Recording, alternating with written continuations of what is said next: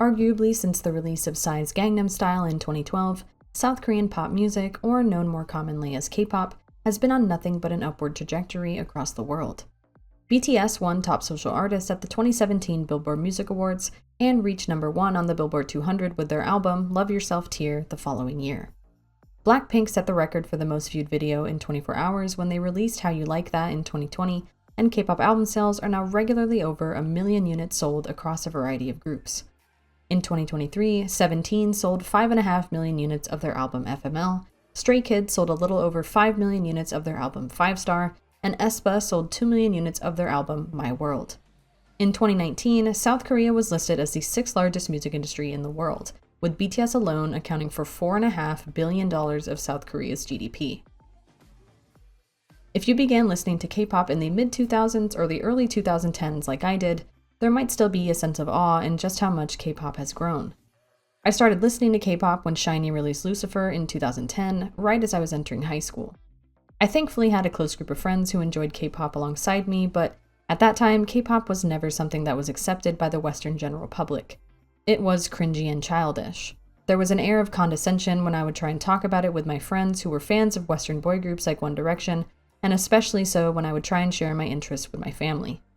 I watched acts like SNSD, Wonder Girls, and BoA try to break into the English market with little success, and I remember having to risk giving my computer a virus to access Korean dramas or reality shows with English subtitles. If you wanted to buy albums, you either had to be lucky enough to live near an Asian market that sold them, or be willing to pay exorbitant shipping prices to get them from overseas. But now, every time I go to Target, I see at least a few K-pop albums in their music section, and groups like IVE and NewJeans are invited to perform at large American music festivals such as Lollapalooza. Whether through forced popularity or genuine enjoyment, K-pop has become a global phenomenon. Its success as an industry and as promotional material for South Korean culture has kicked Korean entertainment companies into overdrive. Everyone wants the next HOT, the next Big Bang, the next SNSD, the next EXO, the next BTS, the next Blackpink, and now the next NewJeans. Hundreds upon hundreds of idol groups have debuted, performed, and disbanded in this pursuit of stardom, many of them without fanfare. With this surge, the K-pop market is now incredibly oversaturated. Where 20 to 30 groups debuted in the 1990s, 90 to 100 groups have debuted in the 2020s alone. All groups are chasing fame in an industry where no one is really successful forever, and where one popular song now isn't enough to net them long-term security. Public opinion is incredibly fickle and changes on a dime. Even top groups, yes, even your faves, will eventually flicker out, replaced by someone younger, and the cycle repeats. Point being, it has become exceedingly difficult to make a name for yourself in K-pop. This is especially true now that Korean companies like Hyde are snatching up smaller companies to integrate them into their vision, resulting in outputs that look and are quite repetitive. Other companies stretch themselves to match whatever is trendy, but they want to stand out at the same time. If you want to do hip-hop, so Taiji and the boys were already doing that in 1992, so how are you unique? If you want to do girly bubblegum pop, SNSD popularized that back in 2007. If you want to be all-rounders who can take on any genre, SHINee has had that handled since 2008. And if you want to push the boundaries and expectations of what it means to be a woman, you will never not be compared to anyone who debuted in 2009. Some recent groups like Mamamoo come to mind as acts that have found successful niches. In Mamamoo's case, they showcase strong live vocals, bold personalities, and challenge conventional beauty standards, which has made them popular both internationally and domestically.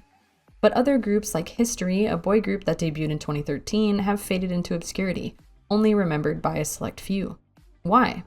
They had much the same concept as Mamamoo, that being talented singers who didn't take themselves seriously. Sometimes it's just as much identifying your niche as it is getting a stroke of luck.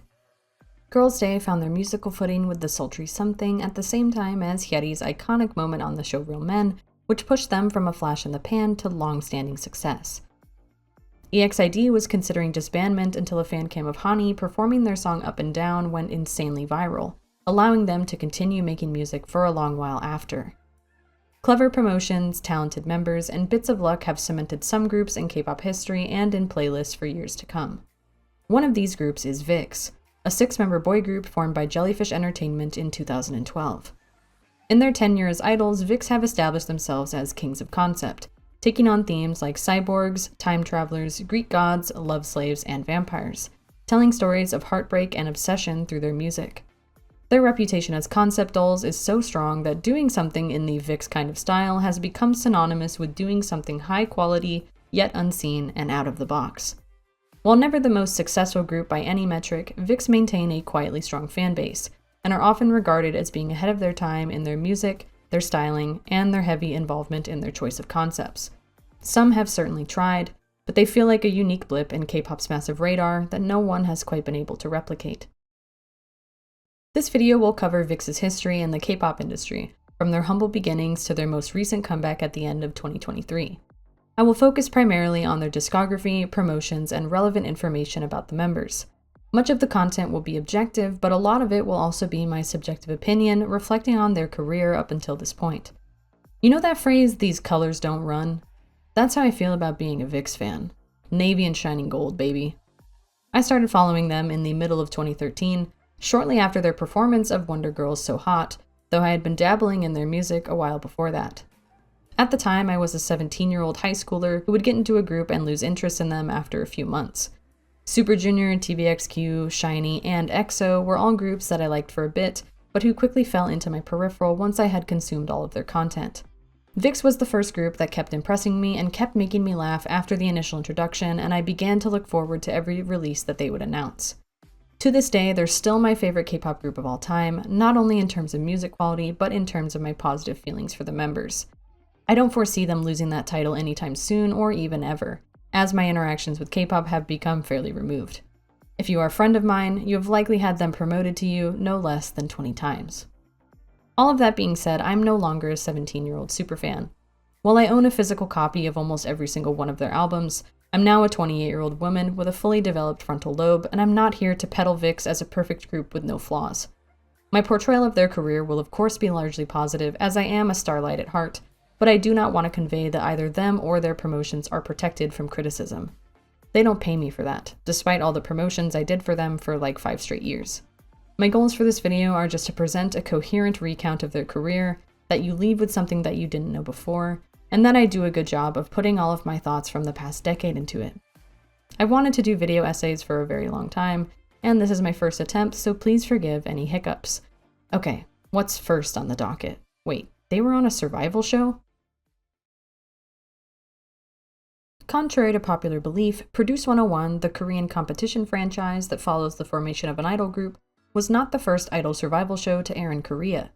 Neither was 16, the JYP entertainment show that led to the creation of Twice. Rather, MyDOL was a 2012 survival show produced by Jellyfish Entertainment, a South Korean entertainment company established in 2007 by composer and producer Hwang Se-jun. At the time of the show, Jellyfish had ballad singers like Park Hyo-shin and Sung Si-kyung, actors like So In-guk, and idol trainees. The aim of MyDOL was to document the formation and eventual debut of their first ever idol boy group. MyDOL ran from April 12, 2012 to May 31, 2012 over the span of 8 episodes. In the first 4 episodes, challenges are given out and eliminations are made to bring the 10 existing Jellyfish trainees down to 6. The latter 4 episodes chronicle the selected 6 members' pre-debut idol training, aesthetic transformations, relationships with one another, and difficulties leading up to their debut on May 24, 2012. I watched MyDOL back as part of this retrospective, and it's an insanely insightful view into the idol-making process. At least how it was 12 years ago, and how it was with smaller companies. Nowadays, it feels like most companies are really good at keeping the behind-the-scenes processes, well, behind the scenes. We may know that a group from a certain company will be debuting, but we don't see anything other than the final promotional material. Anything released is always very clearly something that has first gone through several layers of scrubbing. Sometimes it can even be hard to find pre-debut pictures that are unedited. Idol groups are also pushed as teams of best friends who have gotten along since first meeting in the training room, soulmates who were destined to be together and who will remain together until the end of time. In stark contrast, the latter half of MyDOL shows the members going to the dermatologist, getting grilled by their dance and vocal coaches, 끝처리의 피치의 불안정과 리드미컬한 것도 조금 부족하긴 한데 그것도 좀 연습을 하고 and arguing with one another. 그래 너보다 춤 잘 추는 멤버가 분명히 있었잖아. 그치? 그런 애들을 빼고 너가 들어온 거면 그 자리를 네가 채워야 돼 이제. 그러니까 더 해야 돼. 너는 2배로 해야 돼 진짜. 정말. 네. 알겠지? 네. It's made abundantly clear that the process of making an idol group, especially while being a part of a small company where every investment is a risk, is not all sunshine and rainbows. I'll cover the finalized VIXX members in the next section, so spoiler alert for who made it in, but I'd also like to give attention to the eliminated trainees. Lee Dae-won, who was eliminated in the 3rd episode of MyDOL, debuted under Kairos Entertainment as a member of the group Off-Road in 2012.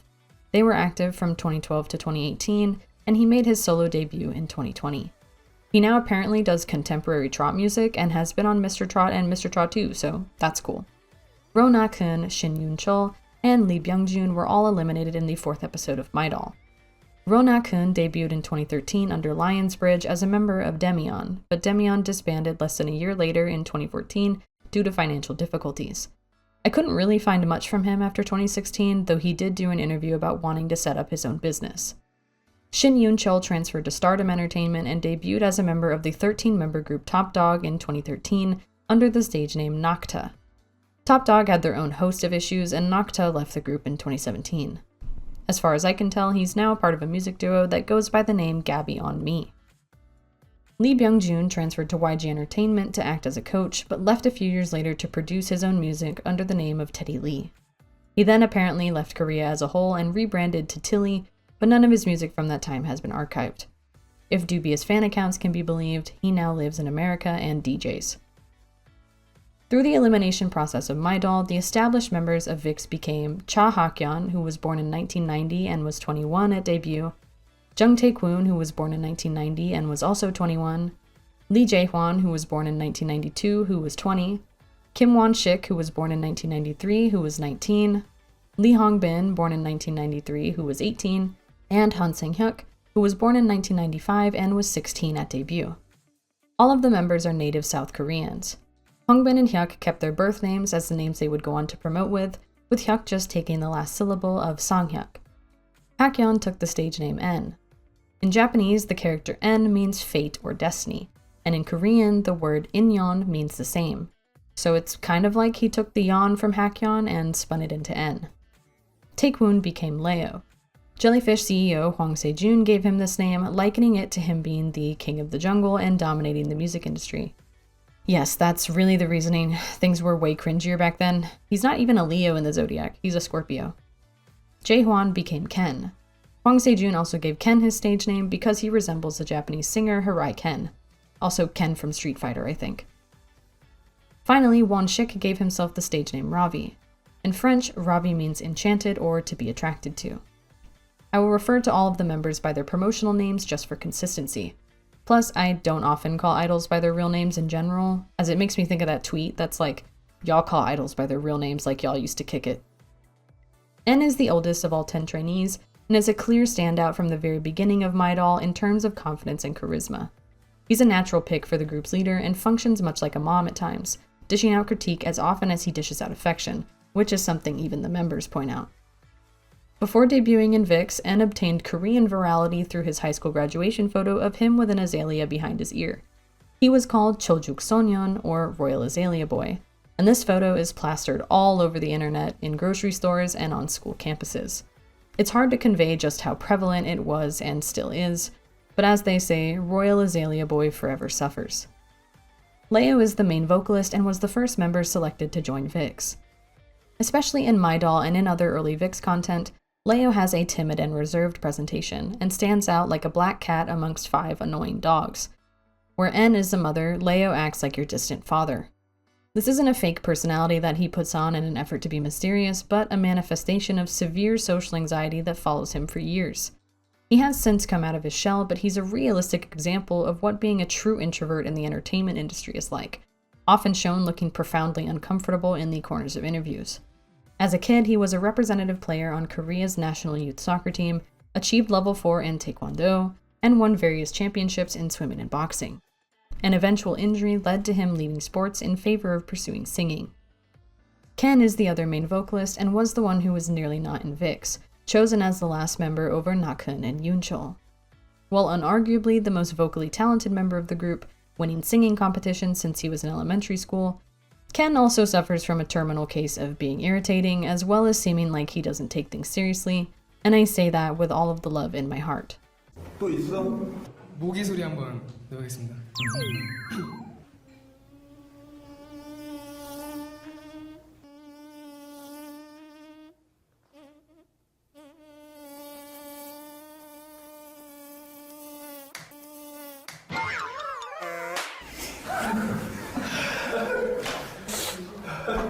어디서 그걸 할 수 있을까?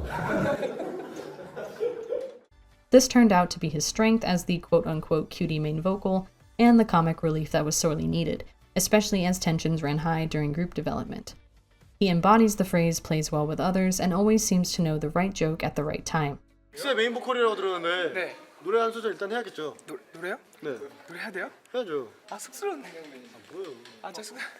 비가 오는 날에. Ravi is a designated rapper of the group and one of my favorite examples of an idol dichotomy. He's 6 feet tall and has the most muscular figure out of anyone in the group as well as the deepest voice, but he has the personality of a gentle maiden who is afraid of bugs and ghosts. He's an incredibly sensitive person who never stopped crying when they would win on music shows even after the 20th time. An in-joke amongst the members became a picture of Ravi crying to his younger sister on the day of their debut, which they would repost every single time his birthday rolled around. Originally, his rapping was a funny 20 seconds of every VIXX song, but he went on to become a skilled producer and songwriter. As of the creation of this video, he has 241 songs attributed to him by the Korea Music Copyright Association, which is more than any other idol, even famous idol rappers like G-Dragon, RM, and Zico. Hongbin is the group's visual, and yes, that role is exactly what it sounds like. Because of his flower boy appearance, he was scouted by a ton of companies, even large-scale ones like SM Entertainment, but ultimately chose to train with Jellyfish. Not because he thought his chances were the best there or anything like that, but because his favorite ballad singer, Park Hyo-shin, was signed with the company, and he just wanted to be a successful fanboy. Hongbin has a ton of interesting lore, like living in a Buddhist temple as a child, or being inspired to become a singer after watching a guy perform in a singing competition. That guy later turned out to be Ken, of all people. Beyond his beautiful face, he's always there to make a playful, sarcastic response to any comment, becoming more mischievous or more calculated depending on who he's with. Finally, Hyuk is the maknae, or the youngest of the group, just 16 when VIXX debuted. I don't know what was in the water in the early 2010s, but the stereotype about maknaes always being the tallest and holding the most power in their groups also rings true here. The fact that he is a teenager during VIXX's early years is made obvious not only by the members constantly doting on him, but by his playful nature and his intense dedication to Naruto. He is also famous for screaming after getting abandoned at a gas station.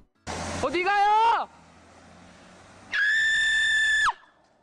After Leo, he's probably the member who changes the most in the course of his idol career, mostly just due to getting through puberty and becoming an adult. In a way, he was raised by the other 5 members and demonstrates different aspects of their personalities in his own. With the final 6 members established and a name picked out, all that was left now was to sit down, develop the group's concept, write a song or two, and get famous. And how hard could that be, right? As far back as MyDOL, Jellyfish CEO Hwang Se-jun discussed his vision for VIXX's concept, calling them pop art dolls. We can see this proposed pop art theme throughout their clothing, set design, and their mascot, VIXX, a robot that was designed by Charles Jang and named through a fan contest. VIXX serves 2 purposes.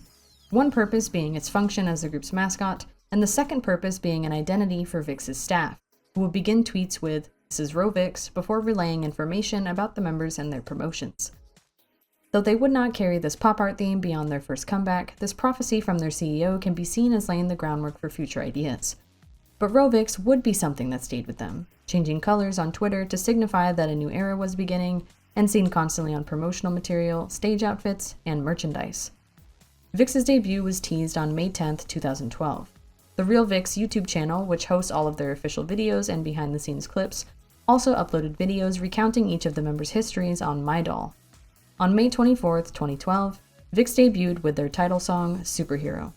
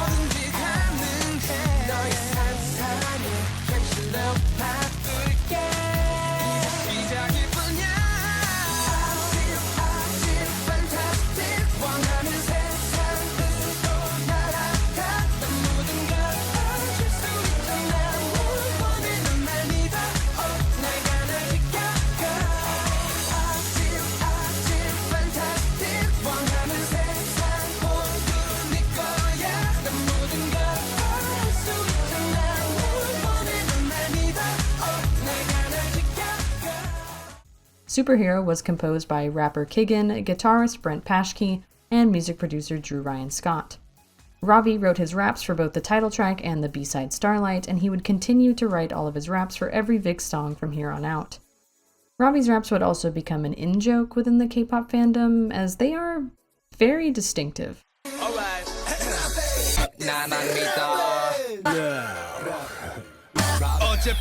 My name is Ravi. There's way more of those, but I think my point is clear. Anyway, Superhero is cheesy, full of life, and easy to listen to. I have a lot of nostalgia for early to mid 2010s K-pop, and the vast majority of my favorite K-pop songs of all time are from 2010 to around 2016. Now that K-pop is finally considered to be a legitimate music industry by the Western world, I find that there is much less room for frivolous songs like these. Companies want all of their efforts to be taken seriously, and I get that. I certainly don't miss having to defend my music choices to people who only wanted to own me for them.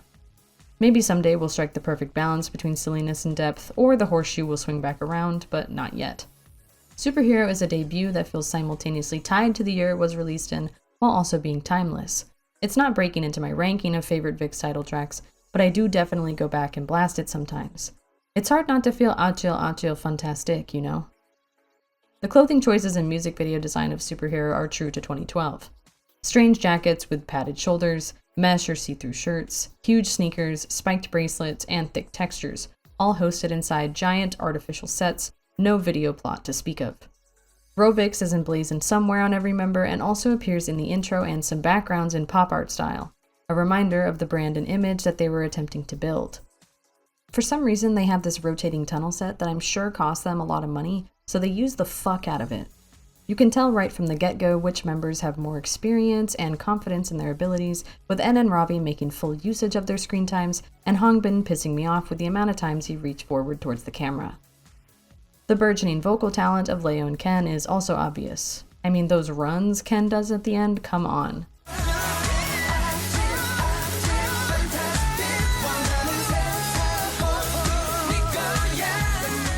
The lyrics talk about VIXX members becoming superheroes that will protect you, showing you a world that's breathtaking if you'll just take their hand. Like an Apollo prophecy ball, they sing about turning imagination into reality. The song peaked at number 112 on Gaon, the music industry standard record chart that ranks the 200 most popular singles in South Korea each week, and the album peaked at number 18. In their first month, they sold 2,642 copies. This is a far cry from the top 5 debuts and 100,000 units sold that many new groups in the present day are able to attain. But they didn't have months of pre-debut hype nor a predecessor to promote them. This was the reality for idols from small companies, all the ones you've never heard about, who debut and have a few releases and then disband. For VIXX, this was just enough to keep them going. Once the group was established and their debut was complete, MyDOL led into a follow-up series, VIXX MTV Diary, a 64-episode reality program that offered a peek into the idol daily routine. Each episode is a roughly 15-minute chunk, and they were released every few days from June to October of 2012. MTV Diary showcases comeback preparations, their interactions with other idol groups like B2B, how they get to and from their music shows, and their first fan signings. It also shows them doing their laundry, Ken eating cereal in a closet, going to amusement parks, throwing surprise birthday parties, discussing who farted on stage, and, perhaps most importantly, they're developing relationships with one another. N, Leo, Ken, Ravi, and Hongbin were existing trainees at Jellyfish before the start of MyDOL, whereas Hyuk was introduced late in their trainee period. As a result, the 5 older members have already established some kind of connection, with some being closer than others, but there's a level of uncertainty with Hyuk, which you can watch them parse out as the episodes go on. Hyuk is also still in his second year of high school, and is often shown struggling to complete his homework in between idol requirements, which I feel like is an all too common aspect of young idols we aren't often privy to. With Jellyfish's limited resources, there's a distinctive lack of polish in the show.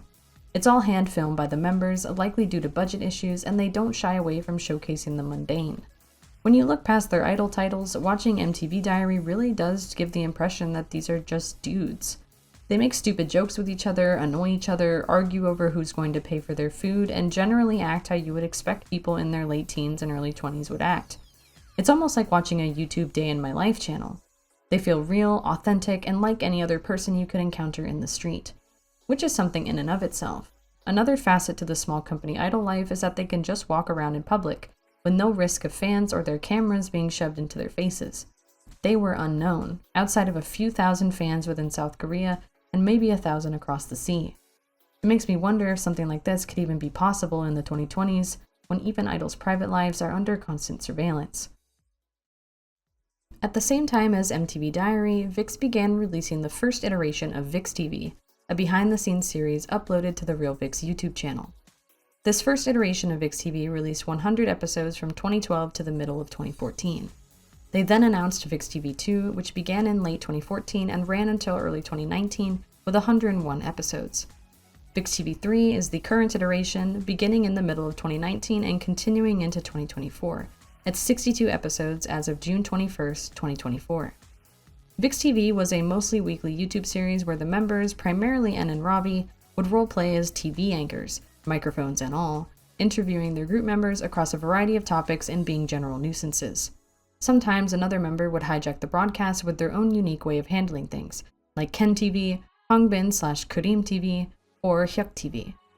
Each member has a sparkly labeled mic, no matter how often they do or don't use it, usually with their name, but sometimes with a nickname or some other term, like En having Cha Leader and Ken having Keke Ken. VIXX TV was a fantastic way to stay updated on VIXX's current promotions and to learn more about the members.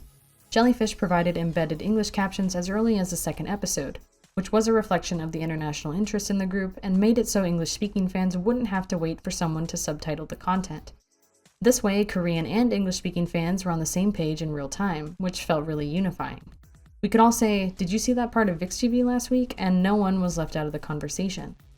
With regards to learning more about the members, VIXX are a very unserious group. It's hard to believe in the later years when their primary concepts are dark, elegant, and sexy, but all of them are morons in different ways who just happen to have great acting chops. En is charismatic and a bit of a micromanager, but also very much desires approval from his members. He's energetic, talkative, and throws a fit when he's not the one receiving attention. Leo is extremely shy and stiff on camera, but also quietly considerate. When Hongbin asks him for a song that reminds him of spring, he gives an answer but approaches him much later to give him a better one. Ken is Ken. 외로워도 슬퍼도 나는 안 울어 참고 참고 또 참지 울긴 왜 울어 웃으면서 달려보자 푸른 들을 푸른 하늘 바라보며 노래하자 내 이름은 캐디. Ravi is sweet and well-spoken, particularly for his age, and is kind of like a liaison between the older and younger members. He also often protects Leo from the others' chaos, which I think he genuinely appreciated. Hongbin has more of a jokey personality than people originally thought, and he really plays up the idea that visuals are just meant to sit there and look pretty. He will often be in the background of episodes, pretending to be a painting or statue. And Hyuk toes the line between respectful and teasing, knowing that he has enough physical strength to simply beat the shit out of any Hyung who messes with him. The other members baby him a ton, even by the time he's well into his 20s. A weekly look into these member dynamics felt like a privilege to have in an era where content wasn't always readily accessible to international audiences. None of what they show really feels put on either. I'm not naive enough to think that idols are portraying their genuine personalities most of the time, or even some of the time. But with the amount of embarrassing behavior that was kept in VIXX TV, I would always think, yeah, they're definitely not trying to impress anyone. With MTV Diary and VIXX TV, we saw the preparations for VIXX's first comeback, Rock Your Body, which was teased on August 5th, 2012. These preparations began almost immediately after superhero promotions ended. In 2012, a year of roughly 60 group debuts, it was of paramount importance to shove your idols into the public eye as much as possible, hoping that at least one of them would stick. Superhero was released in May, and Rock Your Body, their arcade-gamey follow-up, was released on August 14th, 2012, not even 3 months later. Let the games begin, y'all.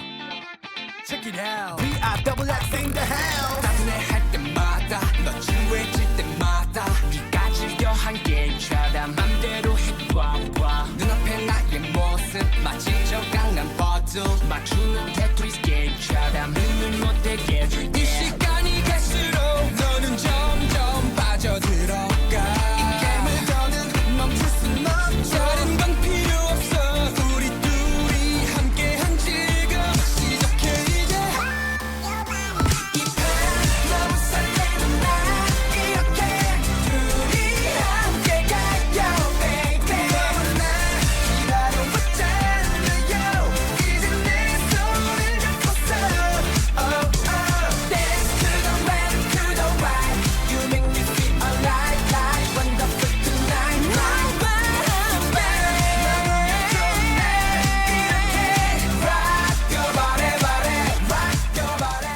Rock Your Body was composed by Shinsadong Tiger and co-produced by Choi Kyu-sung.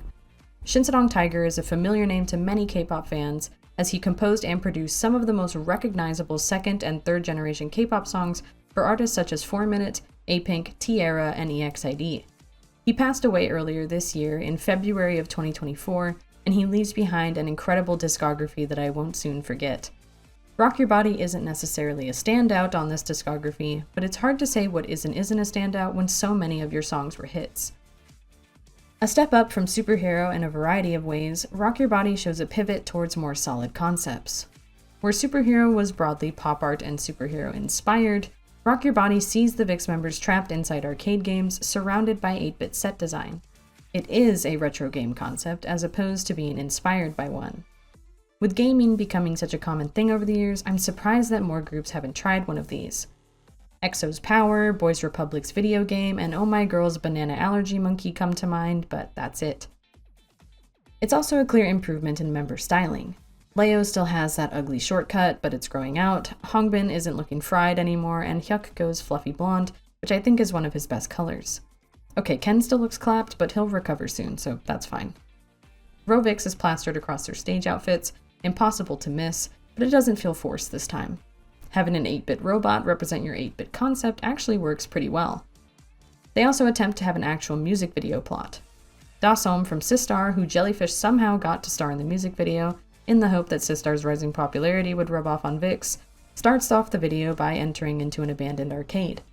Dasom quickly finds that the old machines still work, decides to play the game called Rock Your Body, and learns that there are 6 random guys trapped within it. Side note here.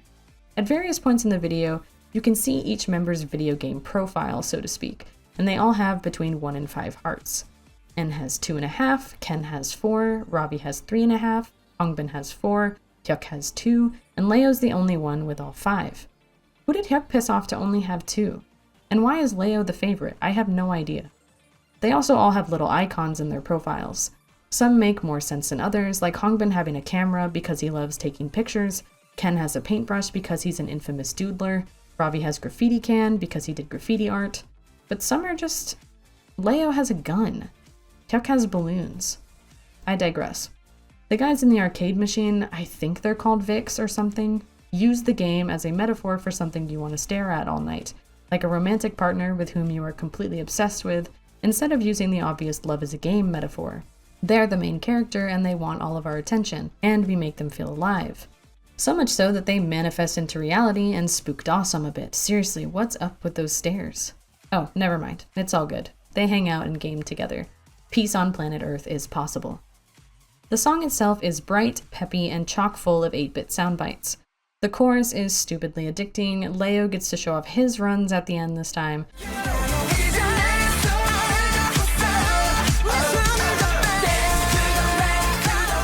And this marks the first usage of Hongbin's lower register.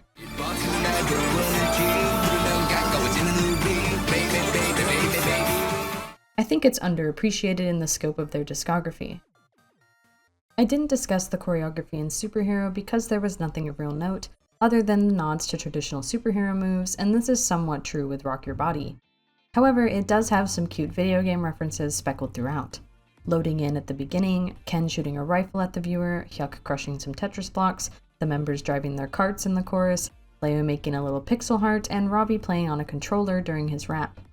As a 6-member group, VIXX also begin utilizing 3-and-3 dance formations, which will become more apparent in future comebacks.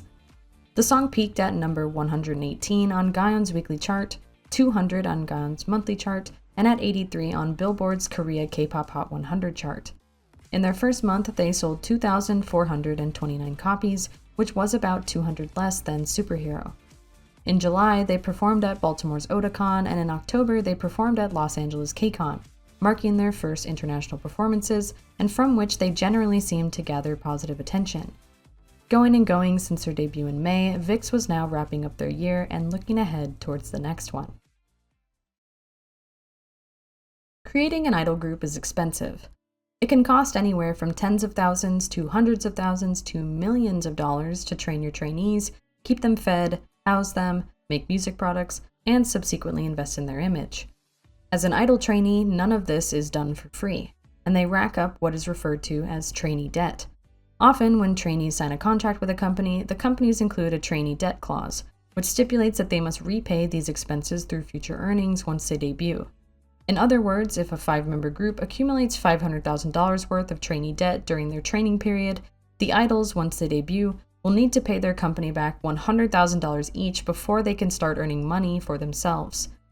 Due to this, it's not uncommon for idols to opt for disbandment early on if they are not performing well to minimize their losses. Companies are still paying for their food, housing, and training after they debut, so this debt can grow, and it's better to pay back a debt early than to let it grow for many years after.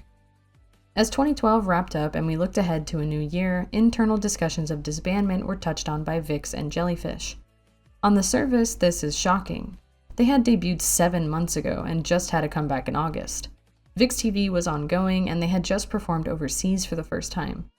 Clearly, Jellyfish was still willing to invest in their group and it was very early in their potential lifespan. But they had to be prepared. Compared to Superhero, Rock Your Body garnered similar amounts of attention, sold less physical albums, and peaked lower on digital charts.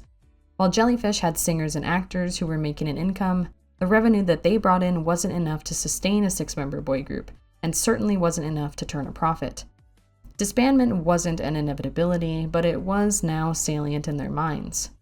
Leading into January of 2013, if their next few releases could be some of their last, VIXX needed public attention in any way they could get it.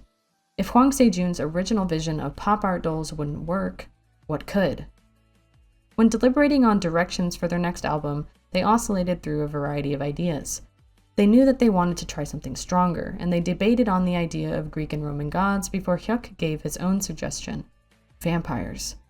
Hyuk, in true 17-year-old fashion, had been reading the Twilight series by Stephenie Meyer and was enthralled by the idea of aristocratic vampires with yellow eyes. The other members in Jellyfish management were instantly intrigued and crucially on board. And I mean, why not? The girl group 4 Minute had just promoted Volume Up the previous year to widespread success, utilizing sexy vampiric imagery in their music video, but otherwise it wasn't really something that had been done before. If VIXX wanted to garner attention, why not choose a concept that was provocative and different? What did they have to lose? With this new direction, preparations then began for VIXX's second comeback, On and On. The Korean title for this song is 다칠 준비가 돼 있어, which translates to I'm ready to get hurt. Jellyfish employed noise marketing in the build-up to On and On. Noise marketing involves creating as much buzz as possible around your desired topic, no matter the cost. Or, to say it another way, all press is good press. One of the ways they did this was through the title of the singles B-side, Don't Want to Be an Idol. Don't Want to Be an Idol is a Leo and Ken duet that was released on January 7th, 2013, and touches on the unfortunate reality of romance in the idol world.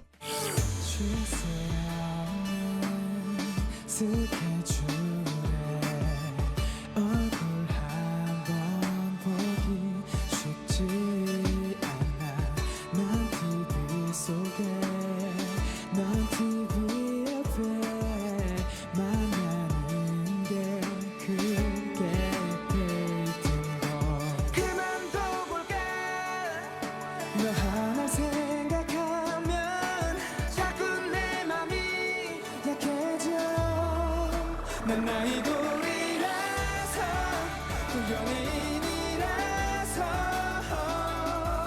네 손을 잡고 걸을 수 없지만 더 유명해진 뒤에 네 모든 게 자신 있을 때 지금 못한 사람 모두 죽어져.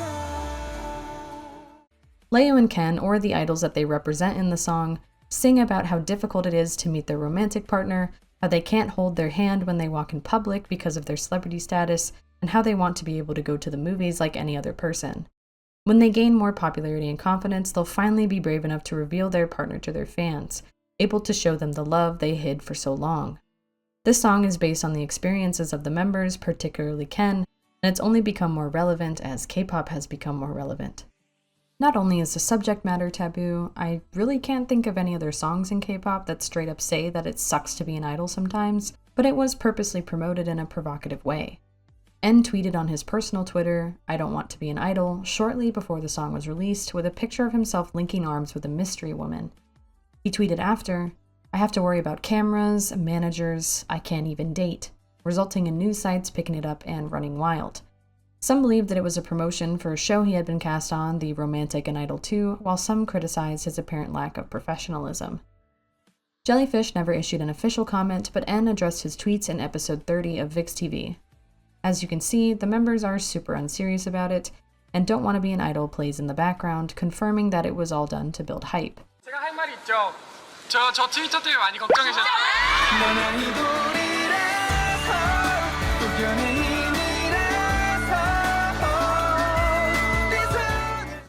It worked to put outside eyes on them, even if En's reputation had to take a minor hit in the meantime. Video teasers for On and On were then released the next day.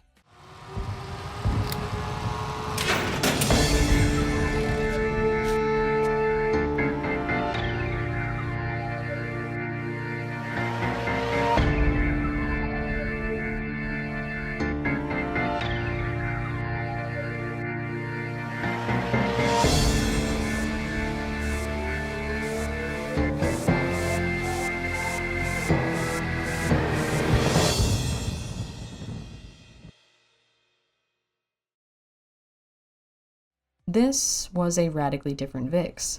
From the loud-ass Phantom of the Opera sample to the heavy makeup to the dimmed colors of the set, this was an image we hadn't yet seen. Not from VIXX and not from K-pop as a whole. They were certainly living up to their promise of a new, stronger image. But promises were one thing. What mattered was how would it land? Would the shift pay off? On and On released on January 17th, 2013, 5 months after their previous comeback. We're back again now. This is real fantasy. 'Cause I am playing around now. Big idol next. 가축 준비가 됐어. 나도 찌르고 살아나고 있어. Can't let go. She does it on and on and on. 날 부르고 돌아서고 있어. 위험하다고 말해도 들리질 않아. 분명히 나를 향한 눈빛 때마치 내린 달빛. 넌 모든 걸 다 아는 듯이 나를 조롱하듯이 나를 다 흔들어 놔. 또다시 울까 못해. 왜 이러는데 난 못해. 왜 이러는데 너는 말끝을 또 흐리고 난 눈물이 흐르고 눈물을 흘린다. 다칠 준비가 됐어. When I mentioned Jellyfish Management being on board with this concept, I meant it. The song was written and composed by Hwang Se-jun, their CEO, alongside Albie Albertson, Ricky Hanley, and Kirstine Lind. It features heavy synth and guitar, wolf howls, distorted vocals, and grand orchestration. The music video sees the VIXX members imprisoned by some white women in a top-secret RoVIXX-labeled facility, released with their hands chained together, their eyes blindfolded, and their undershirts removed. It's not clear if they're in jail or in something like SCP containment. We're just supposed to assume that they're dangerous. The commander notices through her telescope that there's apparently another white woman tied to a tree on the moon, and they have to go rescue her. The women load VIXX into rockets like one would store a body in a mortuary cold chamber, and then launch them into space. VIXX become shirtless while in the rockets, land on the moon, and come out in tailored suits. They switch outfits a few times, look stressed out, do some choreography, and manage to rescue the woman from the tree she's strapped to. Apparently, she's only grateful to Hongbin because she only touches his face. There have been a lot of well-done concepts in K-pop, but On and On still retains the title for my favorite boy group concept of all time, even a decade later. It's the perfect blend of theatricality and silliness, presented alongside a song that is so competently created it verges on ironic. All of the members have a chance to shine in it, and it has endless hooks, from the addictive chorus to the I Need Therapy bridge.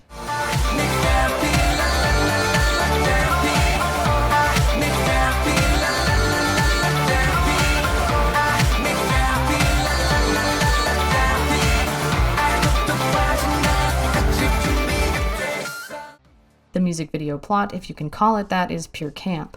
suited up alien vampires rescuing a woman tied to a tree on the moon. And then there's the visuals of it all. Their makeup for this time period is famous or infamous depending on who you ask. For me, the makeup is gorgeous.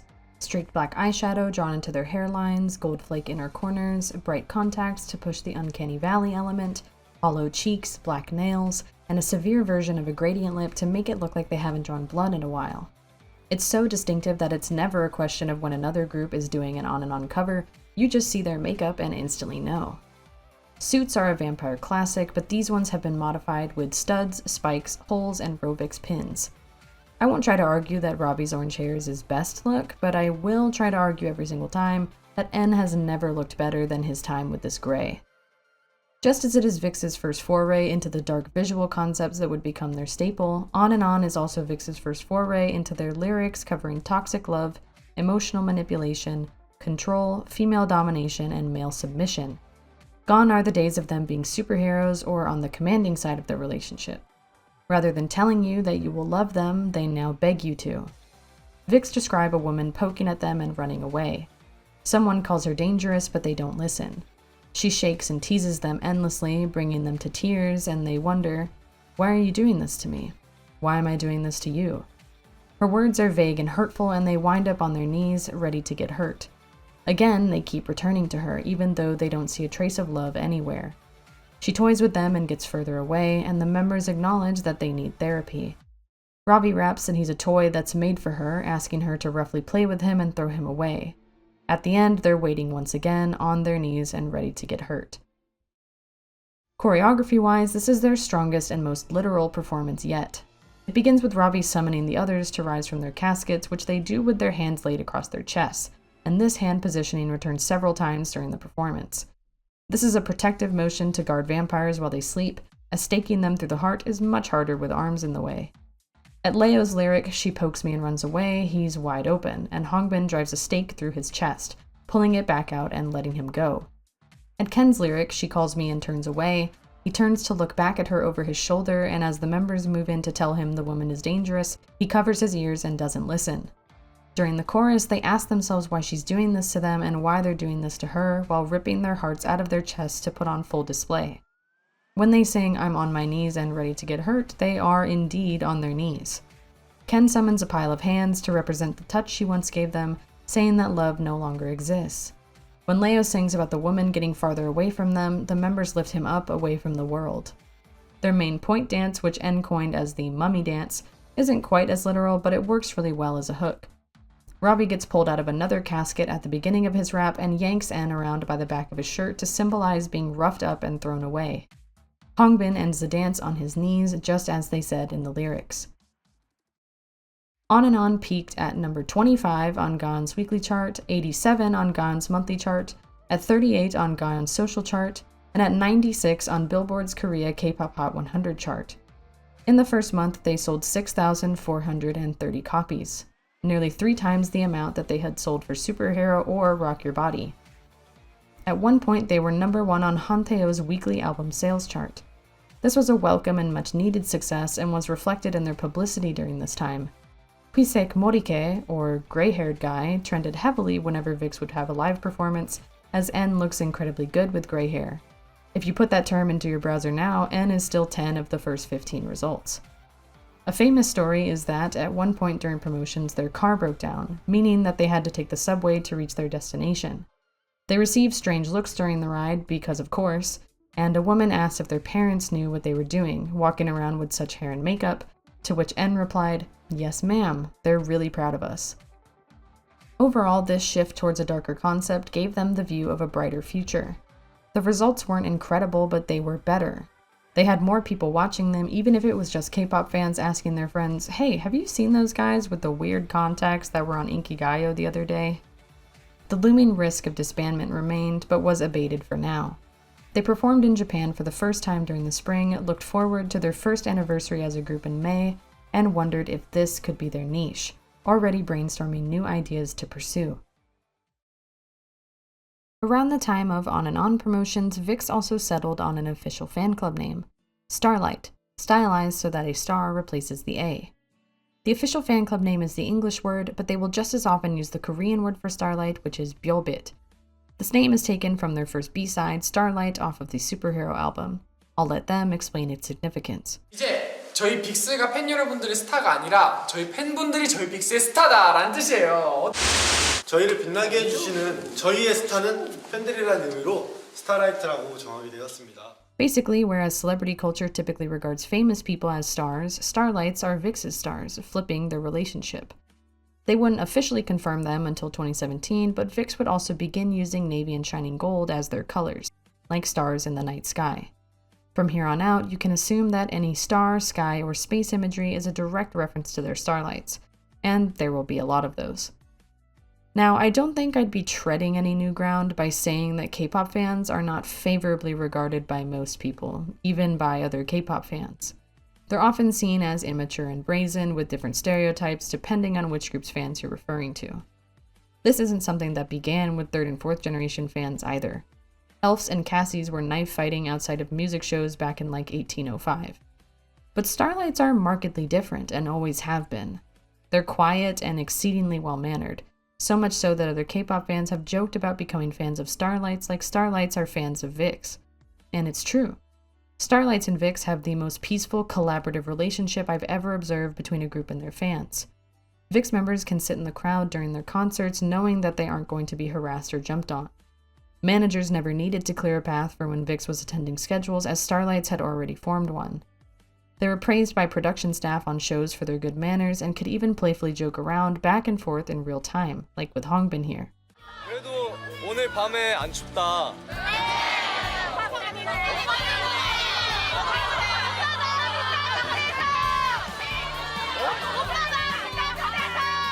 뭘 다 나 때문이래? 네? 그럼 어제는 왜 추웠어? 못 봐서?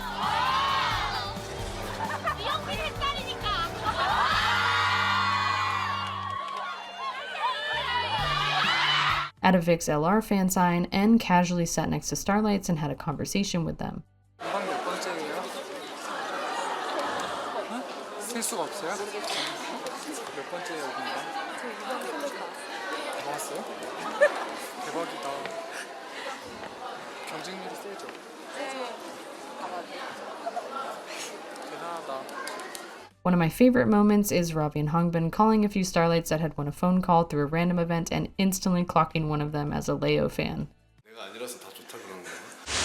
제 옆에 홍빈이 있어요. 나도 아니고. 우리 아니. 누구 어떤 멤버가 좋으세요? 제발 말해주시면 안 돼요? 너무 궁금해요.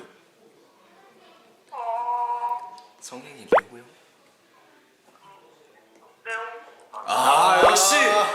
역시 팬. 야, 닮아가나 봐. 그런가 봐. 어려워. 네. 레오 형 여자 레오 형이야 약간. Also the Starlight that heard Hyuk's voice and lost it. 여보세요.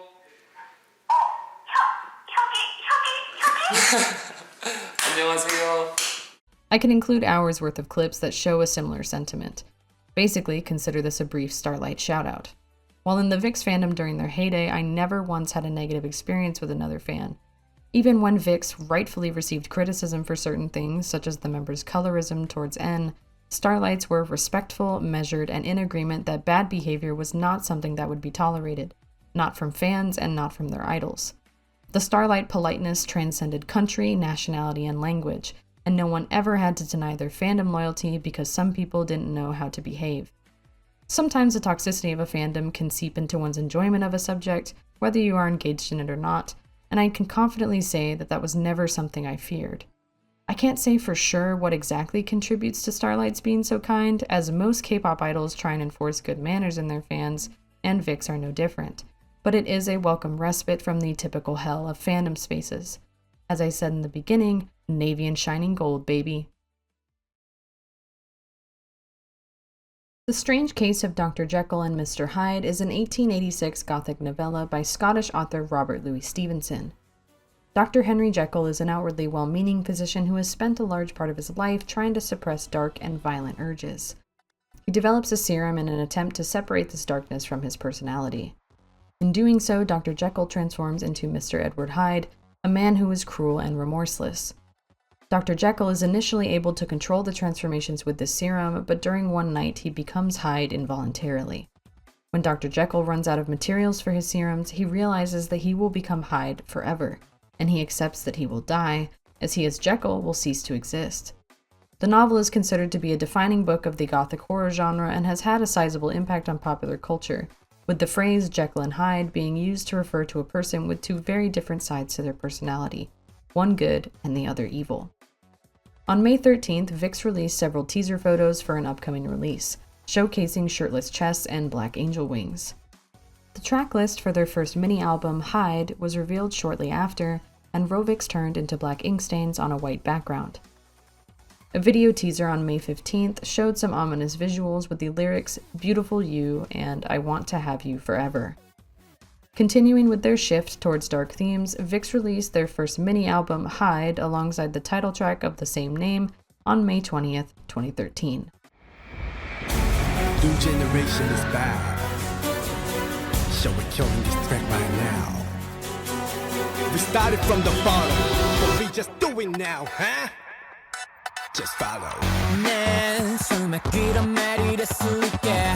너를 떠난다고 했을게.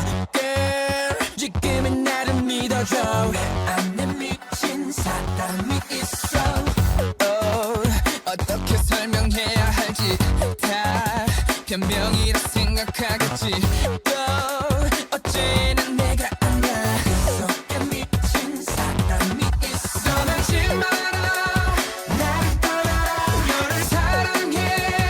아니 네가 싫어. 지키는 날 떠나야 나. 도망치지 마. 나쁜 사람 아닌데 너를 사랑하는데 겁을 먹어버린 그 눈빛 이러지 마. 내 속에 나 아닌 또 다른 누군가. 내 속에 나 아닌 또 다른 나. Just can't control. Just can't control. Just can't control. Just can't control. And continuing with his stream of hits, the song was composed by Hwang Se-jun alongside Swedish production team D30. The closest I can get to describing it is it's dark techno, maybe evil electrobeat. It starts with lightning and thunder crashing in the background, some orchestral features like On and On has, before leading into an absolutely merciless dance track. The tempo of the average K-pop song has gradually lowered over the years as electropop fell out of usage, so listening to Hyde is like a welcome slap in the face. As far as the rest of their first mini-album, it's an enjoyable series of songs, but hardly their peak. Light Up the Darkness is a semi-horny club banger, Stop Resisting features Mina from Girls' Day, Chaos is frazzled synth-pop, and Love Letter is an emotional ballad that would become the song performed at the end of concerts to thank their fans for their love. In the music video and in the lyrics for Hyde, the members represent Dr. Jekyll and Mr. Hyde, the battle between good and evil, in love with a woman but desiring to hurt her as a person who is not them lives inside of them. They are wistful in a forest and mad inside of a mansion. They fight with themselves and with each other until they sprout black angel wings at the end for some reason, but the woman they're in love with is very understanding. They push her down and she's like, "It's okay guys, I get it." The vocals and vocal structure of Hyde are great. Leo is one of my favorite singers in K-pop, and not necessarily because of his skill. In fact, I really don't think he's that great of a singer on a technical level. Rather, Leo's voice is uniquely whiny and breathy and is the literal perfect fit to begin this song, embodying a guy who is trying to gaslight you into staying with him.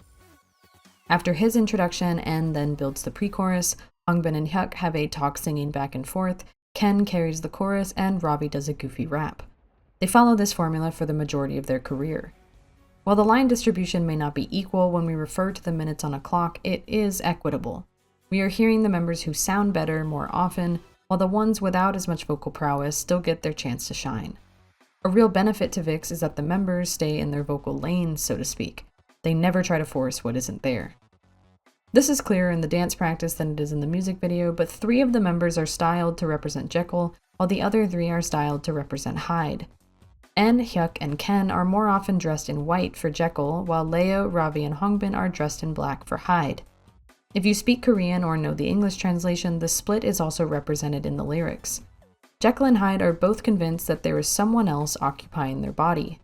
To Jekyll, Hyde is the villain of his story, but to Hyde, Jekyll is an unwelcome intruder who is trying to suppress his true desires. They both plead with the person they love to believe them. Jekyll because he genuinely cares and fears for their safety. Hyde because he wants to continue harming and manipulating them. N appears to be the only one who is lucid enough to acknowledge himself as both Jekyll and Hyde, but he is then quickly pulled in either direction. I'll subtitle some of their dance practice and label Jekyll's lines in white and Hyde's lines in black.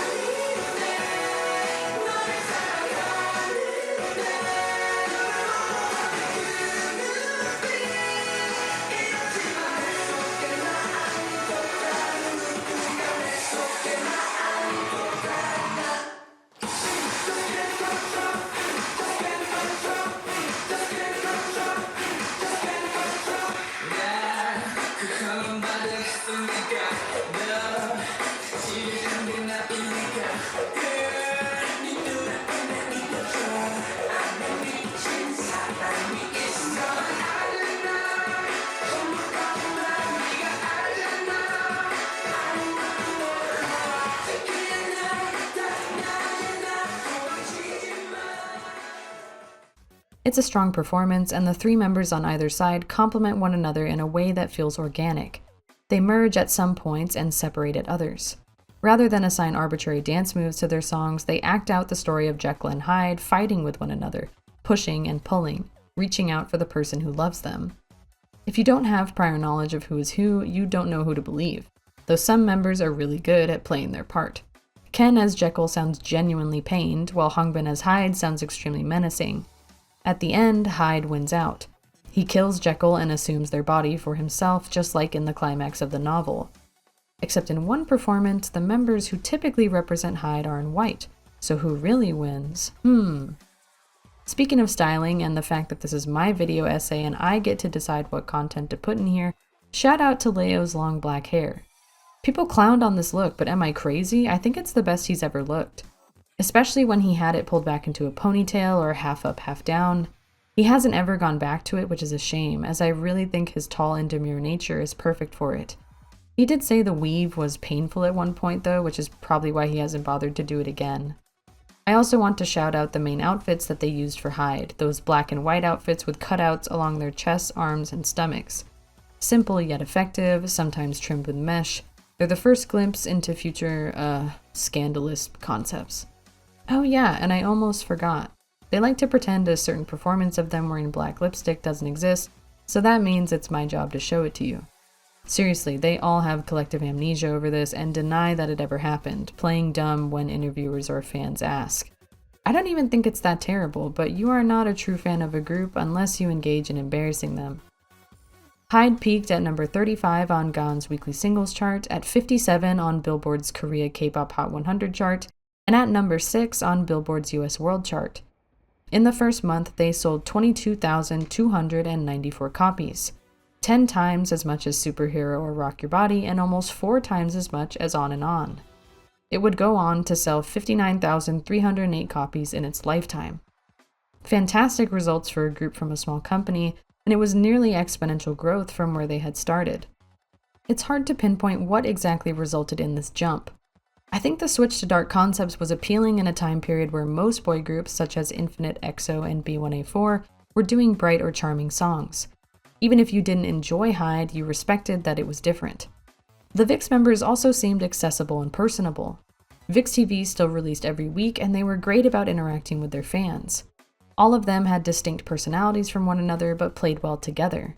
Combined with their unique appearances, it was kind of like there was a guy for everyone.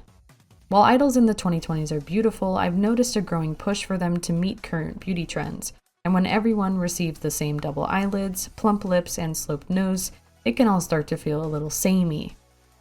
I'm not knocking plastic surgery or saying that the VIXX members didn't get plastic surgery and in Ken's nose jobs, just that the 6 of them appealed to different kinds of people, resulting in a broader range of possible fans. Speaking from personal experience, they all belong to different niches that I liked for male idols, and there was a wide spread across my friend group in terms of who everyone's biases were. I liked Leo and Ravi the most, one of my friends liked Ken and Hongbin, another liked N and Hyuk, one liked Ravi and N, another liked Hongbin and Leo, you get the point. May 24th was VIXX's first anniversary as a group. They already had 4 promotional periods under their belt and their results were steadily improving. VIXX TV had its first anniversary in early June, with 52 episodes aired. They wrapped up promotions for Hyde in late June, traveled to Indonesia to judge some K-pop dance covers, and before we could blink, they were already preparing for their first repackaged album. A repackage involves the releasing of a previous album, but with the inclusion of a few more songs and/or new concept. Now, if the last album was called Hyde, then could it be?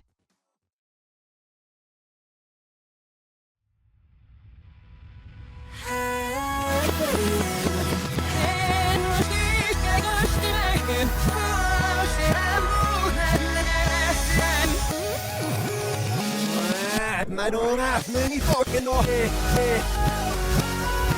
but my work is like this moving ahead.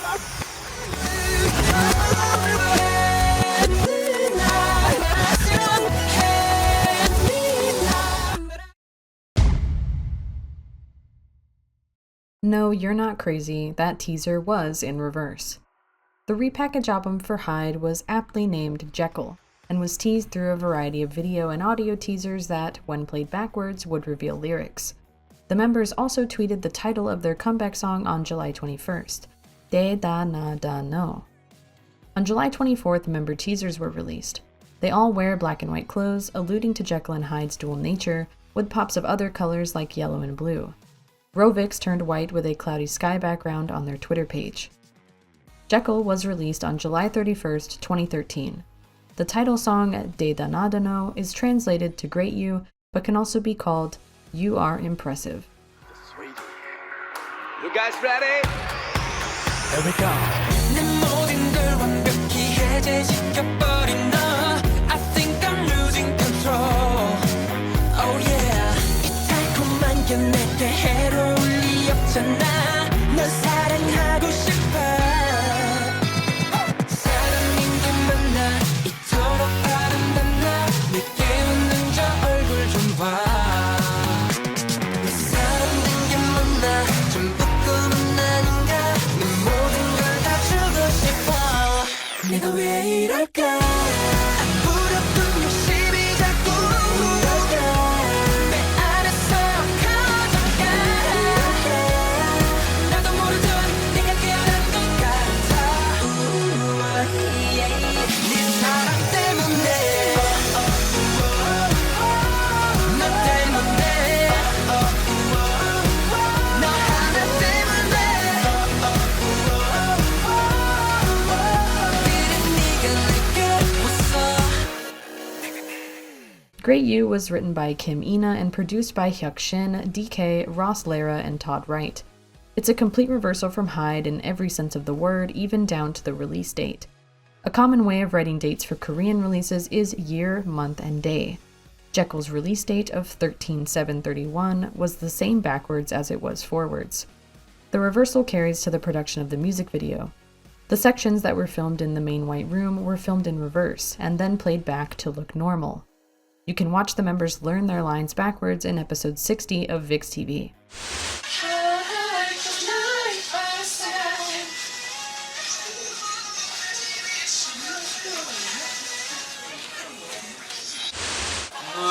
누가 누구나 아까 와고라 봐 나를 리버스로 내 눈에 있잖아 너 하나 때문에 이거 Great You has a summery and energetic soundscape perfect for the time of year it was released. It's a wall-to-wall song of hooks and synths and pop melody, with everything building up to that catchy-ass chorus. Even without watching the music video, the song feels bright and the lyrics feel like an outpouring of love, whether or not you understand Korean. But if you do understand Korean, there are two possible interpretations for the lyrics of this song. This is one of my personal favorite VIXX songs for a variety of reasons, but this dual nature is one of them. You can take Great You and its lyrics at face value. The album is called Jekyll after all, so the lyrics could be a genuinely sweet person in awe of his partner. Are you even human? How can you be so beautiful? Are you really mine? I'll never let you go. Though, what if it is Hyde? After all, at the end of that song, the dance implies that Hyde wins in his battle with Jekyll and assumes control of the body they used to share. There are more than a few nods to this across Great You. N opens the song by singing about being disarmed and losing all control. Hyuk sings about looking at the face that is smiling at him, a callback to Leo as Hyde asking his partner to believe the him that is in front of them. N sings, "A me that I didn't even know has awakened." Hongbin's lyric reinforces that the target of their love was the one who awakened them. Hyuk sings, "Do you know everything about me? If you do, will you be disappointed?" Alluding to his and Hongbin's lines in Hyde, "I only know you. That's a lie. And you know me. No, you don't." Hongbin further sings, "Are you a good person? If not, who cares? I've already fallen for you." Because who is Hyde of all people to judge morality? Leo and Ken then ask the person to tell them that they love them before they go crazy. The final chorus, with all of its build-up, culminates in a surge of emotion and a change in lyrics from the previous choruses. I'll play the music video and subtitle it, and you may even notice some callbacks to On and On, another song about toxic love.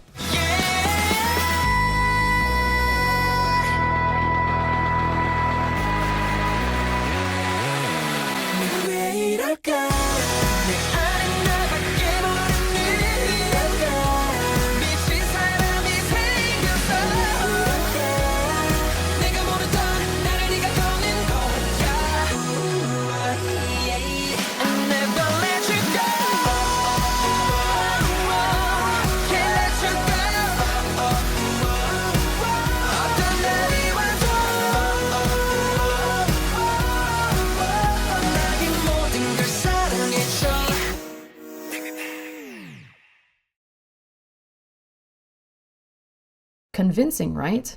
If it is Hyde, it all becomes very insidious. The lyrics about awakening something within him, telling the person to never leave him, asking them to say that they love him before he goes crazy. It's no longer a pure-hearted show of love, but a manipulative display of control through love bombing and thinly veiled threats. If this is the intended interpretation, it's an absolutely brilliant example of bright on the surface, dark underneath.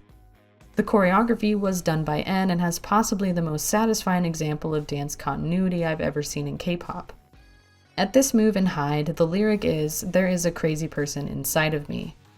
At this move in Great You, the lyric is, "There is a crazy person inside of me who knows only you." God damn, it's so good. Regardless of your view if it's Jekyll or Hyde, Great You is grand fun. Promotions ran from August to September, and all of the members were styled as cute summery boys. Blonde Hyuk makes his triumphant return, Ravi's curly lamb hair is really cute, Ken still has the light brown from Hyde, and Hongbin joins him looking insanely beautiful. Actually, the styling is kind of reminiscent of Rock Your Body, with VIXX and the letters of VIXX pasted across their clothes. Maybe Hwang Sejun said, "Guys, let's try the pop art style one more time," I don't know.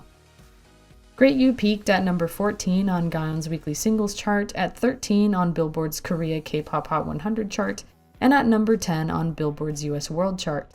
In the first month, they sold 21,777 copies, a comparable performance to Hyde. However, they went number 1 on Bugs, Naver's, and Soribada's real-time charts, making it their most successful song debut so far. As of 2024, Jekyll has also shot way up in sales, totaling 122,348 copies sold. If these results are accurate, this is their best-selling album of all time. I think a lot of Starlights who became fans later in VIXX's career went back to buy it for sentimental reasons. In August, they announced their first global showcase, the Milky Way. While technically not a full concert tour, this stream of showcases saw them traveling to Kuala Lumpur, Osaka, Tokyo, Stockholm, Milan, Dallas, Los Angeles, and Seoul, from the middle of October to the middle of November. They did the aforementioned VIXX Girls performance on SBS's Star Face Off, from which they garnered more positive attention, performed at Dream Concert in November, and they all showed off their new jet black hair. Seemingly without ever resting, preparations were already underway for VIXX's first full album. On November 4th, VIXX's staff announced that VIXX was preparing for their first full album, and a pre-release song would be released on November 8th. This song was Only You, composed by Hwang Se-jun and Shin Se-rong Tiger.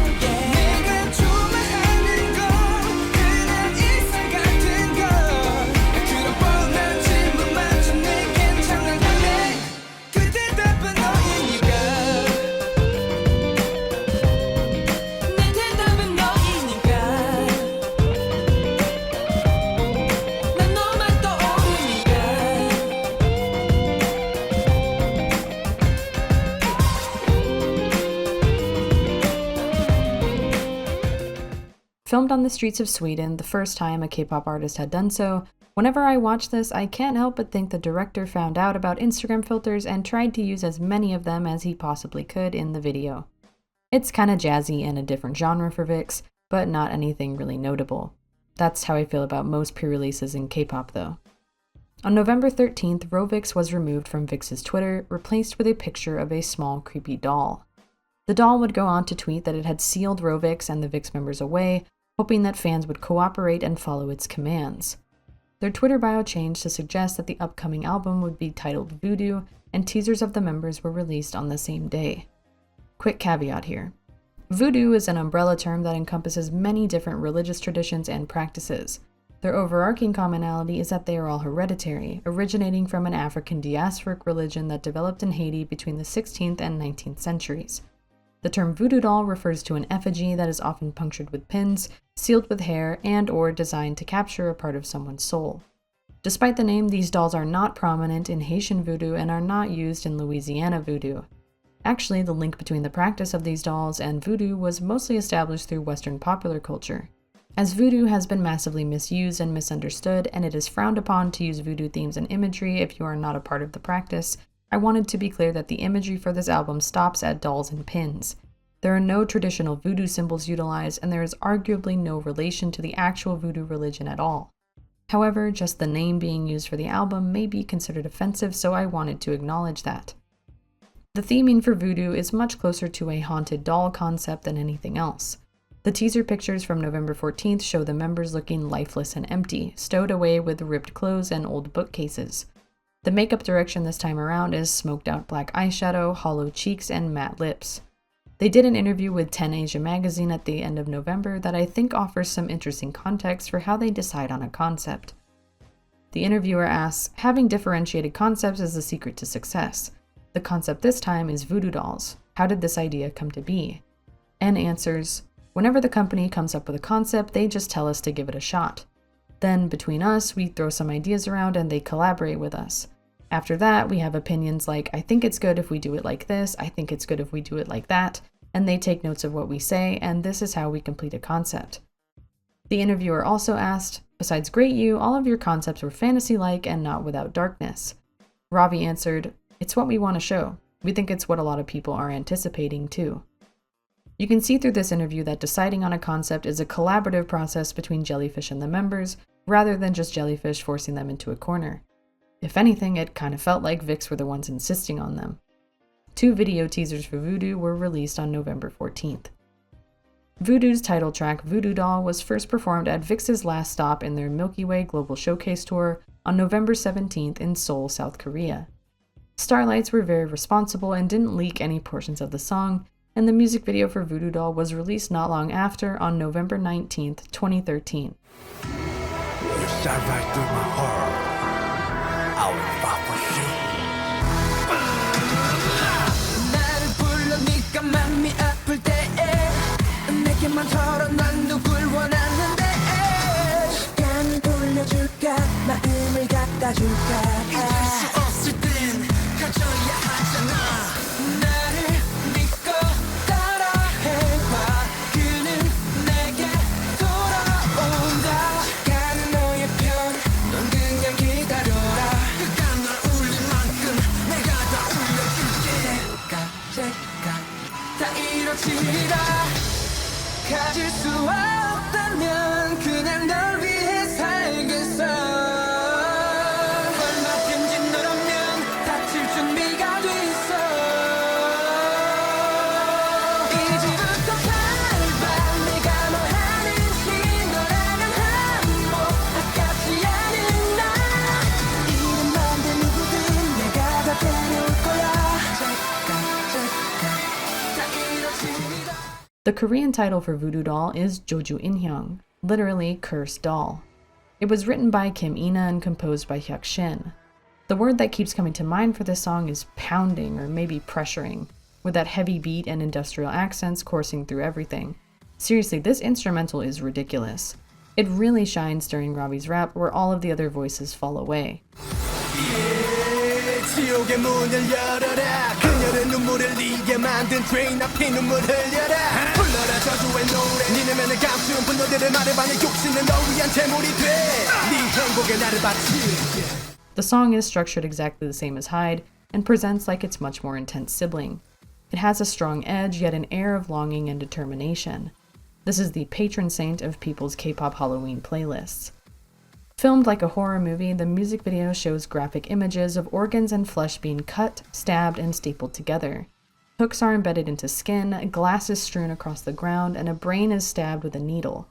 The members are trapped in different rooms within a circular chamber while a woman struts around admiring her handiwork and playing with a cursed doll.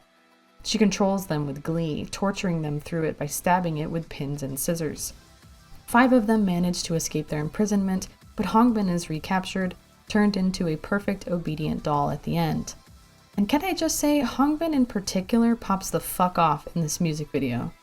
He is by far the member who is the closest in alignment with traditional beauty standards, and I've never met a single person who didn't find him incredibly attractive. I agree, those dimples are crazy, but he works so well in creepy settings.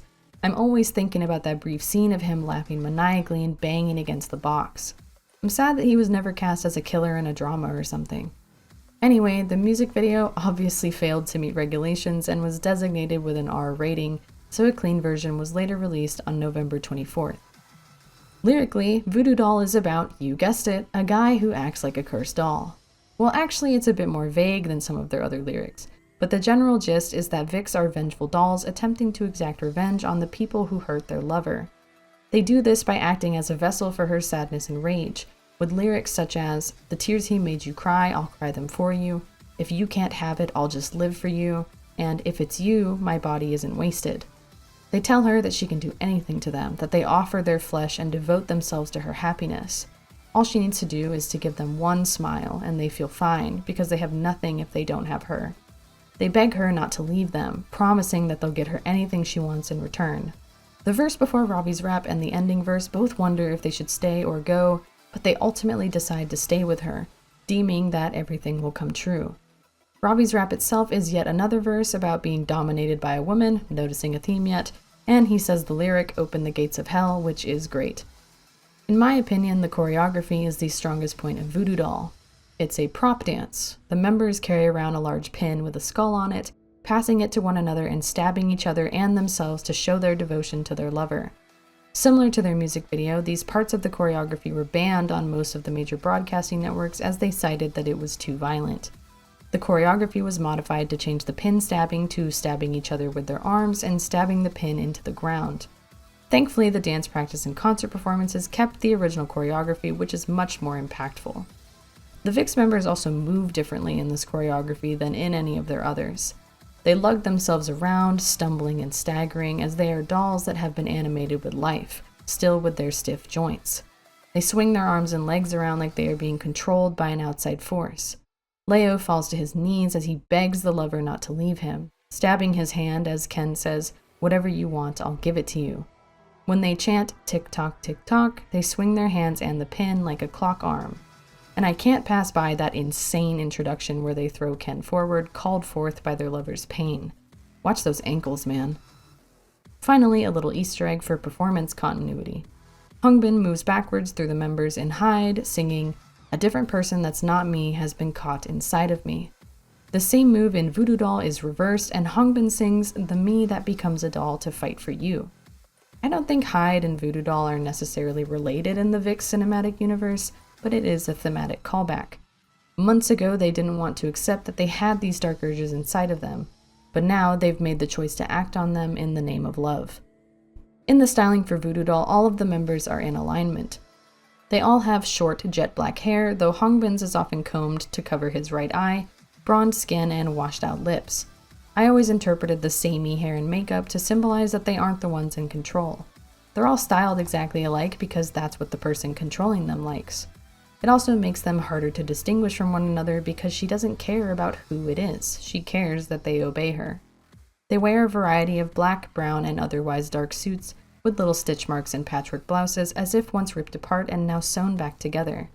As N slyly says in that Above 10 Asia interview, if it's VIXX, it's suits. The full album Voodoo released on November 25th, 2013, containing 10 new tracks. I just listened to it for the first time in a while, and it has aged pretty well. It's the weakest of their 3 full albums, which makes sense. The group was very young at this point, and what's considered weak for VIXX is still comparatively strong. They always struck a delicate balance between gothy and goofy, sentimental and horny, depressed and appreciative. Beautiful Killer remains a standout all these years later.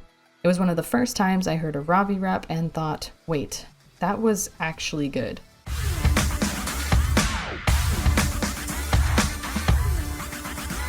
내 몸이 머리 집어 삼키네 뇌를 거치지 않고 행동해 뇌세적인 너의 눈빛을 양전하고 나서 종구는 나를 향해 겨우 치명타를 맞은 내 몸을 뜨거워해 내 말이 이해가 돼? Someday is a fantastic ballad. Ken and Leo are the main vocals, but N has a wonderful voice for songs like these. 가끔은 그런 날이 있잖아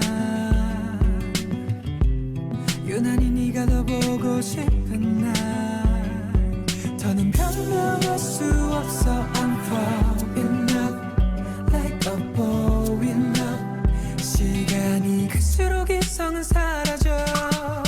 And Secret Night is, well, Ravi described it as purely his fantasy, so I'll leave it at that. Voodoo Doll peaked at number 7 on Gaon's weekly digital chart, at number 3 on Gaon's weekly social chart, at 53 on Billboard's Korea K-pop Hot 100 chart, and at number 4 on Billboard's US World Chart. In the first month, they sold 43,070 copies, twice as much as Great You, and would go on to sell 102,000 copies in its lifetime. At the KMC Radio Awards, Voodoo Doll ended up winning Best Music Video, their first award of any kind. Around the time of Voodoo was when I started considering myself a Starlight rather than just someone who paid attention to VIXX's music. The release of Voodoo Doll was an indication to me that they were committed to being dark, weird, and different, and it wasn't just something they did to save themselves from disbandment. I was afraid that On and Hyde were lucky flukes, but they weren't. It was just going to be this good all the time, and they were truly unlike any group I had followed before. Whenever K-pop artists release a new song, they perform that song across a variety of weekly music programs as a form of promotion. All of South Korea's largest broadcasting companies each have their own show. SBS has Inkigayo, KBS has Music Bank, MBC has Show Music Core or just Music Core, Mnet has M Countdown, MBCM has Show Champion, and SBS MTV has The Show. An important element to these shows is that they each have a voting system, with which they count the votes and decide the so-called winning artist of the week. Each program prioritizes different areas in this voting, such as digital sales, physical sales, broadcast points, live votes, and points gathered from social media sites. These are all totaled and typically result in a top 3 or top 2 of weekly artists. Whoever is calculated to have the most points wins. Most shows hand out a trophy for the winner of the week, and the winning act then performs an encore for their fans. Winning on music shows has become a signifier for how successful a given K-pop act is. It shows that you have fan power, public attention, good music, or all of the above. To get your first win means you've made it, so to speak. As I write the script for this video, ILIT, Hybe's newest girl group, has just gotten their first win about 8 days after their debut. And this isn't even a record. Winner achieved their first win in 2014, 4 days after their debut, and it's not uncommon for many groups in the present day to achieve theirs within a promotional period or two. But this isn't always the case, and groups have gone for years without achieving a first win. CLC's first win took nearly 4 years, Pentagon's took 4 years, Dreamcatcher's took a little over 5, and Brave Girl's first win took 9 years, just 1 month shy of 10. There are a variety of reasons for these delays, but it mostly results from low digital charting and unlucky promotional periods. You never want to promote at the same time as groups like BTS, EXO, TWICE, IVE, or NewJeans, who will sweep every music show they appear on due to their wide public appeal. By the time of Voodoo, at around a year and a half old, VIXX had not yet gotten this fabled first win. Despite promising results and a steadily growing fanbase, it just hadn't panned out. And this was something that the members thought about and mentioned quite a bit, with N wishing on his birthday that they would get their first win that year. 빅스 1등에서 꼭 치킨 사기. 아니 속으로 그래. 할 수도 있죠. 하나, 둘, 셋. 빨리 그. 빅스 1등에서 치킨 사기. 속으로 하라니까. Great You had been their best charting song and was their best bet for a win. It was cheery and public friendly, while their darker concepts did not resonate much with the Korean GP, so placing high on digital ranking charts was difficult. When I looked back at who they were competing against because I wondered how they hadn't won with Great You, I saw FX, A-Pink, Infinite, Beast, and EXO's Growl, which is arguably one of the most popular K-pop songs of all time. I know I just mentioned unlucky promotional periods, but damn, that is unlucky. VIXX's first win status would finally change on December 6, 2013, during the airing of KBS's Music Bank. They were one of the 2 finalists on the show, the other being Hyorin, the incredibly talented main vocalist of the girl group Sistar. At the time, Hyorin had made her solo debut and was promoting her song One Way Love, which had peaked at number 1 on a variety of Korean charts. It was for sure tough competition, and Hyorin's digital score was much higher than theirs, but they managed to win out through album sales. The reaction to the win is heartwarming, and I think it deserves to be seen in full.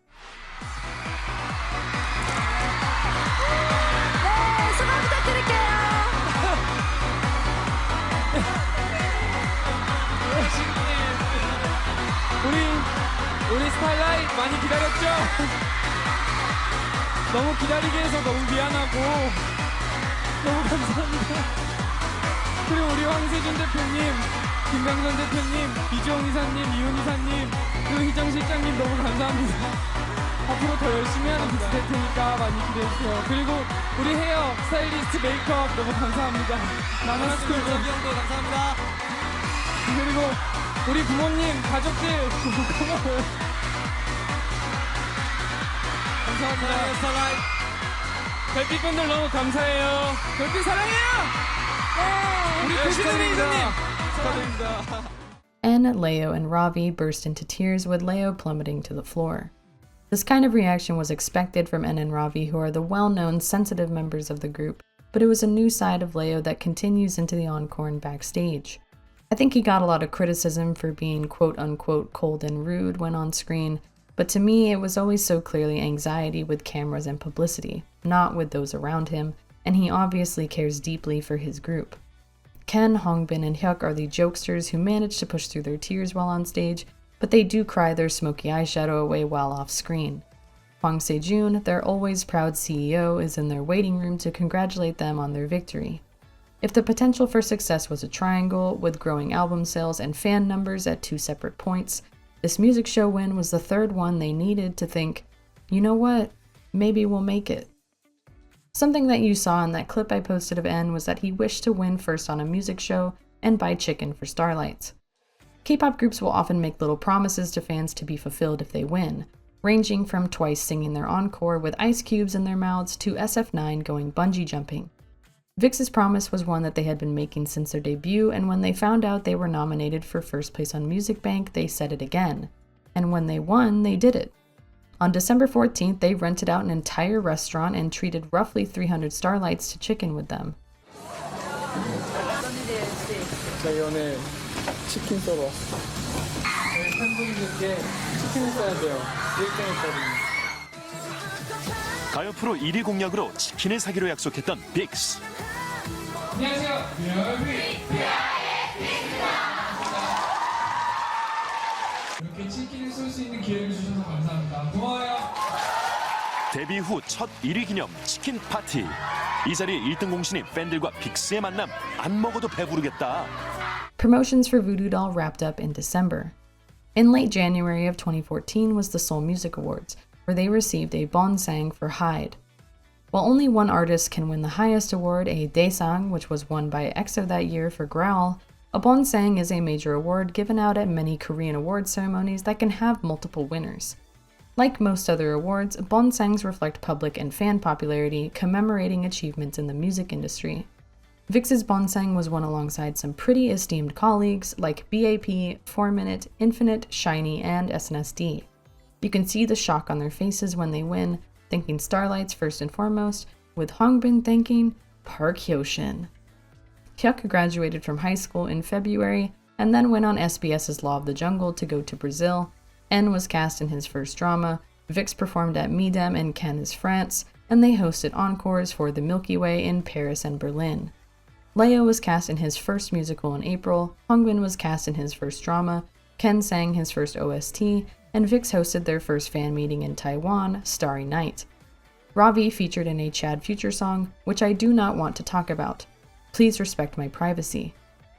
Jellyfish announced in March that VIXX would have their next comeback sometime in late April or mid-May, and that the concept and details were still being ironed out. Though the members had time to rest in the early parts of 2014, it certainly didn't feel like it. With their first win and a bonsang under their belt, they wanted to capitalize off of the positive attention in any way they could. Individual member promotions are just one facet of this. At the end of the day, they were an idol group before everything else. Starlights wondered how they would follow up Voodoo, their most intense concept yet. Would they continue down a similarly dark path or pull back a little to net more public favor? Only time would tell. On May 18, 2014, Jellyfish announced that VIXX would be holding their first solo concert in July of that year. They also announced that VIXX's next comeback would be a single album and was titled Eternity. The Korean title is Gijok, which means miracle. It was to be released on May 27th. On May 19th, concept pictures and an audio teaser for VIXX's next comeback were leaked. According to Jellyfish, a hacker had gotten them through VIXX's homepage and was rapidly spreading them across social media. Now, I say according to Jellyfish because every fucking company and group was getting quote-unquote hacked at this time. It's possible that this was actually happening, but I think it's more likely that Jellyfish leaked the content themselves to drum up interest, which I'm not faulting them for. It's a smart media move that most companies have likely done. Regardless, a track list was released the same day with some conspicuous clock and gear motifs. Visual teasers of the members were released shortly after, each of them standing in front of a huge clock. These were released with the tagline, "Awakened from a dream, you disappeared."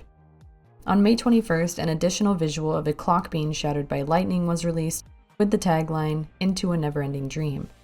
When asked for a description, Jellyfish commented, "The concept of VIXX's fourth single album, Eternity, is a miraculous love story happening in a moment in time called forever through the fantasy of time." VIXX celebrated their second anniversary as a group on May 24th and released Eternity 3 days later on May 27th, 2014.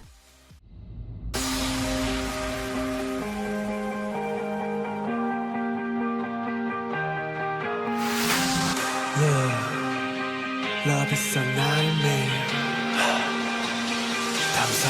기적은 내게 와주었어 처음부터 우린 시작되었어 너의 모든 것을 전부 알고 있기에 난 자신이 있었대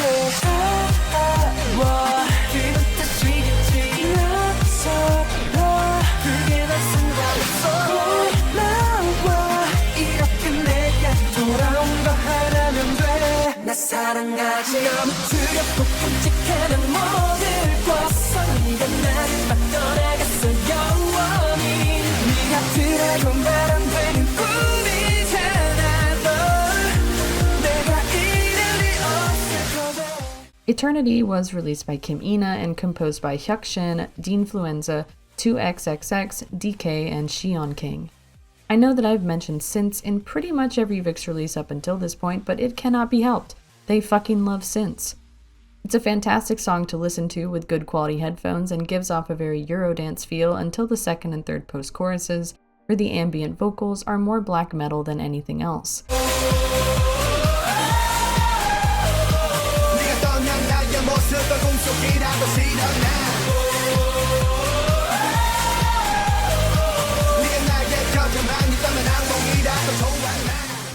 I also enjoy that the song isn't so formulaic, like the parts leading up to the chorus following slightly different rhythms and styles each time.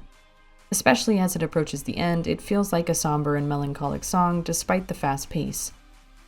The music video for Eternity shows the VIXX members with the same woman, Shin Yeon-so, or otherwise known by her stage name Hana.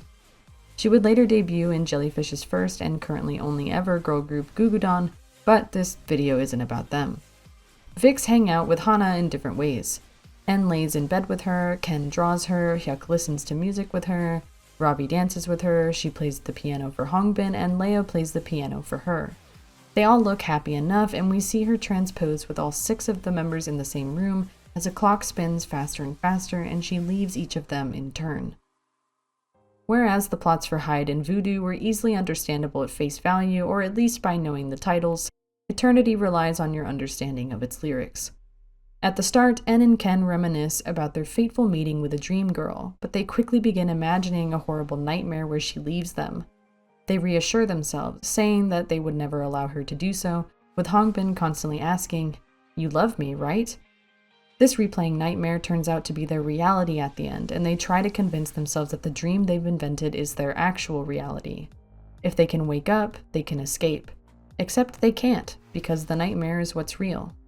The last lines of the song are, "I close my eyes again, taking me back to that dream, into an eternal dream that I won't ever wake from." Personally, I like the interpretation where Hana is a time traveler, and she won't stop time traveling to stay in any member's time with them, so they sink into a depression. It can even be argued that the lyrics at the end allude to suicide. An eternal dream that I won't ever wake from sounds an awful lot like a chosen death. While the visuals for this comeback may have shifted away from the intense goth of Voodoo, they've just shifted adjacently into a cool blue tone of desperation and obsession. It's more than a bit toxic too, with the way they goad her to try to leave them. The choreography has some cool nods to time shenanigans and clocks. En is thrown into the dream at the start, as is Ken. I think they were just really into throwing people during this time, if you remember the choreography for Voodoo Doll. Hyuk and Hongbin walk through a line of the members back through time, visiting and dwelling on painful memories. The main point dance can be interpreted as winding the gears of a clock, and Hyuk's group follows shortly after by mimicking minute and hour hands. Ravi continues with this during his rap, and they rewind time at the end, pushing Ken back into the eternal nightmare after he was thrown into the dream at the beginning. The body rolls in the chorus represent oscillating through time. Nah, I'm just kidding. They threw that in because Starlights would like it. I wouldn't be surprised if Jellyfish stylists consumed a shit ton of Doctor Who before this comeback and were like, "Hey, the TARDIS is cool and our group is doing a concept about time, so everything should be TARDIS blue." Everything was so blue. Navy, sky blue, indigo, deep blue. Even Ravi's hair was blue. Some white and black thrown in there, gold and silver pieces of jewelry to evoke the clock imagery, red eyeshadow to give the look that they've been crying. I did like how every member had a slightly different suit fit. Hyuk's and Hongbin's jackets are cut differently, Ken has a vest, En's jacket is double-breasted, Ravi has this flowy kind of skirt, and Leo has baggier pants. Also, fun fact, En's hair is the most convincing wig ever. He was filming a drama at the time and needed to maintain a natural brown or black, so the blonde you see him with is not real. And I don't know if I'm just stupid, but I could not tell. It looks great. The members in general look fantastic in this more normie makeup, almost like they wanted to remind us that yes, they could look good like this just as they could covered in eyeliner. Hongbin looking like a prissy aristocrat, please. The promotions for Eternity netted them their second win, this time on SBS's Inkigayo. They were up against Infinite's Last Romeo and Gary and Jungin's Your Scent. Infinite was arguably in their peak during this time, and Last Romeo was charting extremely well. Your Scent was also insanely popular with the public and had fantastic digital scores. VIXX squeaked out a win through some live broadcast points, and the same emotional reaction that happened during Voodoo happens again. So cute. Whoa, I forgot Tao was an EXO. You may wonder why I'm noting this win if I've already covered their first win, and why I'll go on to mention all of their subsequent wins. In this modern era of K-pop, especially if you are a fan of a popular group, winning on music shows is not that big of a deal. Popular groups get several wins a promotional period, so it's not a novel experience, and it doesn't tell the group or their fans anything that they don't already know. But I feel like I can't overstate how much these wins meant to VIXX and Starlights at this time, as well as how much they mean to other smaller groups and their fans. Like, maybe I'm just a sensitive person who always roots for underdogs, but every clip of a first win nearly brings me to tears regardless of how I feel about a group or their music.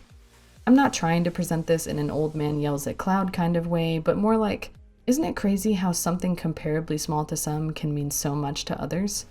So I want to mark every win as a sign of VIXX's growth and consistency.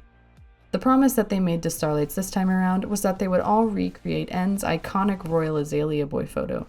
Pretty hard to follow up renting out that chicken restaurant. They also rack up a third win a few days later, now on Show Champion. N and Ravi are very brave and do not cry, but you can tell it's close. Congratulations.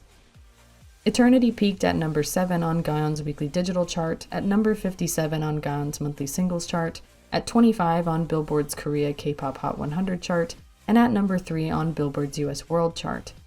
In the first month, they sold 42,332 copies, on par with Voodoo. It would go on to sell 86,654 copies in its lifetime. VIXX then announced their first solo concert, VIXX Live Fantasia Hex Sign, in June, set to take place in late July across Korea and Japan, and later adding Hungary and Poland. Promotions for Eternity wrapped in early July. During these promotions, the 100th and final episode of VIXX TV had aired, and now it was over forever. Just kidding. VIXX TV 2 was announced in September, so the weird content that ruined all perspectives of the members as sexy and suave people would continue. VIXX TV 2 has a new intro that features Ken's art of the members and Rovix, and moved to bi-weekly broadcasts rather than weekly.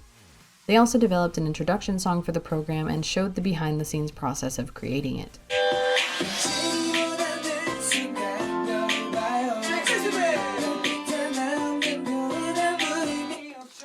첫 소절. 당신이 원하는 순간 별을 봐요. 조금만 더 뭔가 쉽게 불러? 너무 멋있게 안 불러도 될 거야. 예. 다운할 수 있지 않냐? 예. 그치? 내 신나는 느낌은 좋아. 들어볼게 일단. 너도 들어봐. 잘해봐 다시. 네. 약하면 돼. 좀 더 부드럽게. 그건데 다시 해볼게. 좋아. 그래 다시 해봐. 욕심이 생겼어. 여기가. You can see how, in just 2 years, Ravi has moved much more into the composing and producing end of things. The members also all participate in critiquing and praising one another as they record. Contrasted with how this side of the process was portrayed in MyDOL, with them as low-confidence trainees getting scolded by their vocal coaches, it's an interesting shift. I love how locked in they look when listening to the final song like it's the most serious thing on earth. In August, Ken was cast in his first acting role, where he played a main cast member in the drama Boarding House No. 24. VIXX traveled to Brazil in the same month to promote Korean entertainment, and Leo released a duet, Blossom Tears, with esteemed balladeer Lin. I'm not going to delve too much into the individual promotions of the members, because this is a video about group promotions, but I fucking love Blossom Tears. The song is great, and in the music video, Leo plays a psychopath who kills his girlfriend and then preserves her in formaldehyde so that he can have her forever. If that isn't the VIXX print, I don't know what is. And I would be remiss to not mention Big Byung, a jokey project group formed by the hosts of Hitmaker, Jungkyungdon, and Defcon. The show began in July of 2014 and ran until early 2015, documenting the formation of the group and their songs. Big Byung means big bottle, which is why you see them carrying those dumbass bottles around.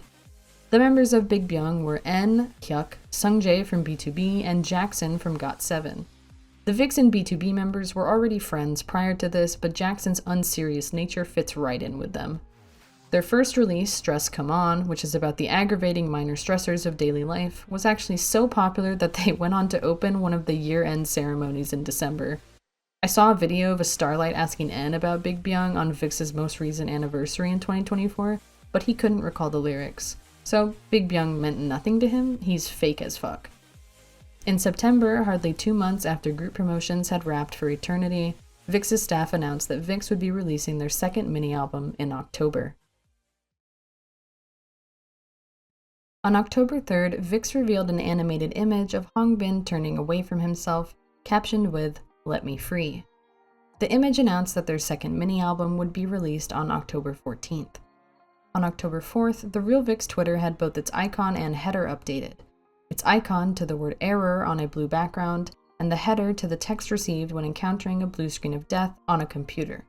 It reads, "A fatal error has occurred. The running program has been terminated. Press any key to close the program.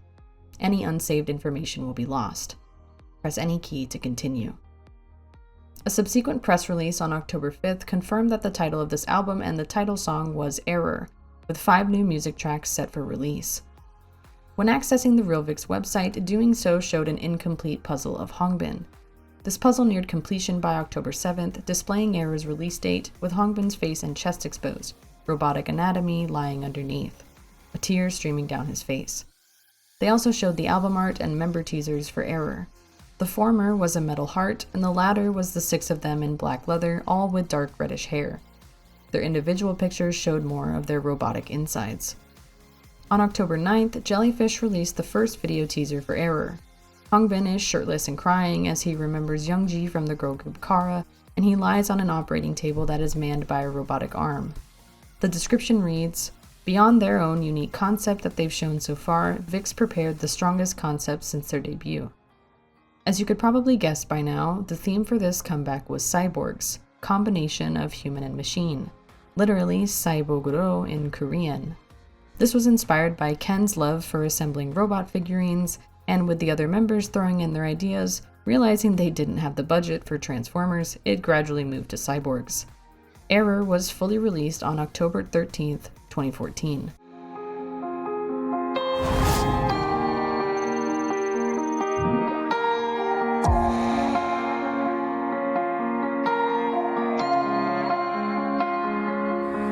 어쩔 수 없었어 버렸어 모든 감정을 지웠어 너랬어 지울 수 없어서 내 맘이 안쓰러워서 이대로 살면 돼 숨 쉬면 돼 살아있기만 하면 돼 왜 안 돼 내가 괜찮다는데 내가 이게 더 나은데 가와이 같은 걸 말해댈까 두려워서 난 숨쉬고 밥을 먹는 채로 그냥 버티기만 나는 뜨겁겠어 버티고 싶었어 내 손에 내 가슴을 주고 나를 위한 삶을 선택했어 난 나를 놓치기 싫어 나를 더 만지기 싫어 끝나도 끝나지 않는 기억에 이길 자신 난 없어 사랑 같은 건 한 사람 내겐 거짓말 이제 널 있는 나를 지켜봐 그 눈빛 바로 그곳 난 절대 널 잊지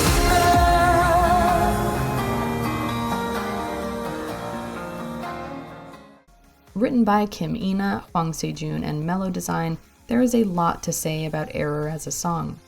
Someone smarter and with more music knowledge than me could likely make an entire video about it, but I'll just settle for saying that it's a dramatic and theatrical marvel. As I will expand on in the music video and choreography sections, the song balances both parts of being a cyborg, human emotion and mechanized indifference. The piano melody that begins the song is carried throughout, drowned out by synths and dubstep during the chorus, before returning at the end, a leitmotif for humanity shining through. Much like a heart, the beat pumps rhythmically, trying to inject life into something that is fading, erasing memories as it progresses. Error possesses an emotional richness that is only amplified by the lyrics, a story of devastating heartbreak and trying to let go. Hongbin's and Ravi's voices are filtered to sound robotic, an effort to detach themselves from the pain, while Leo and Ken honestly express this pain during the chorus, the shell stripped away. As the members admit that they are beginning to forget the person they loved, the melody becomes distorted, the record scratching. This all culminates in maybe one of the greatest final choruses and outros in third-generation K-pop. But don't just let me tell you that.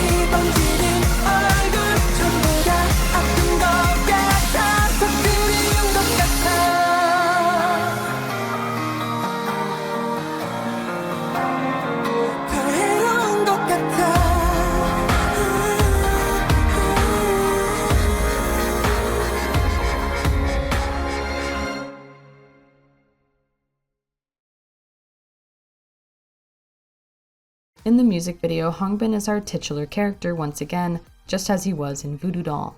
He's in love with Youngji from Kara, but she suffers from a mysterious illness and passes away. In order to feel nothing, he turns himself into a cyborg, replacing his human heart with a metal one. The other members are shown throughout the video as half-made creations, likely Hongbin's failed attempts. Turning himself into a cyborg isn't enough, and he still misses Youngji. So he creates a cyborg version of her, implanting her with the memories of their relationship. She's overwhelmed with emotion and they embrace. They're happy together for the briefest amount of time before government agents break into his laboratory, separating them and stabbing a needle into Youngji's neck to analyze her. Apparently, creating a cyborg girlfriend for yourself is illegal, so they attempt to deactivate her. Hongbin frees her from the agents and they run away, farther into the lab, but they now know that they'll never be able to live peacefully together. They lie on the operating table and have the machine break them down to their essential parts, killing them to turn their scrap metal into a singular steel heart. Together forever in death, free from persecution. In the lyrics, the members lament how they've tried to erase the memories of their lover, but they remain, the pain in their heart too strong. They tell themselves that they just need to live, that they just need to be alive, but even this proves too difficult. To endure it, they just breathe and eat, remembering back to when they were with her. It implies that their relationship wasn't healthy, but they were intertwined. They were too cowardly to leave her, afraid of the sharp words she would say, but chose a life for themselves in the end.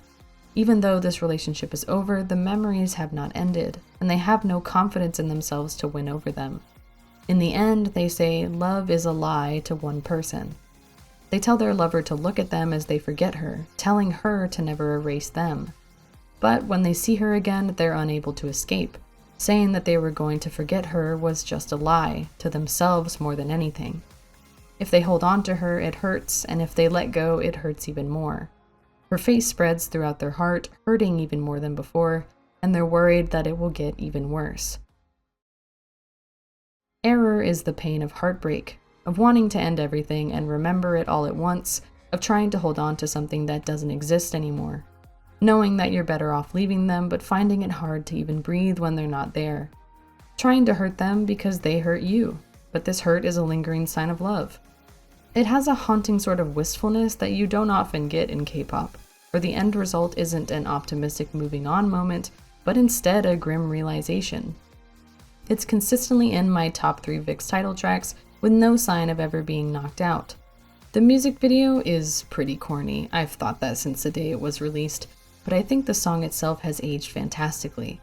I still get chills when listening to Ken's and Leo's final chorus. The choreography is rife with robotic imagery, taking a page from Voodoo Doll's more literal book. In the beginning, the members represent a machine that births Leo's cyborg body within it. for creating, charging, whatever it is cyborgs do. At the lyric "Let me free," they release him and turn their hands into two-pronged plugs, injecting N with life and electricity. They pulse along with the beat again like a heart. They reform the machine, this time holding Hongbin, building his arms, chest, head, and trying to remove his humanity. The main point dance represents chasing after what was lost, trying to move forward but ultimately staying in one place. Trying to move on from heartbreak but just repeating the same thing over and over again. You'll notice that the members often do these stiff bobbing movements. It's different from the slow-paced dragging of Voodoo Doll and conveys more of a bionic, not fully human vibe. N really commits to it, especially when he's in the machine, recounting how he saw his lover's face and cried again. Leo tries to run, but is stopped by the others. Literally, the lyrics are, "There's nowhere to run from you." At the end, the members pull their plugs, deactivating themselves. And they didn't have to change this part to meet network broadcast standards, yay! If Error has a weak point, it's in the styling. None of their outfits really give cyborg. The members themselves look good. I think Leo, Hyuk, and Hongbin in particular suit the dark red hair, and the makeup is a nice smoked out tight line, but where's the roboticism? There are a few instances of dark leather jackets or metallic studs on their suits, but how are sweaters supposed to represent a cyborg? Maybe I'm just being nitpicky, but I wanted more of the uncanny valley that was shown in the music video and on the album jacket. They have a performance later in the year that did exactly what I'm describing. Matrix-style long leather trench coats, metal plating stuck to their foreheads and arms, and really pale contacts to give a sort of rebooted look. More of that energy could have gone into the October and November promotions, but oh well, nothing is perfect. Except for On and On. The other songs on this album are After Dark, Youth Hurts, Time Machine, and What You Waiting For. After Dark is one of my favorite VIXX B-sides, in no small part due to Ken's stellar vocals and drawn-out final note.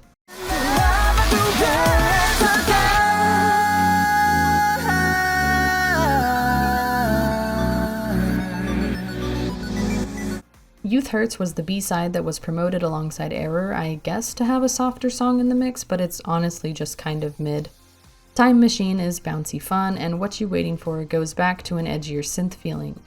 Overall, a fun mini, and bonus points for every song keeping with the robotic or cyborg learning about the world theme. Error netted VIXX 5 music show wins. Once on Show Champion, once on Music Bank, once on Inkigayo, and twice on the show. At different points, they beat out BTS, Beast, So Taiji, Girls' Day, Boyfriend, and Song Ji-yoon from Secret. The BTS one was not nearly as major as it would be if it happened after 2016, as they were still in the burgeoning stages of their popularity. But hey, I get to say that VIXX beat BTS at some point. I also want to include the following clip from VIXX TV2 episode 4 to show some of the culture between VIXX and Starlights. This was when they were nominated for first place on Music Bank. 여러분 오늘 저희 1위 후보예요. 이따 보자.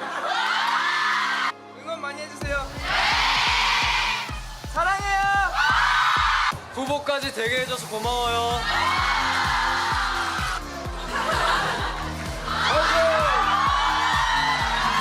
네, 여러분 많이 긴장되죠? 저희도 지금 너무 떨려요. 오늘 꼭 좋은 결과 있기를, 없어도 실망하지 않고 여러분이 올려주신 후보에서 어쨌든 정말 감사합니다. 항상 감사하고 사랑합니다. 지금까지 Throughout these wins, N and Ravi have gotten really good at not crying. Oh wait, just kidding. They're just better at covering it when the cameras are rolling. Error peaked at number 1 on Gaon's weekly albums chart, at number 2 on Gaon's monthly albums chart, and at number 3 on Billboard's World Albums chart. In its first month, it sold 67,790 copies and would sell 93,380 in its lifetime. It was their most successful album yet in both critical and fan reception, and continues to be heralded as one of the greatest boy group concepts of all time. It's the prime example of what anyone going for the concept-doll title should aim for, adhering to one fantastical image and creating a complete story filled with depth from beginning to end. VIXX participated in several year-end ceremonies in 2014, taking with them a few awards in the process, including another Bonsang from the Seoul Music Awards for Error and a Disc Bonsang Award from the Golden Disc Awards for Eternity. In January, they announced their second solo concert, VIXX Live Fantasia Utopia, which would take place over South Korea, Japan, the Philippines, and Singapore. On January 27th, Jellyfish confirmed that VIXX was planning to make a comeback in February, this time with a remake album and what they referred to as a turnaround concept. To quote directly from the article, "The word is that having received a lot of love from their dark concepts like cyborgs, zombies, voodoo dolls, etc., VIXX will be making a big transformation through a concept with a bright feeling to it. Moreover, the song will be a remake of a very famous song that anybody can recognize. VIXX have built a fandom as the concept dolls in the music industry, and it is expected that VIXX will garner a lot of attention from their fans and of course the music industry with this remake and an image of Bright VIXX." Firstly, what is a remake album? K-pop is no stranger to sampling and interpolation, but a remake album is either a total redo or an updated version of a song by another artist. Big Bang's Sunset Glow, released in 2008, was originally released by Lee Moon-se in 2004. Big Bang's is quite different from the original, but retains the original chorus lyrics and melody.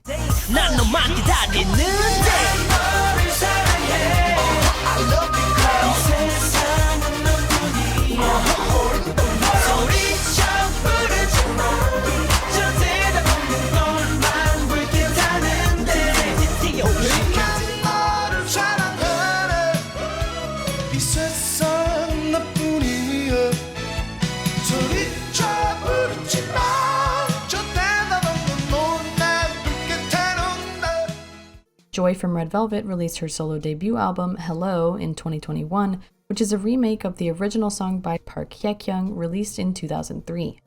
This one sounds much closer to the original.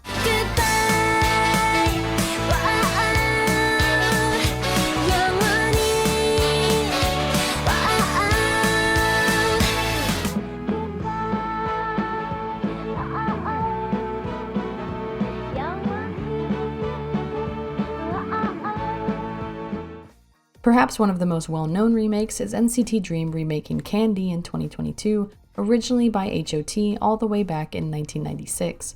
It's also pretty close to the original, which makes sense. Both groups were produced by SM Entertainment.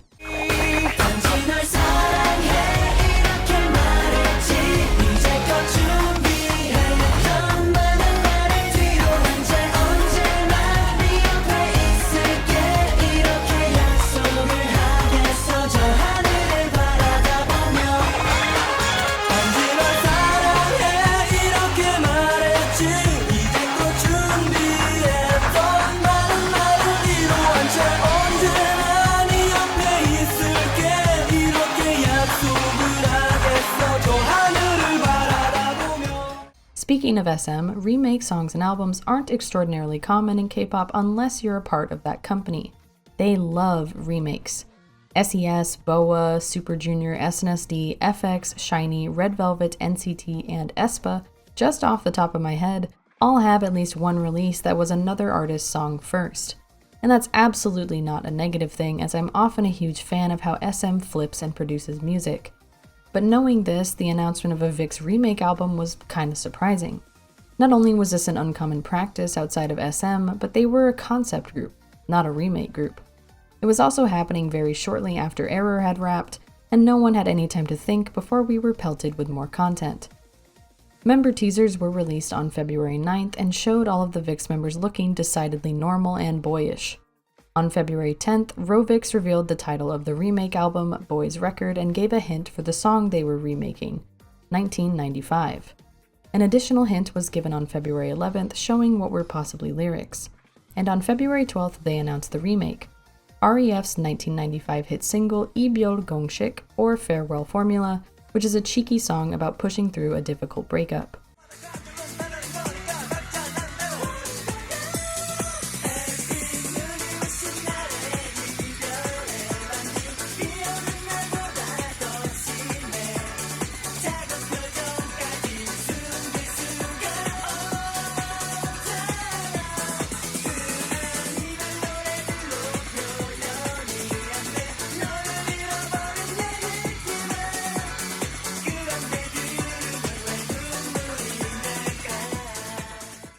VIXX met up with two of the trio's members, Song Dae-hyun and Lee Sung-wook, to receive their blessing and show them their updated version. Their version would retain the same Korean name, but be called Love Equation.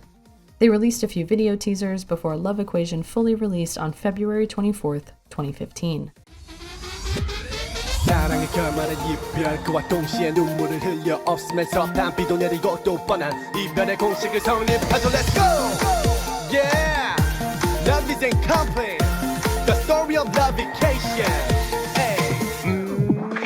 이별 장면에선 항상 비가 오지 열대우림 기후 속에 살고 있나 긴 밤 외로움과 가을도 추억은 왜 늘 붙어다녀 무슨 공식이야 떠난 그 사람을 계속 그리면서 눈물 흐르지만 행복 빌어준대 그런 전사표가 요즘 어디 있어 설마 옛날에도 말만 그랬겠지 준비 그래 하하호호 딱 여기까지가 끝인가 보워 억좀 있어 날리고 어정쩡하게 포옹하고 나서 굴러 풍기며 go 같은 듯 달라 표현 못하는 매한 슬픈 지수개탄 달림도 모르는 이별의 낯긴 되려 후련할지도 모르니 don't cry 햇빛 눈이 부신 날에 이별해 빨리 비오는 날보다 더 심해 작은 표정까지 숨길 수가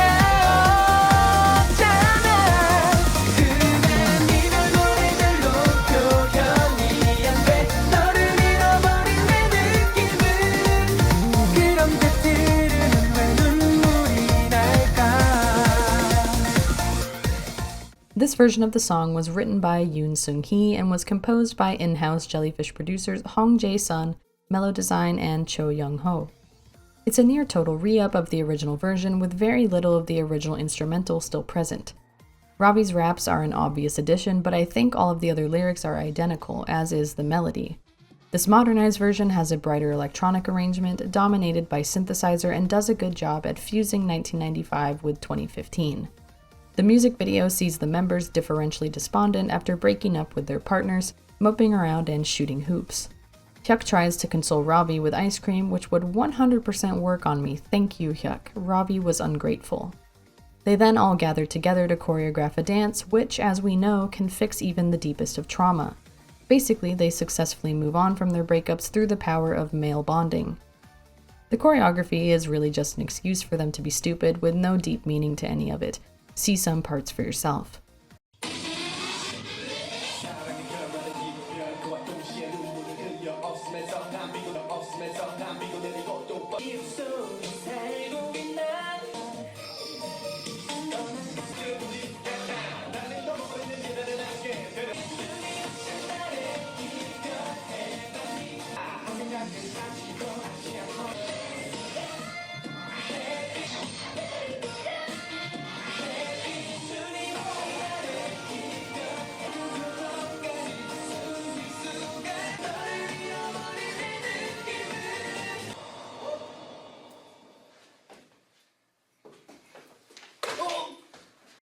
The styling is very boyish and 90s, big fluffy hair and oversized sweaters. Don't think I didn't notice that most of their necklines are in a V shape. This kind of aesthetic isn't that interesting to me, but I will say that pink hair Hongbin deserved more appreciation, as he typically stays in the brown to black realm, and I think it looks really cute on him. Love Equation was an incredibly successful release for VIXX and resulted in 9 music show wins. 3 on the show, 1 on Show Champion, 1 on M Countdown, 1 on Music Bank, 1 on Music Core, and 1 on Inkigayo. This meant that they had achieved a full music show sweep, or winning at least once on every music show during a promotional period. They also received a triple crown on the show, which meant they had won thrice on one show for one song. This time around, their digital scores were very good. I don't think it would be shocking to say that VIXX's typical music of dark pounding synths and similarly gothy visuals didn't resonate much with South Korean general public. The median age in South Korea is about 44 years old, and 44-year-olds tend to prefer a different style of music than what most idols produce. There are certainly exceptions to the rule, and idol music has inched its way in with the public over the years, but VIXX would never be digital monsters. They succeeded off of fandom power, physical sales, and the individual likability and promotions of their members. Love Equation was different because it was a remake of a song from the 1990s. That 40-year-old South Korean audience I was just talking about were teen fans of idols in the 90s, and this song was likely familiar to them. And when you have high digital scores from an army of Ajumas, winning on music shows becomes just a bit easier. But not too easy. VIXX were still up against peers like Gaon, Kim Junsu, Lovelyz, Mina, and Red Velvet. This many wins was still an impressive feat. Hongbin had also become a host on the show during this time, which meant that he was able to award his group with a trophy, but also that he was a traitor to VIXX TV. 보시다시피 아시겠지만 이제 지금 원래 저희가 3MC 체제인데 MC 한 분이 안 계세요. 배신했죠? 배신했죠. 더쇼 MC 빅스 TV를 빅스 MC를 버리고 더쇼 MC로 갔어요. 3MC? Around this time, the first official version of VIXX's light stick also came out. The Star Stick, Byulbit Bong, whatever you want to call it. It's pretty and has a decent design, with a V and an I in the center, turning a gentle blue when lit. When you put 6 of them together, they form the 6-pointed star that VIXX would often use in their concert logos, which is a cute attention to detail. 6 members, 6 star corners. This light stick would go on to be updated in 2016 with the current version, version 2. This version is a clear improvement both visually and functionally, and now resembles a constellation when lit up, with the members' names appearing as small speckles inside it. It also came with instructions. Don't use your light stick as an Olympic torch. Don't hit people with your light stick. Don't use it to hammer in nails. But excessive expressions of affection are welcomed. Please treat it with care. Finally, this version added a vibrate feature so fans could enjoy it more? I don't know, that's their words, not mine. Do not use your VIXX light stick as a vibe. Love Equation peaked at number 1 on Gaon's monthly album chart, number 1 on Gaon's weekly social chart, and at number 9 on Billboard's US World Chart. In its first month, it sold 54,997 copies and would go on to sell 98,801, which was comparable to Error. However, Love Equation would go on to be their best charting song on digital charts ever, peaking at number 2 and being downloaded over 280,000 times. It was a fun promotional period, but if you ask me to recount VIXX's entire discography from memory, Love Equation is for sure the most forgettable thing in there. It's obviously radically different from anything VIXX had done up until that point, even Great You, which still had dark undertones and a story connection. I wasn't in Jellyfish's boardrooms when they were deciding the direction for this, but I would assume that, due to the success of Error, they wanted VIXX to come back really quickly with something public-friendly to cast a wider net. It takes way less time to remake an existing song and concept than it does to make one from scratch. Coupled with their vacation-based reality show that was airing at the time, One Fine Day, this was a chance to show people that the members weren't as doom and gloom as their concepts were. All of them are actually quite goofy people and suited the goofiness of the song really well. Given the success that Love Equation had, I think it's fair to say that it worked. I just kind of feel like that video of that woman who was making treats. I don't know what the fuck this is, okay? It's just something sweet for the fucking kids, okay? There are 2 other songs on this album, On a Cold Night and Memory, that I enjoy way more. On a Cold Night was composed by Leo and written by Leo and Ravi. All of Leo's self-composed songs are depressing. I don't know who hurt him or who broke his heart, but that man is so sad. He's self-aware of it too. Makes for really great music though.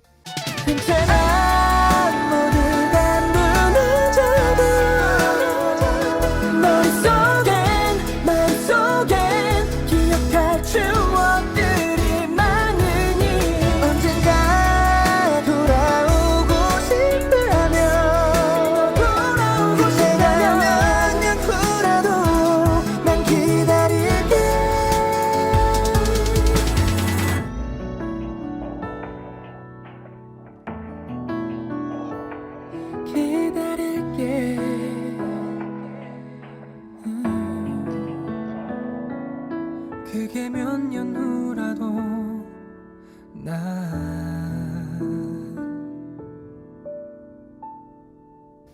Memory was composed and written by Ravi and is a Ravi and Hyuk duet. In 2015, Hyuk would be turning 20 years old, which meant that he had mostly moved past the voice cracking incessantly phase of male puberty. Memory is a fantastic show of his developing vocal talent. He has a nice tone and offers a deeper range than other VIXX vocalists like Leo or N. 눈물을 흘리고 싶어도 이제 덤덤해져버린 심장엔 흘릴 눈물이 없어졌어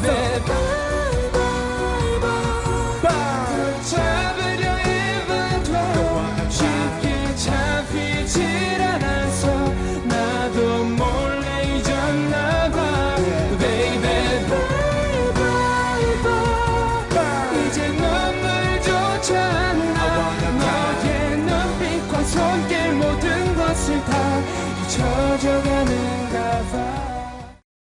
May was VIXX's third anniversary as a group, and they were doing well. In 3 years, they had gone from selling 2,000 albums a release to around 100,000. I know that might not sound impressive after my introduction of groups selling millions of albums, but 100,000 is not a small number. Additionally, album sales don't indicate music quality or group impact. They are simply a metric and an income source. Tierra, who I would consider to be one of the most pioneering and influential K-pop girl groups of all time, have only sold 1.14 million physical albums as of December 2020. Compare this with a group like appease, who have sold 10 million physical albums in just 6 years, but have very little demonstrable impact on Korean music. It's like comparing apples and oranges, but in the modern fan culture of bulk buying and padding stats, don't let anyone convince you that groups not selling 1 billion copies means they've failed. Okay, I'm down from my soapbox.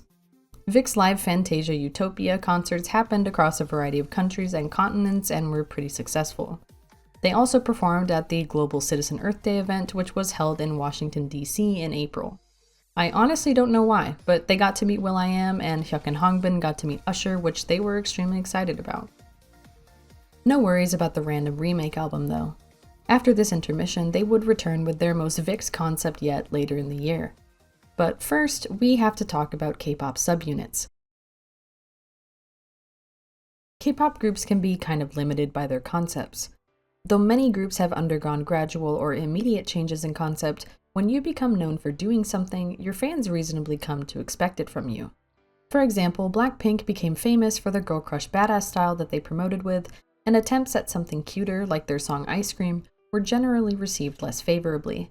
There is some wiggle room, of course, but there's even more of it when you debut the members of a group as solo artists. That way, again with Blackpink, Jennie could do her ABG EDM stuff, Rosé her white girl music, Jisoo something more flowery, and Lisa her club bangers.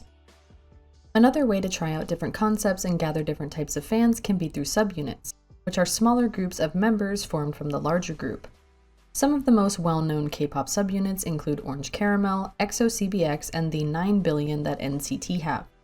Orange Caramel was a subunit of the girl group After School, comprised of Nana, Reina, and Lizzie, and who contrasted After School's sexy elegance with a goofy, fun, and camp image.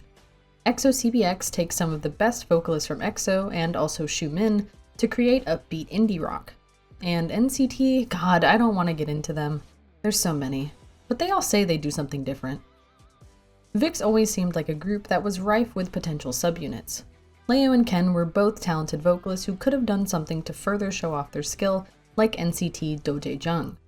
En, Ken, and Ravi, the original hosts of VIXX TV and the extroverts of the group, could have done something peppy and upbeat, maybe their own boys record.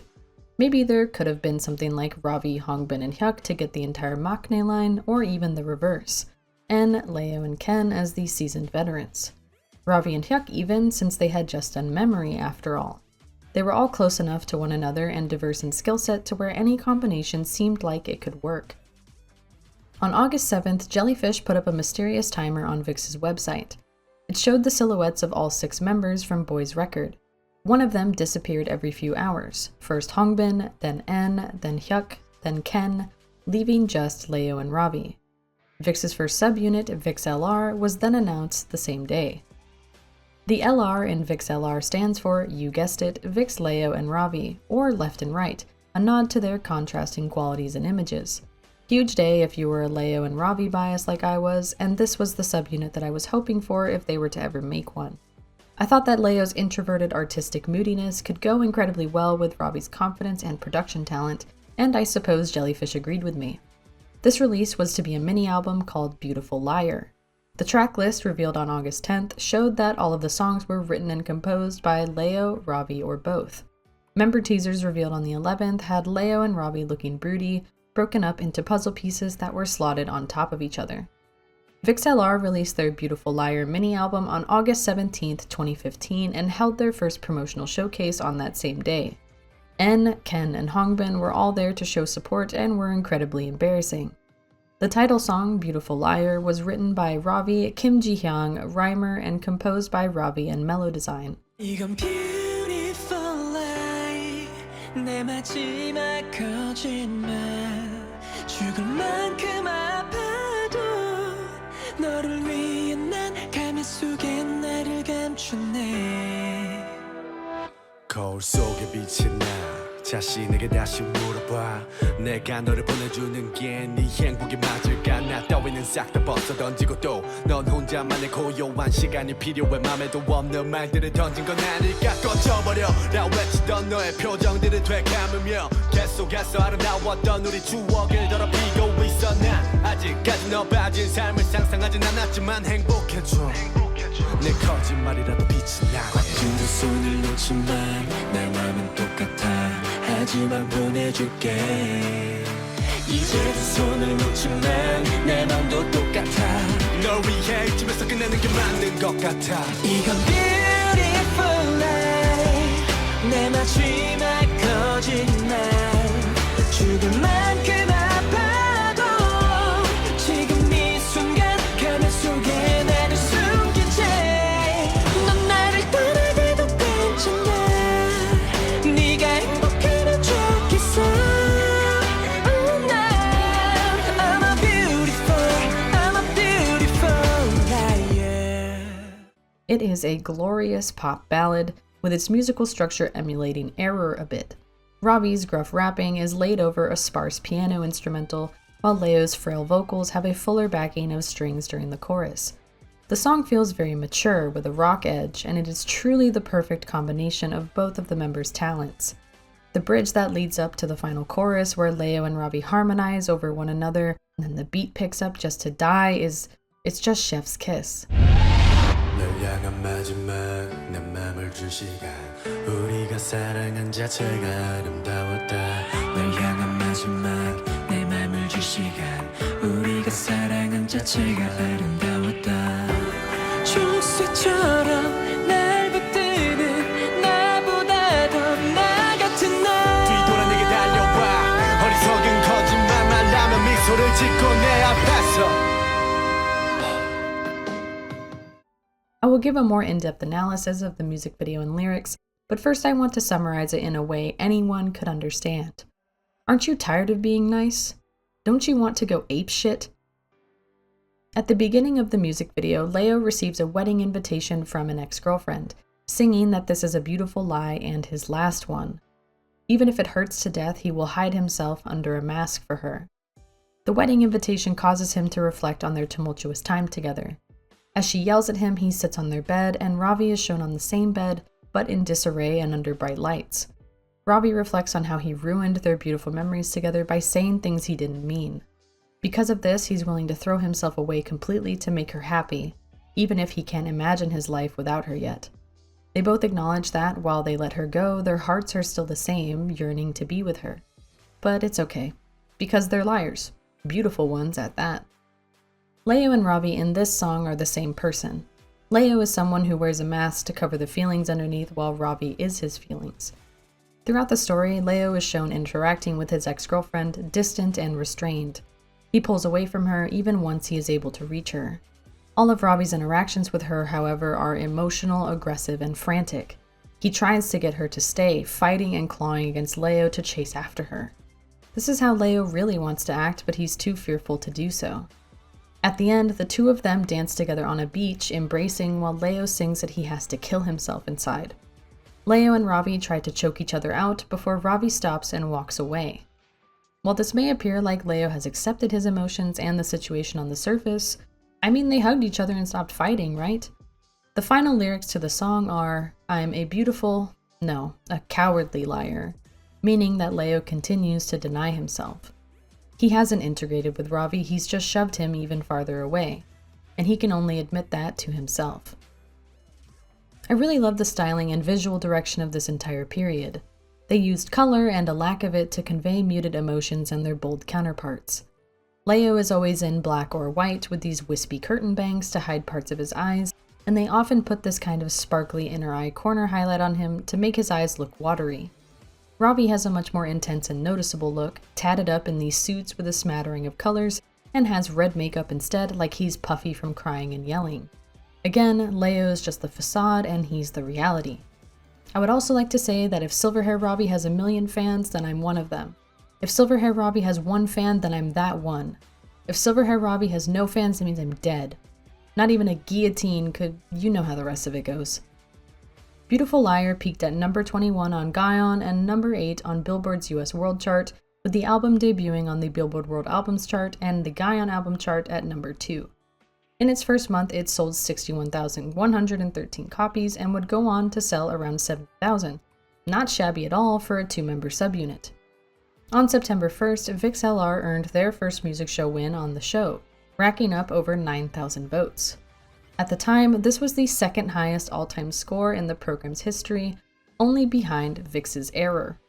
The show tends to be the music program where many smaller groups get their first win, and it's not just coincidence. It's because the show has a lessened importance on measures like digital and physical album sales, and a heightened importance on fan votes, ranking, and a quote-unquote professional judge score. As the show will go on to be the music program that VIXX would win the most on by far, I think this reflects Starlight's small yet mighty presence. We weren't selling millions of albums, but we were gathering together during promotional periods to show our support, spending our time where it mattered. LR's win also symbolizes that VIXX had very few akgays. Akgay is an abbreviation of Aksong Keingpin, or malicious individual fan. This term concerns people who like only one member of a group and hate the others, often spreading malicious rumors and misinformation about them in an effort to make their bias look better. It's important to note that akgays are distinct from so-called solo stans. There are many people who support only one member of a group but do not demonize the rest. Groups like BTS, Blackpink, and NCT are infamous for possessing many akgays, but there are likely some akgays for any given group. I've certainly noticed some with VIXX over the years, but they are scarce, and Starlights generally support all member promotions. Even those with N, Ken, Hongbin, and Hyuk biases banded together to vote for VIXX LR, a testament to the group's feeling of unity. N was such a big fan of LR that he legitimately entered alongside other Starlights for a chance to win a fan sign with them. He did not win. NC는 정당한 방법으로 오셨으면 좋겠다고 다시 한번 생각해보고 즐거웠습니다. Hongbin brought them food as they promoted, Hyuk got into a fan sign where N couldn't, and Ken was president of the LR fan club? There is another song on this album, My Light, that features the other members of VIXX. Maybe you've heard of them? It's a cute fan song that goes hard on the star imagery, and Ravi has a fun rap that has nods to most of their title songs up until this point.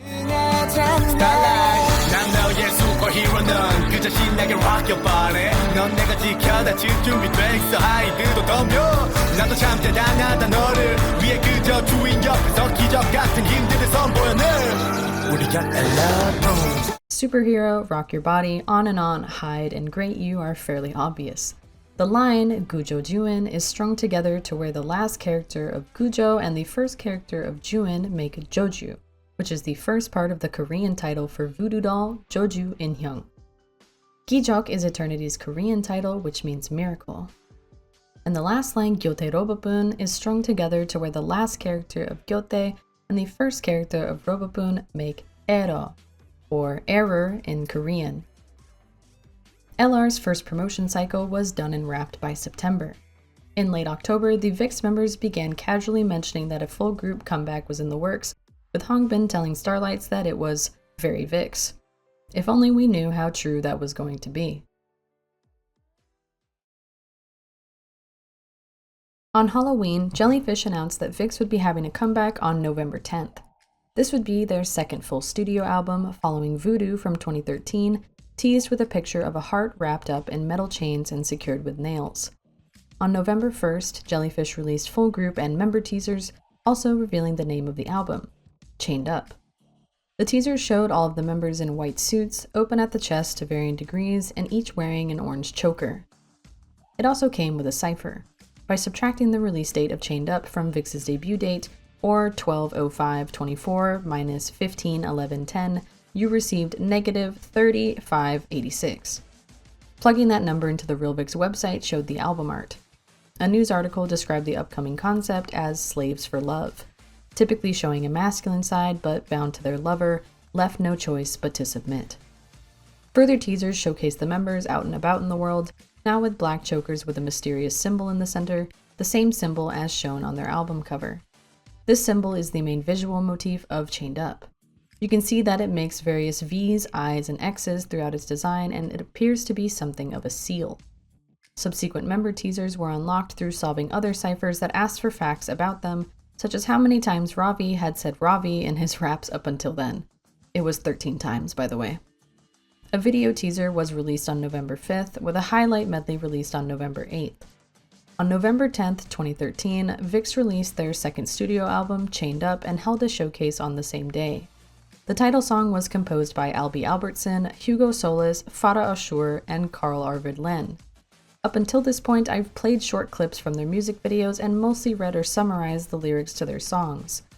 However, I really think that Chained Up can only be fully taken in by watching the music video and reading the lyrics yourself. Enjoy!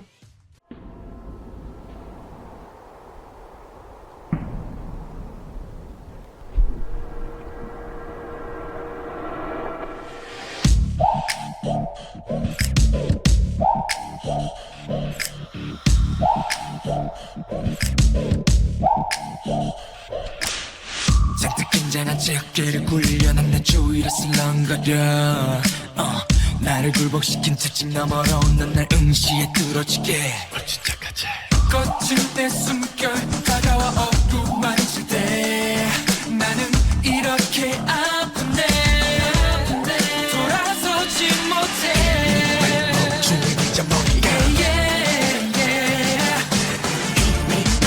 사랑이자 독재자 넌 나의 사랑이자 독재자 손을 들어 난 freeze I'm a down 날 차갑게 내줘도 괜찮아 떠날 수 없어 chained up chained up 무릎 꿇어 난 freeze I'm a down 또 이러다 다쳐도 괜찮아 난 끈적없이 chained up chained up 철거 쇠사슬이 걸린 이미 나한테 연나와 처음 넓어버린 짐승처럼 무조건 내게 기울여진 절대 너를 떠날 수 없어 Think about it 가려운 상처 너는 다 거기에 긁어줘 세상 너만이 아는데 돌아올 수밖에 아픈 이제 지루야 감옥이자 paradise 넌 내 감옥이자 paradise 손을 들어 난 freeze I'm a down 날 차갑게 내줘도 괜찮아 떠날 수 없어 chained up chained up 무릎 꿇어 난 freeze I'm a down 또 이러다 다쳐도 괜찮아 난 끈적없이 chained up chained up 손길을 새겨 Cause I'm not ready to go No I'm not ready to go 별처럼 새겨 Cause I'm not ready to go 아마 영원히 그렇게 I love her 매일 너의 머리맡에 잠이 들어 날 I want her 거부할 수 없어 낙낙낙 내 심장에 줄을 달아 몸 바꾸 bang pow pow 그대로 너를 벗어날 수 없는 나 사랑해 너 나 네가 없는 줄 알던 나 영원히 같이 살아 영원히 같이 살아 바보처럼 난 freeze I'm a down 몇 번이고 가까이 다가가 두 발이 묶여 chained up 얼어버려 난 freeze I'm a down 내 주인이 너란 걸 잘 알아 영원히 내게 chained up 바보처럼 난 freeze I'm a slave 내 사랑은 눈빛을 내려놔 두 발이 묶여 chained up 얼어버려 난 freeze I'm a down 내 가운 발톱을 묻어놔 영원히 내게 chained up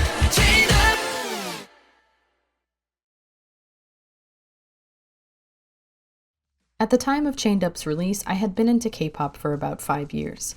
I knew a little Korean, but not enough to understand the song fully. I remember reading a translation of the song the day after it was released and thinking, holy shit, can they really get away with this?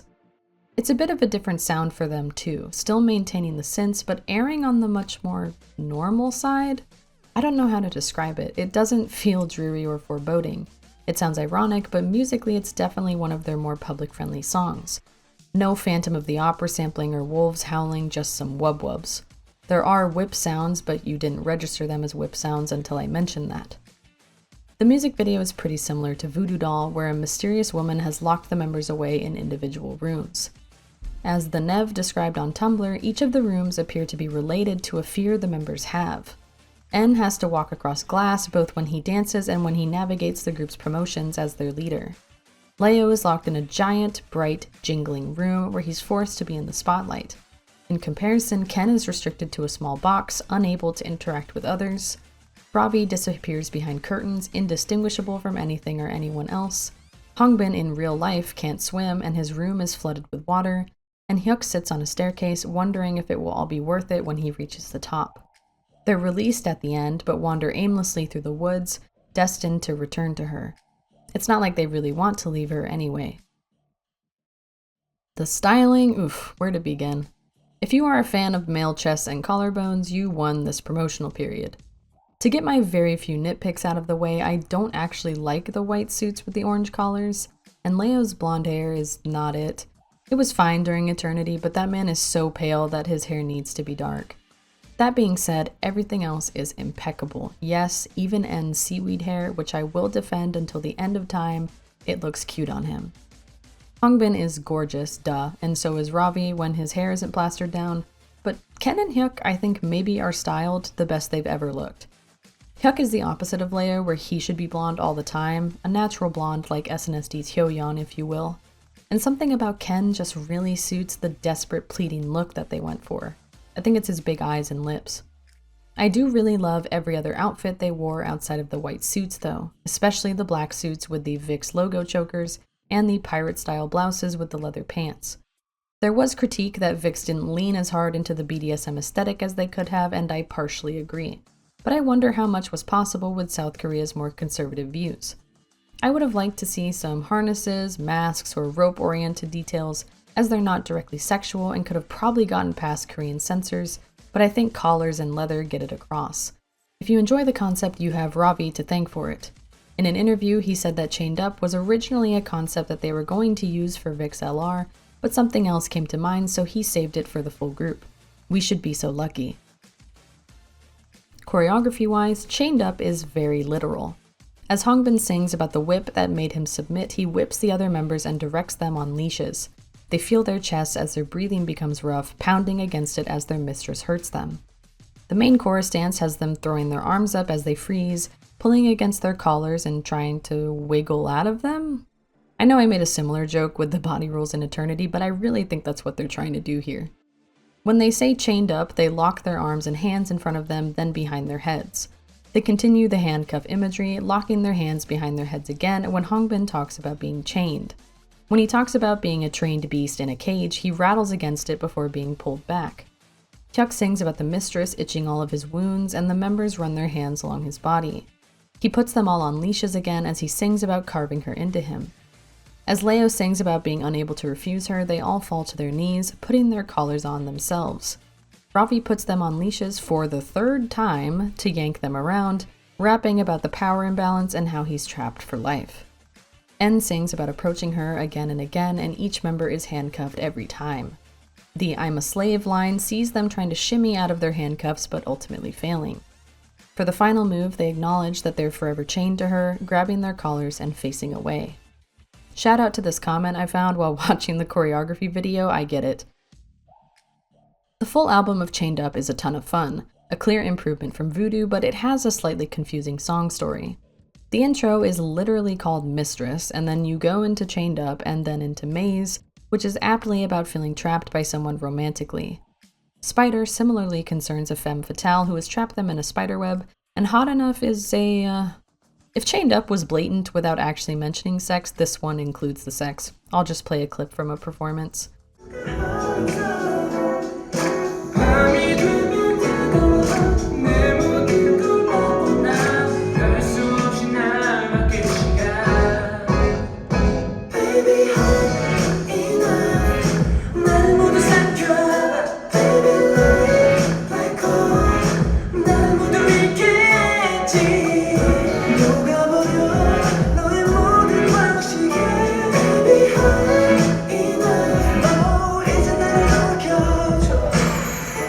But then the songs Stop It Girl, Bushishi, and Heaven are like super happy-go-lucky.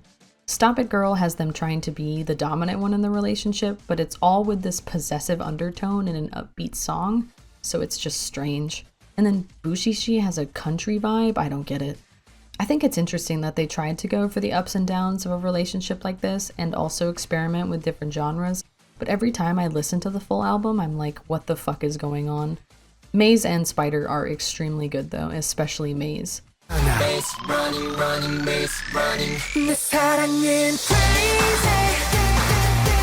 지독한 maze running, running, maze running, running. We go crazy. 끝없는 maze 여기저기 maze 여기저기 온통 너를 닮은 광명꾼 이젠 벗어나고 싶은데. We go crazy. 지독한 maze running, running, maze running, running. Okay, so let me finally address the elephant in the room. If you clicked on this video, if you aren't a fan and you know only one thing about VIXX, it's probably that they did Chained Up. But why is that? As far as their songs go, Chained Up is honestly not one of their best. It's still a good song, but there are at least 10 other title songs that I would rank above it. Why Chained Up continues to be their most well-known release is obvious. It's provocative, scandalous, and unlike any other concept that was being undertaken by boy groups at the time. If we look at what other boy groups such as GOT7, iKON, and Monsta X were releasing in 2015, most of them were pushing badass and aggressive images. Hell, if we look at any boy group at any period in time, they were likely pushing a badass image at some point. Big Bang, Super Junior, BTS, EXO, TVXQ, NCT, appease, Stray Kids, 17, even TXT, who I've always felt were somewhat inspired by VIXX. And I'm not knocking these kinds of concepts, they're not to my personal taste, but they definitely make sense within South Korea's patriarchal society. Many female fans are also attracted to this idea of male dominance, and many Korean men are still highly sensitive about being perceived as weak. So for VIXX to come out with a song like Chained Up, which saw the members as submissive love slaves to their female masters, it was far more than just pushing an envelope. This was ripping the envelope in half. This promotional period had a huge impact on the way boy groups went on to present themselves. Though it may seem like a staple in the present day, no boy groups were really wearing chokers before Chained Up happened, and none of them were working with the idea that male submissiveness could be something that was enticing to their fan base. The closest I can think of is TVXQ's Neurotic, which was released in 2008. I've compared the two before. TVXQ have the same kind of sensual and obedient look to their styling, and the music video shows a mysterious female entity binding them up in fabric. However, the lyrics are still very much from the side of male domination. They sing, "You want me, you fall for me, you're crazy about me, you can't escape me, I got you under my skin, you're my slave." Neurotic was perceived as a highly provocative song at the time it was released, so much so that the Korean Commission of Youth Protection ruled that the lyrics were overly sexual and a danger to minors. While this was ultimately because of a misinterpretation of the term under my skin, it does still come across as a very erotic concept today. Everything from the way they move, to their facial expressions, to the low camera angles. Nothing else felt remotely similar to it until the release of Chained Up. The more I've thought about it, the more that actual eroticism seems scarce in K-pop, and I'm sure that I could extend that to music as a whole.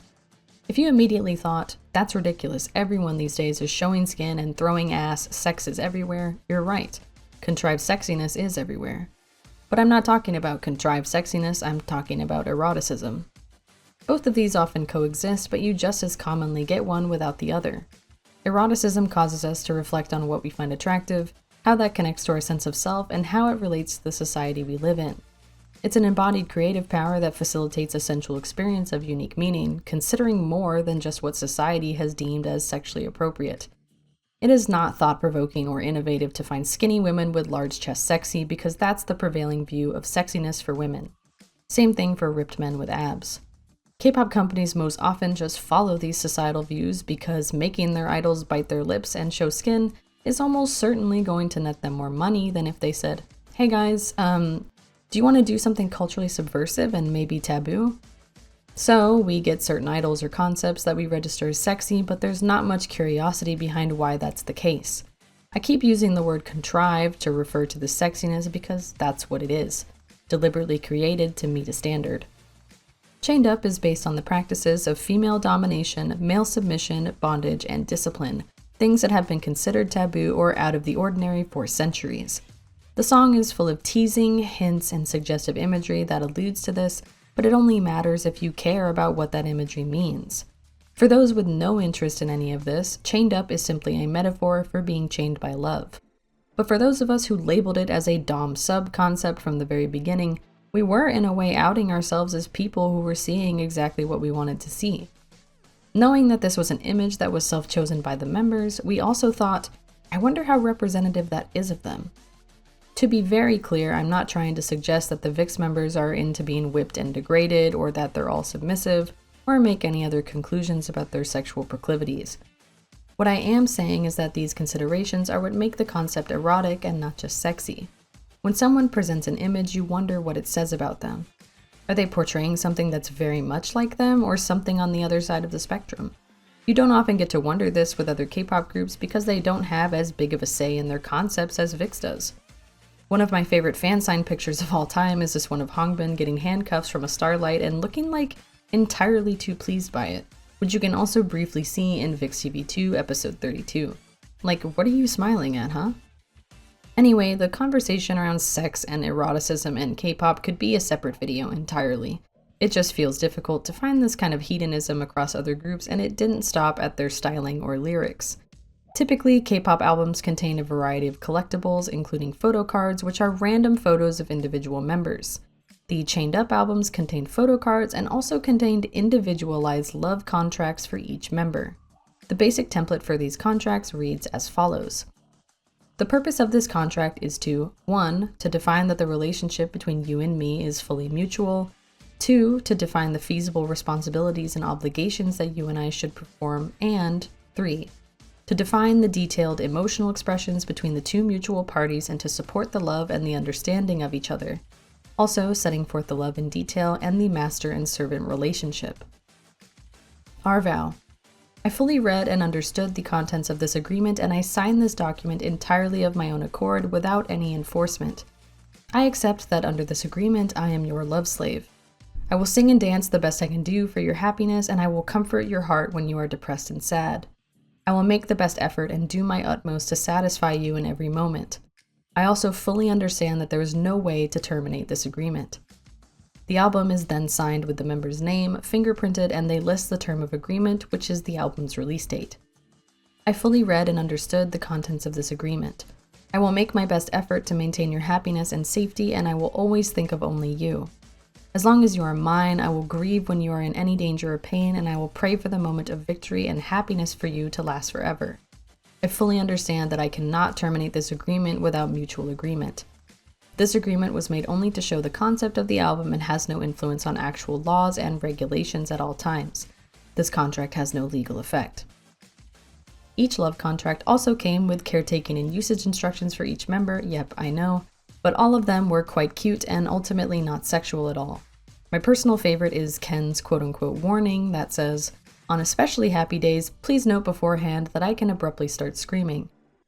When Chained Up was released, the title song was ranked number 1 on Mnet, Genie, Monkey 3, and Naver Music. It debuted at number 3 on the Billboard World Albums chart and peaked at number 1 on Gaon's Weekly Albums chart, at number 1 on Gaon's Weekly Social chart, and number 8 on Gaon's Weekly Singles chart. In its first month, it sold 104,744 copies, their biggest first month results yet, and it would go on to sell 120,158. On November 17th, VIXX gained their first music show win for Chained Up on the show. They won on Show Champion on November 18th and on Music Bank on November 20th. I can't remember why this was their promise, but they made Hongbin take his suit jacket off for their win on the show, so thank you, I guess. Hyuk was also the special host for that night, and it's incredibly funny to see him in this giant pink sweater, as the others look like masochist submissives. At year-end shows, Chained Up earned them several awards. Comeback of the Year from the KMC Radio Awards, Best Performance from the Yin Tai V-Chart Awards, and Bonsangs from both the Soul Music Awards and Golden Disc Awards. VIXX LR won Best Subunit / Collaboration from the KMC Radio Awards, and Love Equation, remember that? Me neither, Also snatched an award for Best Audience Rating Stage at the NBC Show Champion Awards. Chained Up was the clear standout from this year and is arguably still the standout when you ask a random K-pop fan what they know about VIXX. Nearly 10 years have passed since its release, and while it feels like the world has generally become more sex positive in that time, I don't really think that's true. We've certainly become more open about marketing sex to sell a product, but we still shy away from erotic creativity and discussion, at least in the mainstream. Many people have reasonably argued that we are actually way more sexually repressed than we were 20 or 30 years ago, only endorsing whatever sexual trend is considered popular by societal standards and keeping within us what we desire most. I think the huge response to Chained Up indicates that many more people are into submissive men and power dynamics than they might like to admit. This is becoming a more normalized preference for some people, but if Chained Up were to be released in 2025, exactly how it was in 2015, I think it would still be seen as scandalous and provocative. While the song isn't my favorite from them, this contributes to it still sounding fresh, and I wouldn't blink twice if I heard the instrumental from a modern boy group. 2015 wrapped up and 2016 began with VIXX releasing their first full Japanese album, Depend on Me, on January 27th with a title song of the same name. Generally, VIXX's Japanese releases are nothing of real note, so I didn't mention the ones from 2014 and I won't go on to cover any of the others in detail. Sorry to the 5 fans of Can't Say and Reincarnation. However, Depend on Me is really good and is themed around the belief of the red string of fate. This belief purports that there is an invisible red cord around the finger of those that are destined to meet one another. Flipped from Chained Up, the VIXX members are now the dominant ones in this relationship, saying that they are the only ones who can cut the thread that entwines them together. They tell their partner to depend on them completely, seeking their love.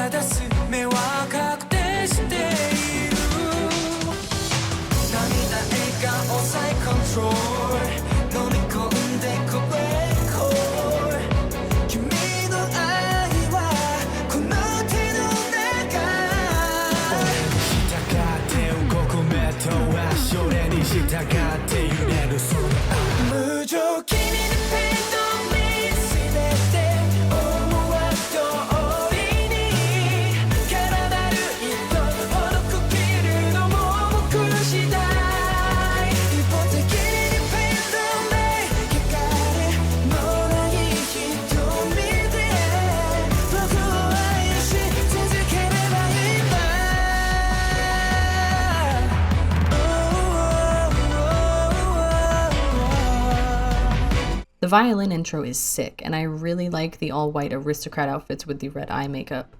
But the real standout is Echo, a hidden disco B-side that is criminally underrated in their discography.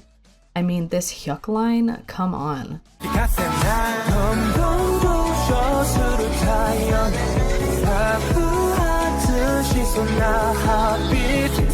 In March, whispers began circulating about something big that was coming. If you thought that 2015 seemed busy for VIXX, strap in for 2016.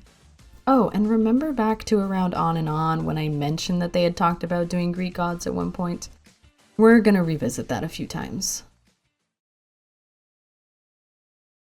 On March 16th, Jellyfish Entertainment revealed that VIXX would return with a new album on April 19th, 2016, with a representative saying, "Whatever you're expecting, expect more."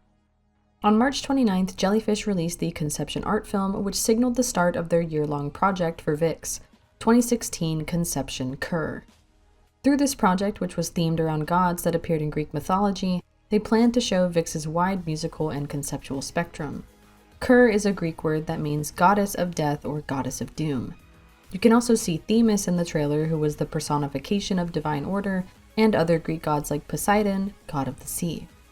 On April 11th, they released the Conception opening trailer.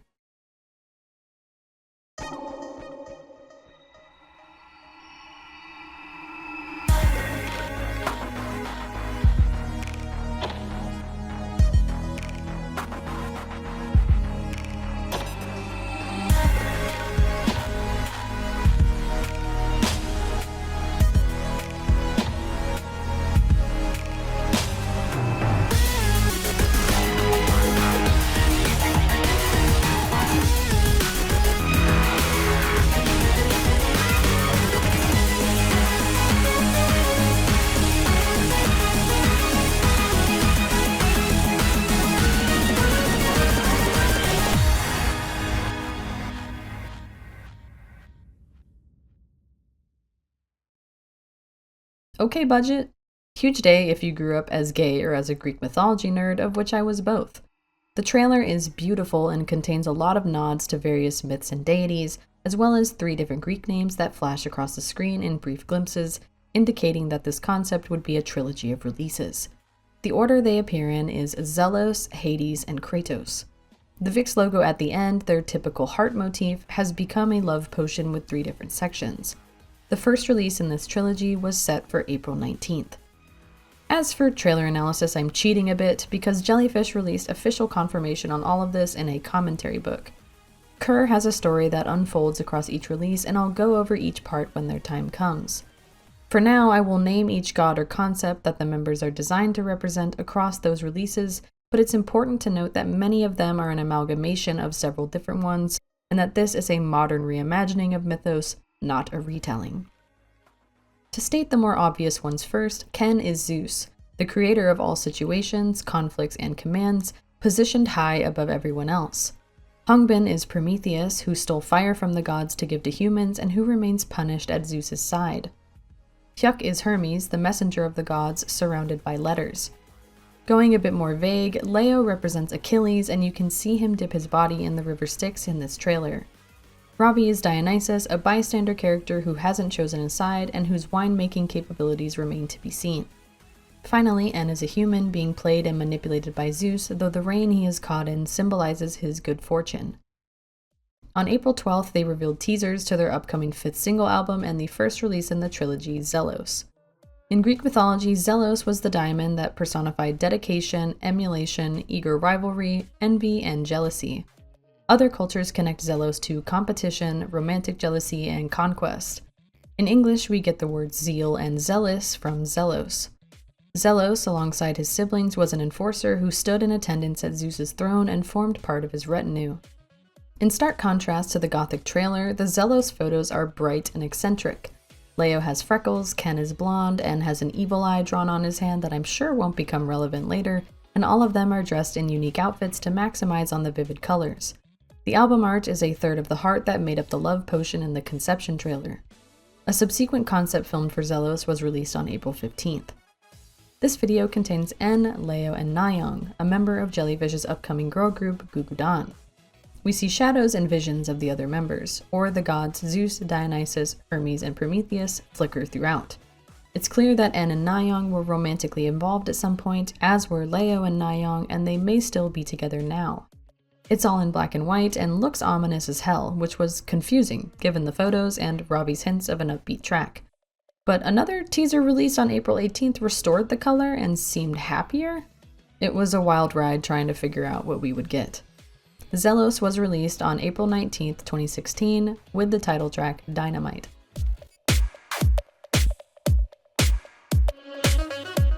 Yeah, it's too late, girl. All mine, all mine. All mine, all mine. All mine, all mine. Maybe I'm jealous. 뭘 봐, 이건 봐. 진정하라 하지 마. 무슨 소용이야 다. 이미 뻔히 저기 끝이 보여. Bartender 한 잔 더. I need more. One more. Two shot. 흐트러지게 내버려둬.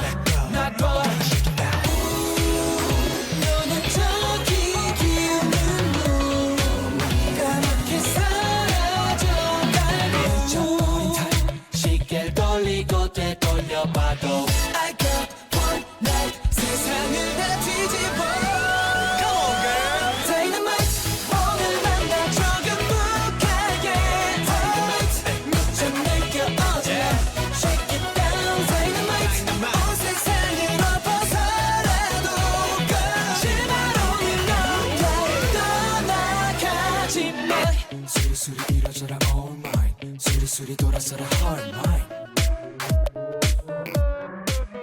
Dynamite was composed by Simon Yanlov, Andrew Choi, and Mellow Design.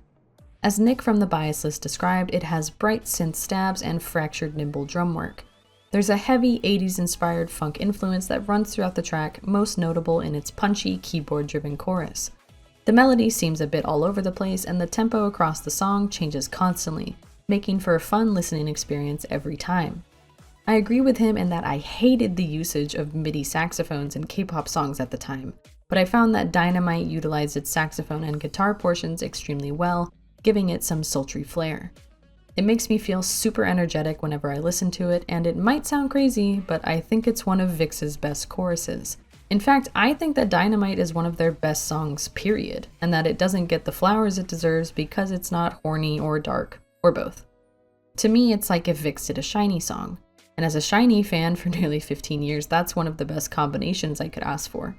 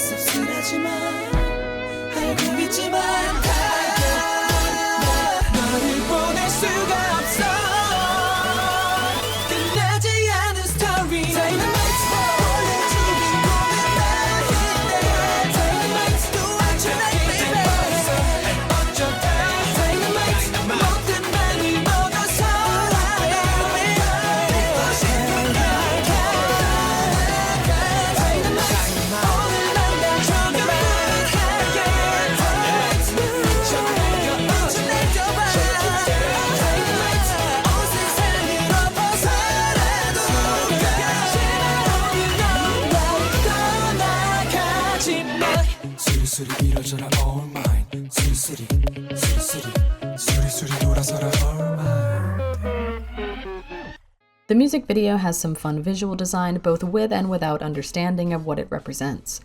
It begins by showing off N's evil eye that is tattooed on the back of his hand.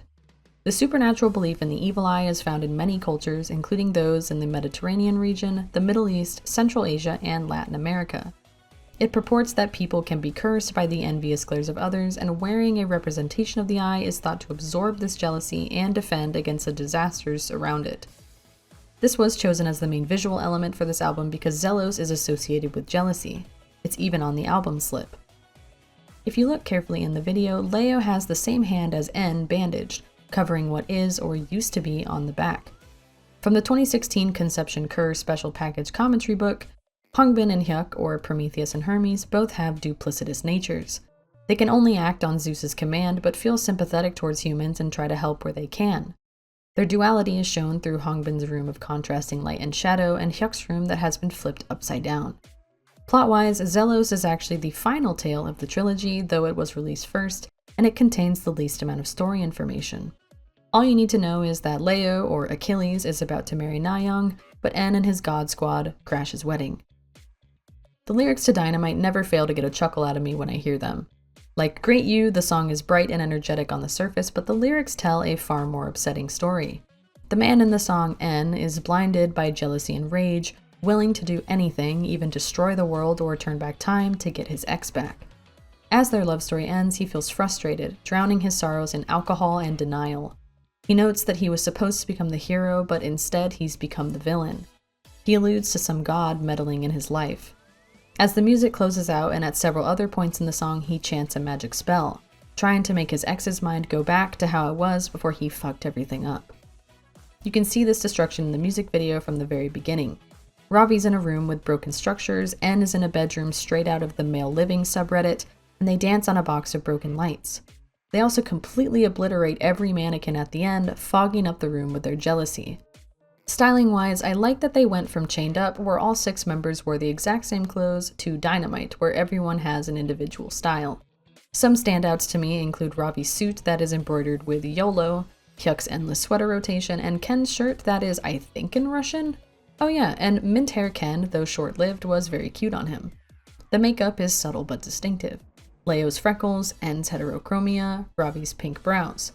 The choreography is snappy and really footwork heavy, done by Ian Eastwood, who also choreographed Chained Up. I don't really find it too notable outside of how energetic it is and how smooth those floor traversals are, but there are several nods to the evil eye on N's hand and efforts to turn back time. Hongbin is hitting those shots back at the bar. I'd also be remiss to not mention N's point dance where he sings about swallowing reality, and Hyuk's fun little hip move that, on every video I watched of this performance, was the most replayed move every time. Like, okay Starlights, I see you. The other songs off of this single album are 6 Feet Under, literally Nup, which means swamp, and Bad Bye. 6 Feet Under in particular is really fucking good, with the same kind of funky and aggressive instrumentation that Dynamite has. One thing I love about Ravi is that his lyricism and flow vastly improved over time, but he never lost his theatricality. It suits VIXX's melodramatic songs, especially ones like this, where his, dare I say, zeal is a perfect match. 6 feet under, that's enough. 6 feet under. 하고 때가 나온다 도망가도 더 빠져드는 너란 눈빛 너라나 네 오만한 자신감이 분명 얄미운데 맘구석이 안돼버린 내 예감이 들리지 않는 듯해 넌 내 맘을 날려서 공중분양부터 넘어게 내 심장을 또 드리블해 미치겠네 넌 가만히 있어도 나 미치게. Zelos peaked at number 1 on Gaon's album chart, and Dynamite peaked at number 14 on Gaon's digital chart, and at number 4 on the Billboard World Digital Songs. In the first month, it sold 89,910 copies and would go on to sell 105,870. On music shows, Dynamite resulted in 5 wins. Once on Show Champion, once on Music Bank, and 3 times on the show, marking their second Triple Crown. It's crazy just how much a shift to a brighter image can help with public reception, even though the lyrics and theme were still dark. Their 4th anniversary was in May, and they announced their 3rd solo concert, VIXX Live Fantasia Elysium, which they would go on to host in August, coupled with the release of the 2nd installment in their trilogy. On August 1st, Jellyfish revealed that this 2nd installment would be titled Hades. In Greek mythology, Hades was the god of the dead and the king of the underworld. A visual teaser was released on August 2nd, showing N's evil eye hand bruised and covered in thorns.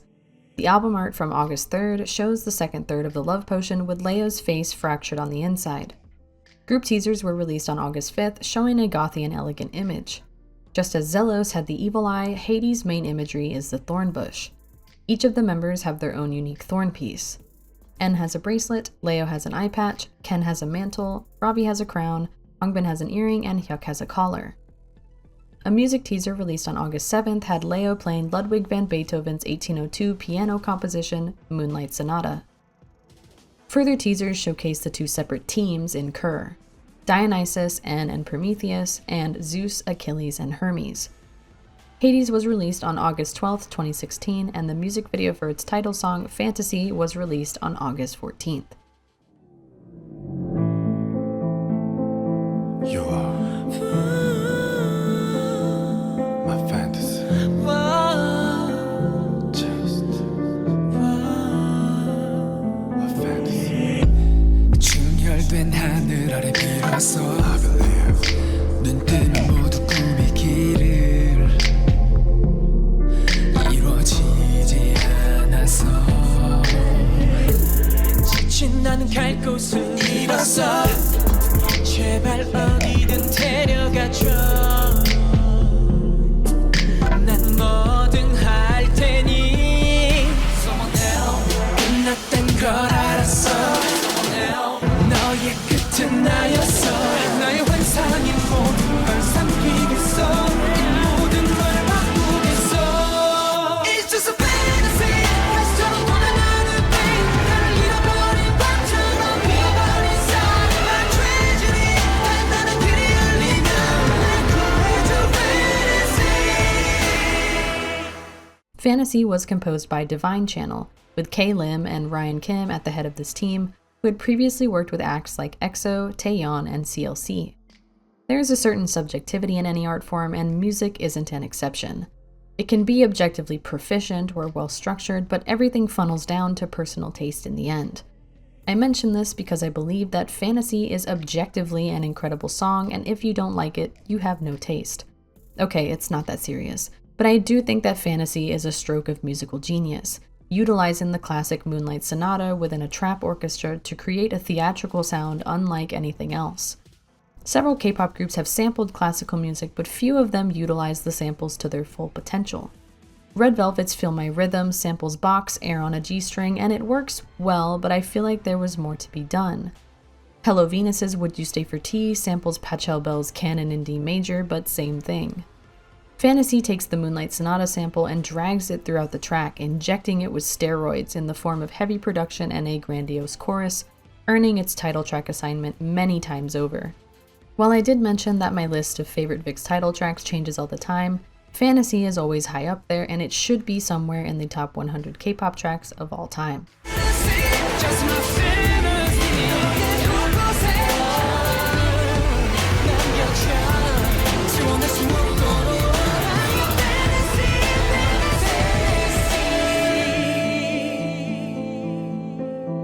It's all mine, it's my fantasy.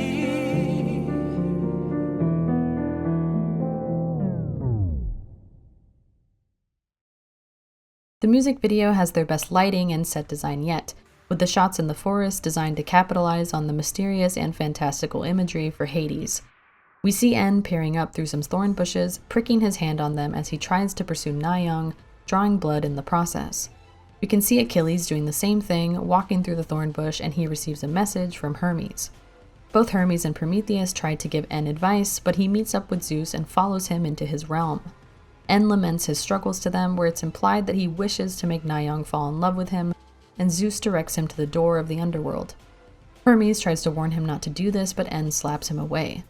Both En and Achilles are shown entering the underworld, though it's unclear if this is simultaneously or at different times. They are also shown taking the same boat to Zeus's realm. Both of them are tied to Dionysus's evil scientist table, where he creates a potion. As described in the commentary book, the thorn bushes shown at the beginning represent the rule that in the underworld you must bleed in order to make love potions. Because they have both bled, they both receive one. Later, Achilles bandages his hand to cover the evil eye that marks the back. This indicates that anyone who goes through the process of getting a love potion is branded with an evil eye. En is once more caught in the rain. I really love the transitions during the dance scenes, where they go from Zeus's realm to Limbo to the underworld, symbolizing En's and Leo's journeys. It's one of those music videos where you can pause at any point and the resulting screenshot is good enough to be a background.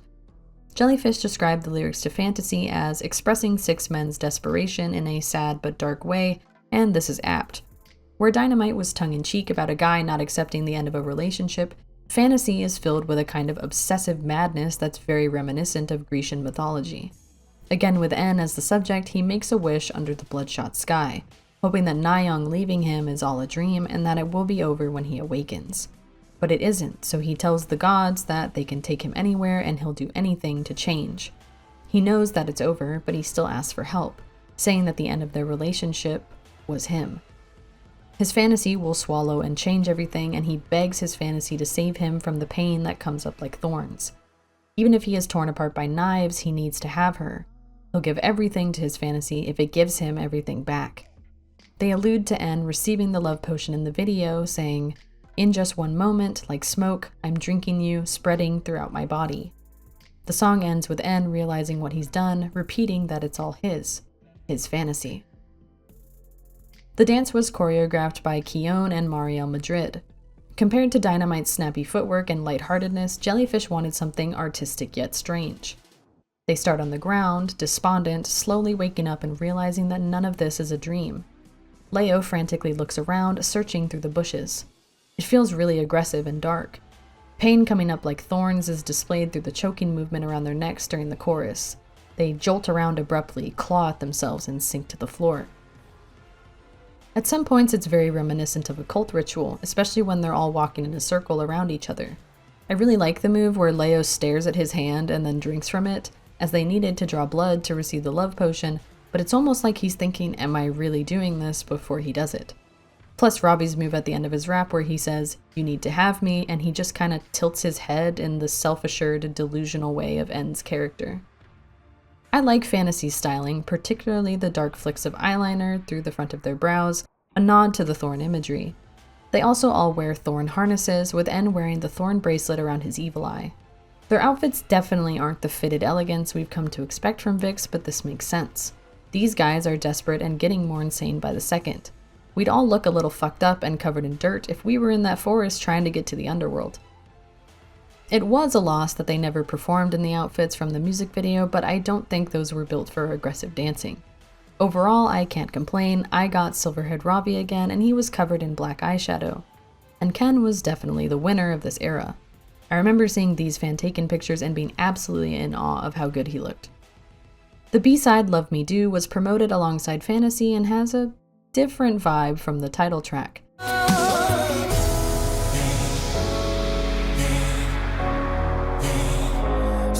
멈출 것만 같아 Day and night 네 눈빛 속에 나를 담아 All day 순간 속에 빠져들어간 난 너로 마신 독한 Something 몸속으로 타고 들어가는 걸 나를 더 가져가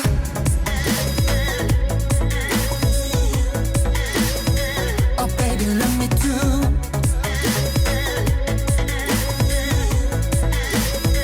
Oh baby let me do 꽂히게 쳐다만 보지 마 확실히 너도 알고 있잖아 넘어갈 때도 너 같잖아 나를 더 가져가 I don't think I've mentioned it before now, but VIXX are a very tall group.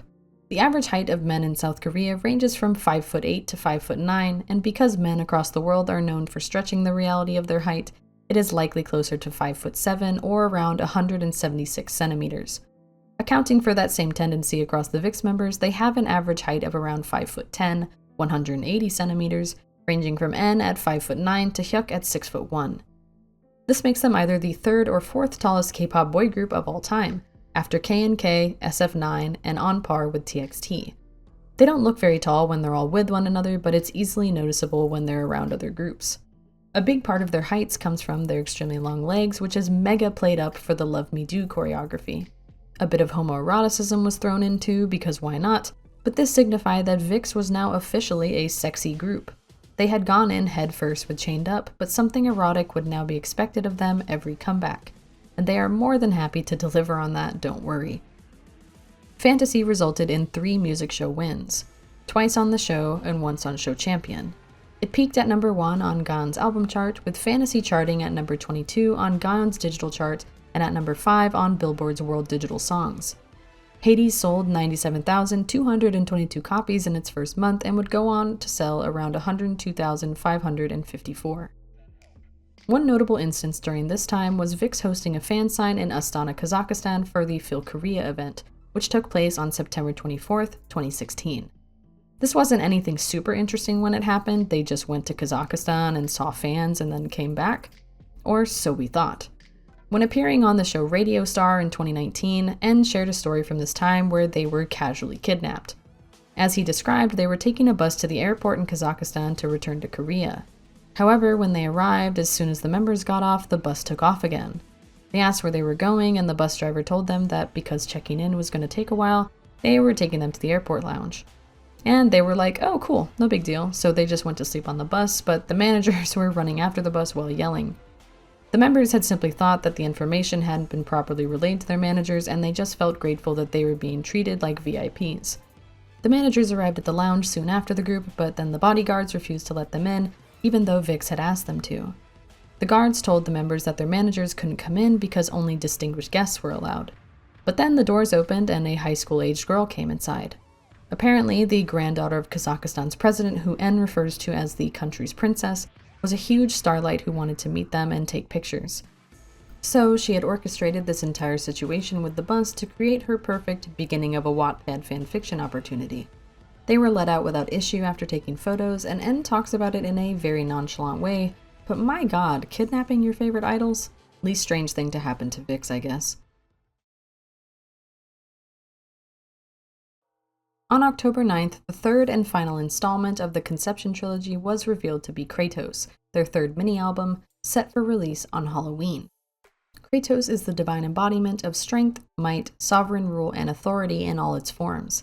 He's characterized to be brutal, merciless, and oppressive, advocating for violence at every turn. On October 16th, cheekily at 10:31 p.m. Korean Standard Time, Jellyfish released the VIXX 2016 Conception Cur trilogy video. It shows a mysterious figure putting the shards of the love potion together. The top left from Zelos, the top right from Hades, and the bottom piece blank but from the upcoming Kratos. Member teasers were revealed on October 18th, showing military uniforms, lace blindfolds, and dual-tone lighting. In the commentary book, Jellyfish notes that these uniforms symbolize Kratos being the embodiment of strength, as well as his greed for power. The album art for Kratos was shown on October 20th, with Ken, or Zeus, wrapped in a blindfold. The final title song for this trilogy was aptly titled The Closer. From October 24th to the 27th, they released individual character trailers for each member. A notable thing in N's character trailer is that he pulls 3 tarot cards, those having the meanings of jealousy, darkness, and power, all the themes of their 3 mini-albums. On October 31st, VIXX released Kratos alongside the music video for The Closer.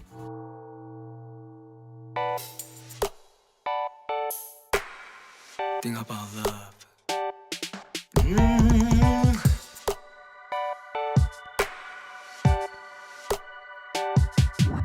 반쯤 가린 표정 내홍만이 남고 은밀한 무드 넘어 비밀만이 넘쳐 baby 나른한 눈빛으로 say something 물론 알아채지 오직 나만 홀로 Oh whoa whoa that's no no boy no no no 쉬서도 태도 마저도 내 맘에서 들어도 발동하는 순간 1분 1초가 아깝지 여기 누구라도 탐낼 너잖니 Getting closer 다 밀어내고 너를 독점해 너의 어디에도 감히 눈을 들지 않게 틈 하나 없도록 다가가 모두들 멍하니 바라보기 알아봐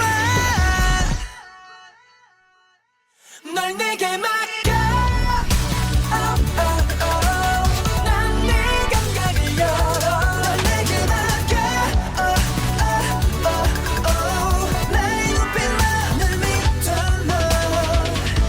시간 속에 갇혀들 수 있니 다 끝까지 가득 breathe on me 널 내게 맡겨 널 내게 맡겨 oh, oh, oh, oh. The Closer is another fantastic song by Divine Channel. It's not as intense as Fantasy or as fast as Dynamite, but The Closer is full of subdued tension, alternating between restrained verses and the explosive chorus. One of my favorite details is this ascending progression of background harmonies during N's and Leo's part in the chorus, which someone with much more musical knowledge than me managed to identify. 시간 속에 갇혀들 수 있니 다 끝까지 가득 breathe on me With its smoother production, it's one of their most equal line distributions yet. Hongbin and Hyuk get actual lines, guys. It was groundbreaking. Ultimately, the song is addictive, but it's a tease, feeling like it never truly hits its climax. We're left wondering at the end if something more is coming. This makes it my least favorite out of the songs in the Conception trilogy, but that's hardly an insult. Really, I feel like your ranking of these 3 songs depends entirely on how you're feeling on a certain day. Something about that "Nor nege makyo" that Leo yells in the chorus activates a chip in my brain, I swear to God.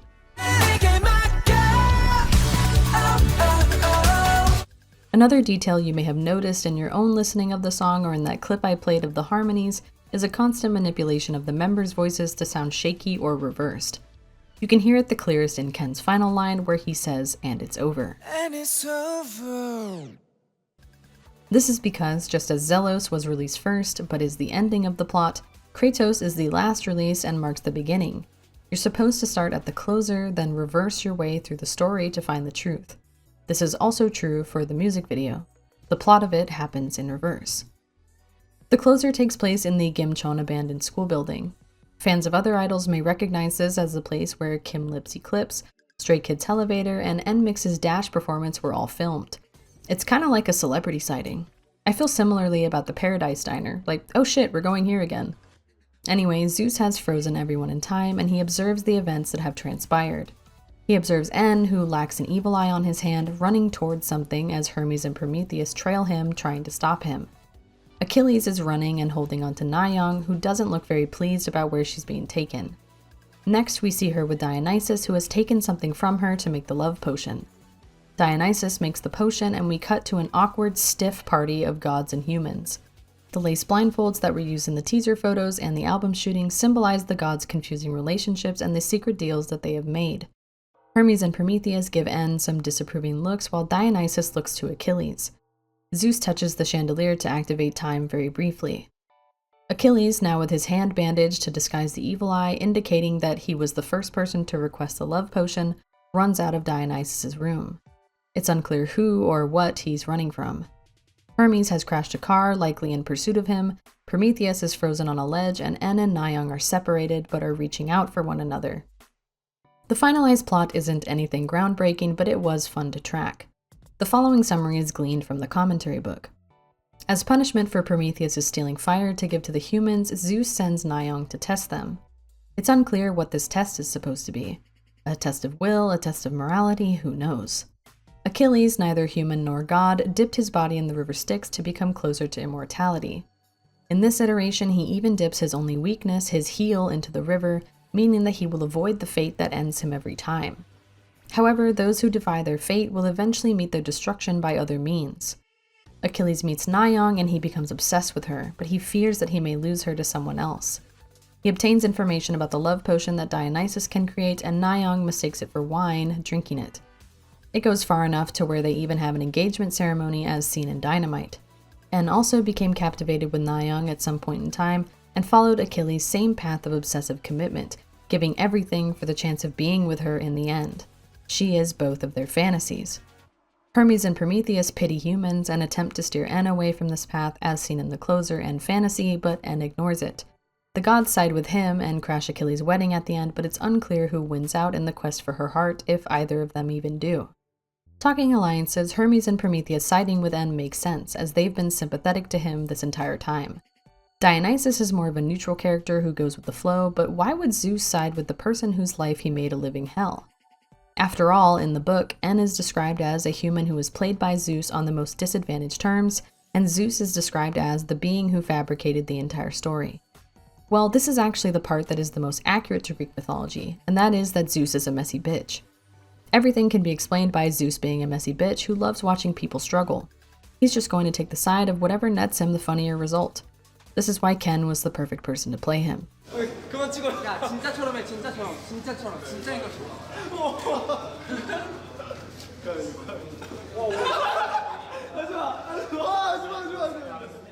The closer's lyrics offer a peek into En's and Achilles' entitled possessiveness.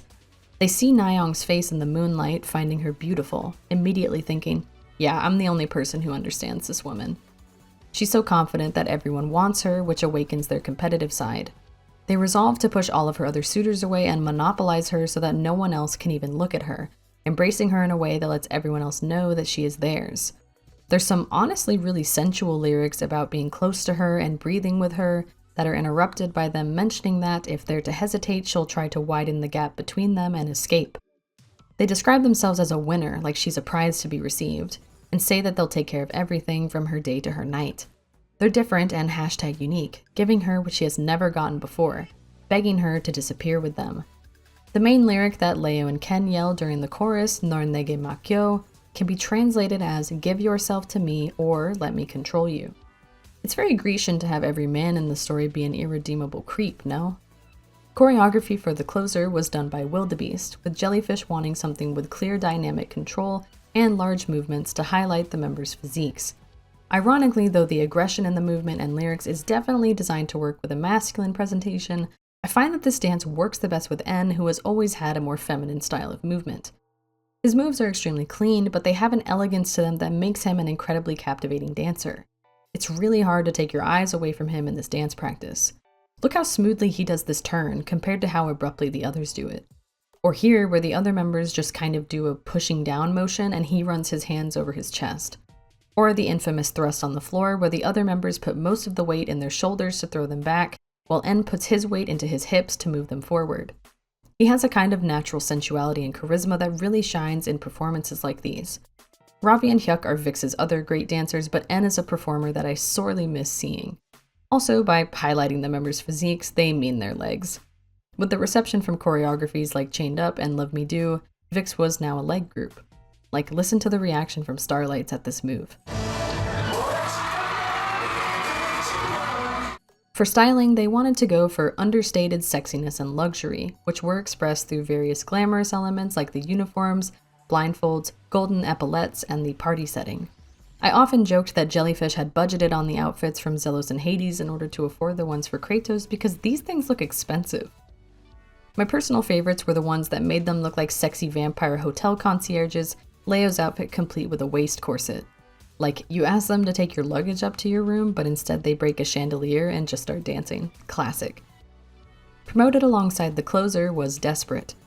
It's a really orchestral song, full piano accompaniment with violins, that transforms into the classic VIXX dance track for the chorus. There's even a really loud clock tower chime that makes me smile every time I hear it. The lyrics are exactly what you would think.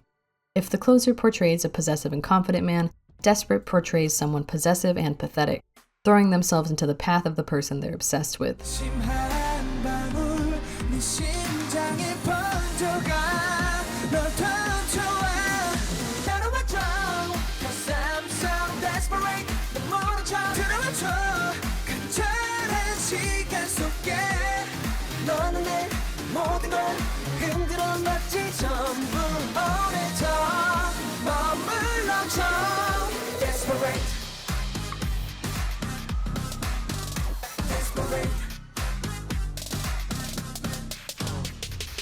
The other songs on the album kind of run the gamut. Shooting Star is an adorable fan song, Good Night and Good Morning is a stripped-down ballad, and Romance Is Over is one of Leo's depression compositions. Kratos entered and charted at number 2 on Gaon's album chart and at number 5 on Billboard's US World Albums chart. The Closer peaked at number 8 on Gaon's digital chart and at number 14 on Billboard's World Digital Songs chart. The album sold 57,456 copies in October and would go on to sell 97,176 in its lifetime. Overall, all 3 of their releases in this trilogy were commercial and critical successes. On November 11th, VIXX revealed that they would be releasing a special album to wrap up and celebrate the end of the VIXX 2016 Conception project. This special album, titled VIXX 2016 Conception Cur, contained a CD, DVD, the commentary book where I've been confirming all of my information, and a photo book. They filmed the music video for this album on November 14th, hosted as a special event for Starlights to attend. Cur was then released on November 21st, 2016. It contains all of the songs from their 2 single albums, Zelos and Hades, as well as from the Kratos mini-album. It contained 1 new song, Milky Way, composed by Justin Reinstein and written by Ravi and Hyuk, that was promoted as the title track.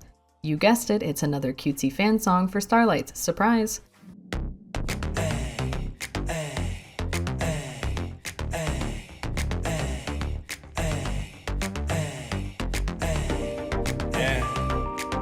You're my bright light. We are walking on the Milky Way.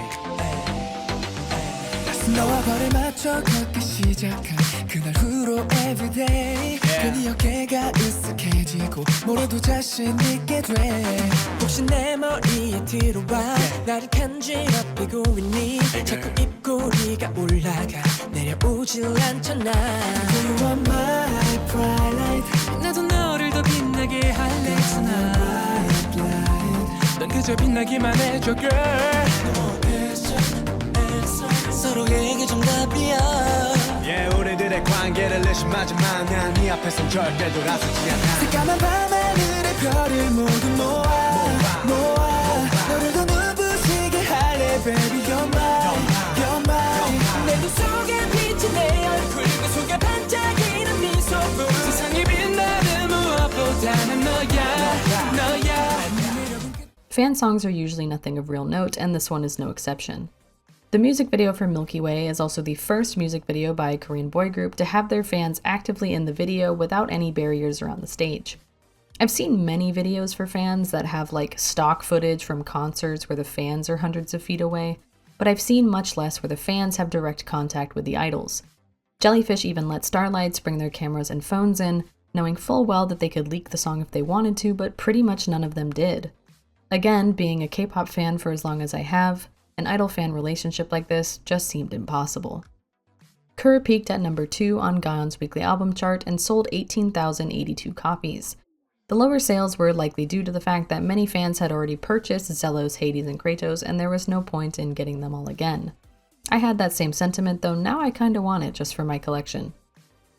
And with Milky Way, that's a wrap on the 2016 Conception trilogy. I know that I've been giving my subjective opinion this entire video, but I really want to pull down the mask and say that this was the most excited and involved I'd ever felt in my K-pop experience. I think that it's extremely difficult to find groups where I like their music, their concept, and their members all at once. If I'm being honest, most only meet one of those qualifications. VIXX was a once-in-a-lifetime group where all 3 of these were met consistently, and Conception is the ultimate display of their depth. From Dynamite's frivolous melodrama to Fantasy's obsessive quest to The Closer's entitled sexuality, Every entry was distinct and expertly crafted. I can't imagine how exhausting this year must have been, constantly doing photo shoots and filming music videos, and recording and dancing, all back to back, so I really commend the members for their hard work. And I think that Jellyfish did a great job making sure their vision was realized, always willing to put their best foot forward and attempt new things. To have an output like this just 4 years into their career is beyond impressive, and something very few groups managed to accomplish even in their lifetime. The beginning of 2017 awarded them another Bonsang from the Seoul Music Awards, this time for Dynamite. They also received an album Bonsang from the Golden Disc Awards for Chained Up. I think it was released far enough in 2016 that it counted for a 2016 release, I'm not sure. On March 23, 2017, Jellyfish announced that VIXX were working on their new album with a release goal set for May. On April 6th, they shared that this album release would coincide with the celebration of their 5th anniversary, where they would also hold their 4th solo concert, VIXX Live Fantasia Daydream. As one might expect, the pressure was on after the Curd trilogy to follow up with something that was the same level of quality. At the time, I didn't think this would be possible, as it's normal for groups to have stronger years and weaker years. It would be ridiculous to expect insanely good songs and concepts all the time, right? On May 2nd, 2017, VIXX announced their 4th mini-album, Do Won Kyung, scheduled for release on May 15th. As summarized by Translated VIXX on Tumblr, Do Won Kyung can't really be translated to English. In Korean, it has come to refer to an enchanted land or a utopia, a wondrous place that does not exist. The origin story for the term is the Chinese fable Tao Huayan Ji, the tale of the peach blossom spring. Written in 421 by Tao Yuanming, it portrays a chance discovery of an ethereal utopia where the people lead an ideal existence in harmony with nature, unaware of the outside world for centuries. Do Won Kyung has accompanying Hanja, which is the traditional writing system for Korean that uses Chinese characters. This Hanja is Tao Yen Jing. The place, Jing, is where the peaches, Tao, originate Yen. In sum, Do Won Kyung is a lovely paradise full of blossoming peach trees that does not actually exist.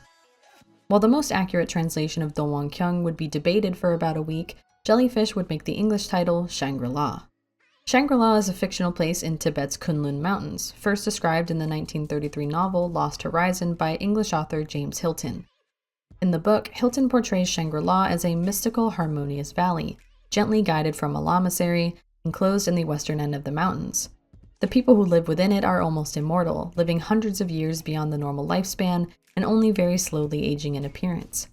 As a name, Shangri-La has become synonymous with a remote, beautiful, and imaginary place where life approaches perfection, enduringly happy and isolated from the world. On May 4th, VIXX released a series of individual shots of the members dressed in hanboks with their birth flowers around the border, followed by individual shots of the members with hanboks the color of their birthstones on May 5th. Hanboks, literally translated to Korean dress, are Korea's traditional clothing. All of the members were born in different months, so they all have different birthstones, and birth flowers in Korea correspond to a specific month and day. Don't worry, divinatory girlies, I got you. Going in order from oldest to youngest, N was born on June 30th. His birth flower is the honeysuckle, which symbolizes love. His birthstone is the pearl, which also symbolizes love. His hanbok is white and black, the most popular colors for pearls. Leo was born on November 10th. His birth flower is the hibiscus mutabilis, or the Confederate rose, which symbolizes exquisite beauty. His birthstone is the topaz. While you may typically think of topaz as a yellow or orange, it has an exceptionally wide range of colors, and they went with blue. Blue topaz specifically represents loyalty and righteousness. Ken was born on April 6th. His birth flower is the Adonis, a genus of about 30 species of flowering plants of the crowfoot family, which symbolize eternal bliss. His birthstone is a diamond, a symbol of strength. Ravi was born on February 15th. Let's go, fellow Aquarius. His birth flower is the Cryptomeria, a conifer in the cypress family, which symbolizes living for others. His birthstone is the amethyst, which symbolizes wisdom. Hongbin was born on September 29th. His birth flower is the Malus pumila, or the flowering plant that produces apples, which symbolizes fame. His birthstone is the sapphire, a symbol of truth. Finally, Hyuk was born on July 5th. His birth flower is the lavender, which symbolizes a strong scent or fragrance. His birthstone is the ruby, a symbol of vitality. Also on May 5th, they released a concept performance film featuring a solo dance performance from N.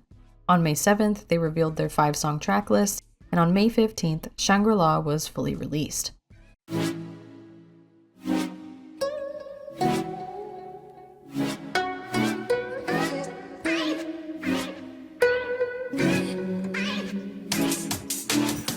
들어져 피는 꽃 바람마저 달콤한 이곳은 너와 함께 있다면 어디든 마음이 나풀대면 불어올 그림 속 난 내게 취해 아득한 향기에 기대 시간 따위 버려두고 널 바라보고 하얀 달이 뜨면 달의 빛이 너를 보고 낮과 밤이 전부 너야 틈없이 모든 숨소리가 너인 것만 같아 더 진해 좀 더 짙게 이 밤 깊이 번져가고 있어 벗어날 수 없게 눈 감고 내 안에 널 꽂혔잖아 난 취해 좀 더 취해 이 꿈속에 빠져들고 싶어 넌 다가와서 내게만 스며들어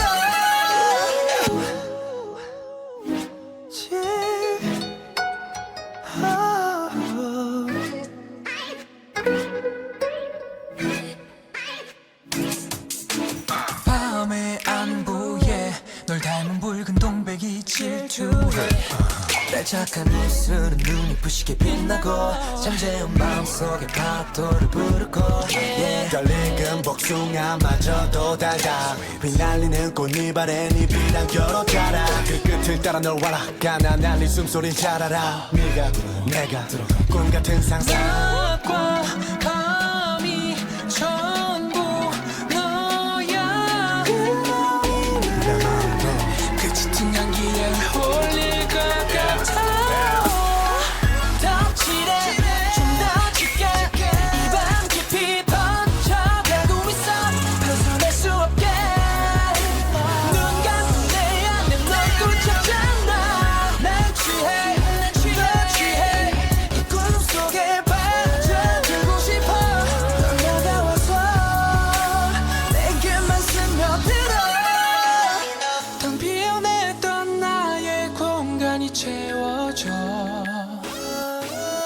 너로 물든 색이 아련하고 눈부시게 빛나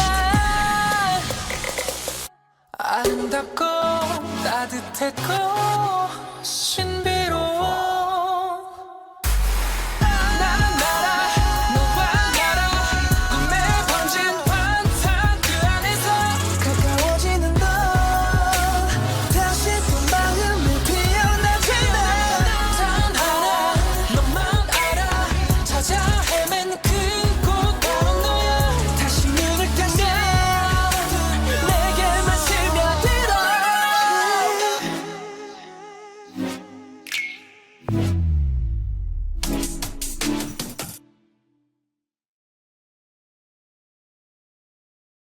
Shangri-La was composed by Divine Channel yet again.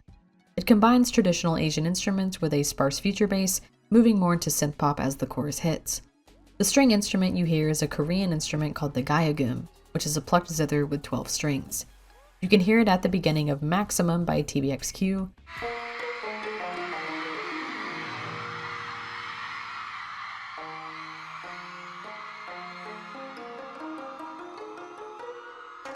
and in Arario by Top Dog. Hi Nocta!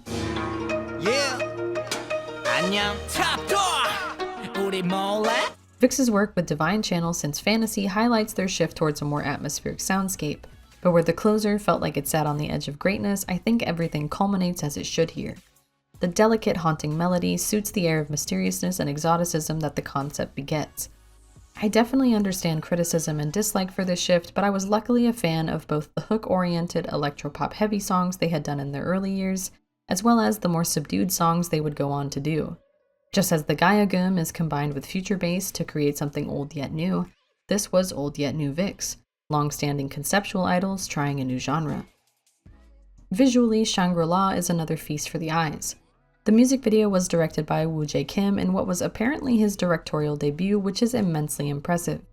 The set design is simple yet impactful, lush with East Asian fantasy.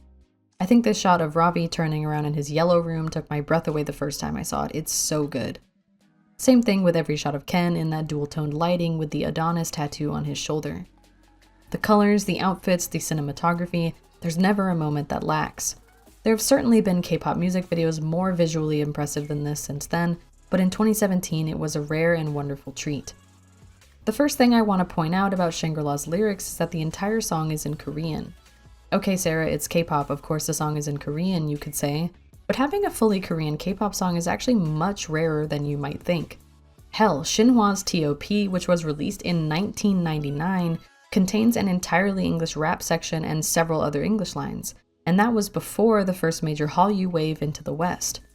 An analysis from 2023 found that the top 400 girl group songs averaged 41.3% English lyrics, while the average for boy groups was 24.3%. That's anywhere from a fourth to nearly half of a given song being in English, and it's only been going up. From that same article, girl groups had an 18.9% rise in English lyrics since 2018, while boy groups rose 5.3%. I also found an academic article that specifically tracked Blackpink's, BTS's, ITZY's, and Twice's English usage in their songs. By 2022, all of the groups were at around 40% English in their songs, while Blackpink was closer to 70%. It makes a lot of sense with the way K-pop has been globalized, and I'm not trying to make a claim of whether this is good or bad. Part of what makes K-pop appealing is that much of the music is understandable even if you don't know Korean. However, I do think a lot of songs suffer from heavy-handed, poorly translated English lyrics that ruin the flow, and many would benefit from having just a bit less of them. Translation is a delicate job that not only has to match meaning, but context and feel. For Shangri-La, a song based in Asian mythos, it seems especially pertinent that there are no English lyrics. Not only does it synthesize with the concept, but I think it allows for the mysterious, sensual feeling to be carried across the song without some English words pulling you out of it. In the lyrics, the VIXX members describe their partners as their Shangri-La, the place they've been looking for. They're drunk with the dream, searching for her inside of them, waves rising in their heart. There are several references to peaches alluding to Taohuayanji. I don't think I can relay the English translation with the same amount of grace that the original lyrics have, so I really recommend listening to the entire song and reading a translation yourself. I'm a sucker for traditional clothing from all cultures, so Shangri-La's styling was an immediate yes from me. The white hanboks are my personal favorite. The cut is really flattering and the see-through lace sleeves are a pretty detail, plus the red seal tassel for a pop of color. The primarily black hanboks with the white belts are bougie and the red ones highlight their red eyeshadow. They had pink ones too. Oh, and these flowery hanboks from Daydream that I wish they had worn on music shows. I should also mention that I'm using the term hanbok loosely, as what they're wearing are hanboks, just a more modern version that is better suited for performances. For comparison, they did wear traditional hanboks while en route to Music Bank. These are quite flowy and bulky, with not as much cinching done at the waist and in more muted colors. You can see why they wouldn't be functional on stage, but they are absolutely beautiful. Correct me if I'm wrong, but I think each of their hanboks is emblazoned with their birth flower too. If so, crazy attention to detail. The only thing I would have liked to see is all of the members with natural black hair.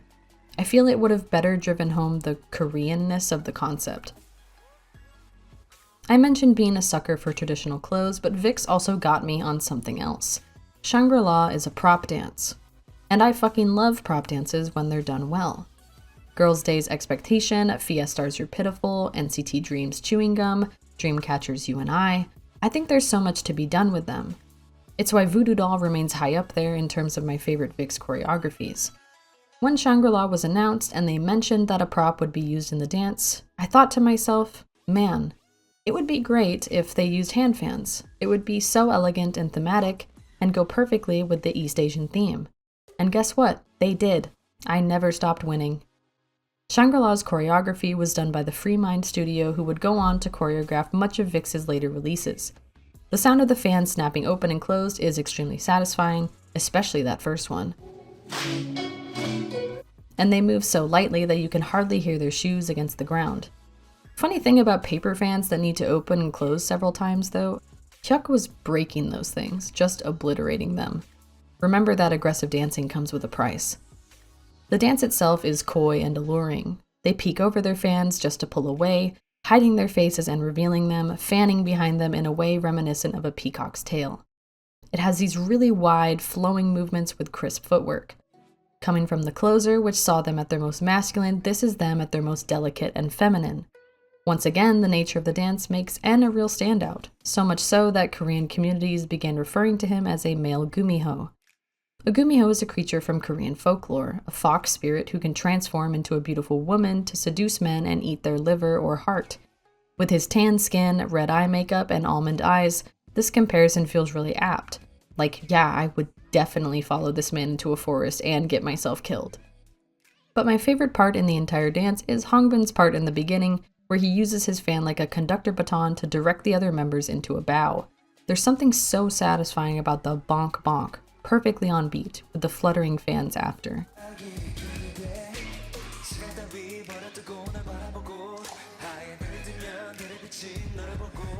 The B-side promoted with Shangri-La was Blackout, an unapologetically horny club banger that, hey, whoever styled Ravi in round glasses, are you fucked up? Do you want me dead? Whatever. Anyway, remember how during Hades and Kratos there was this increased focus on VIXX's legs? Blackout features a conga line leg drop. This is one of the greatest examples of knowing your audience I have ever seen in K-pop. Like, again, listen to the Starlights screaming.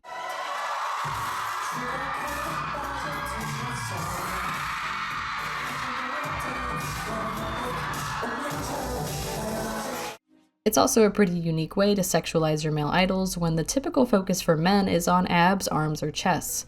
Legs are usually a sexualization point for female idols. AOA's miniskirt and Sistars alone immediately come to mind. Just as VIXX never really made dominance a part of their appeal, instead favoring seduction or submissiveness, their bodily appeal was always very sly. Legs, collarbones, hands, what have you. The other songs off of Shangri-La are Into the Void, 1, 2, 3, 4, 5, and To Us. Into the Void is a genuinely ominous, haunting kind of sound. It takes me back to the days of Error. Hongbin also features quite heavily on it, with full usage of his lower register.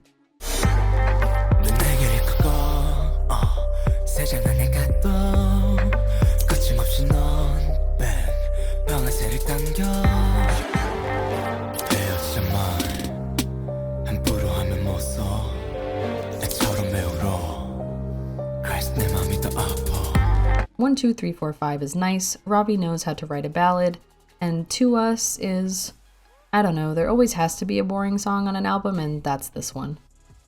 In its first month, Shangri-La sold 73,116 copies and would go on to sell 87,801. It peaked at number 2 on Gaon, at number 13 on Billboard's US Heat Seekers, and at number 4 on Billboard's US World. They received one music show win on the show, the day before their 5th anniversary. This commercial performance was all well and good, but Shangri-La would actually grow to become much more popular after a remix performance at an end-of-the-year ceremony, roughly 7 months after its release. I'll cover that as we approach it, but for now, promotions were wrapped and the VIXX members chilled out a bit, released some song covers, and went on well-deserved vacations. On July 19th, Jellyfish announced that VIXX LR was aiming to have a comeback. On August 14th, VIXX LR announced that their second mini-album, Whisper, would be released on August 28th, 2017. Just like Beautiful Liar, the album contained 5 tracks, all of which were written and composed by either Leo or Ravi. They released some teaser photos, a highlight medley, a few teaser videos, and then fully released Whisper on August 28th.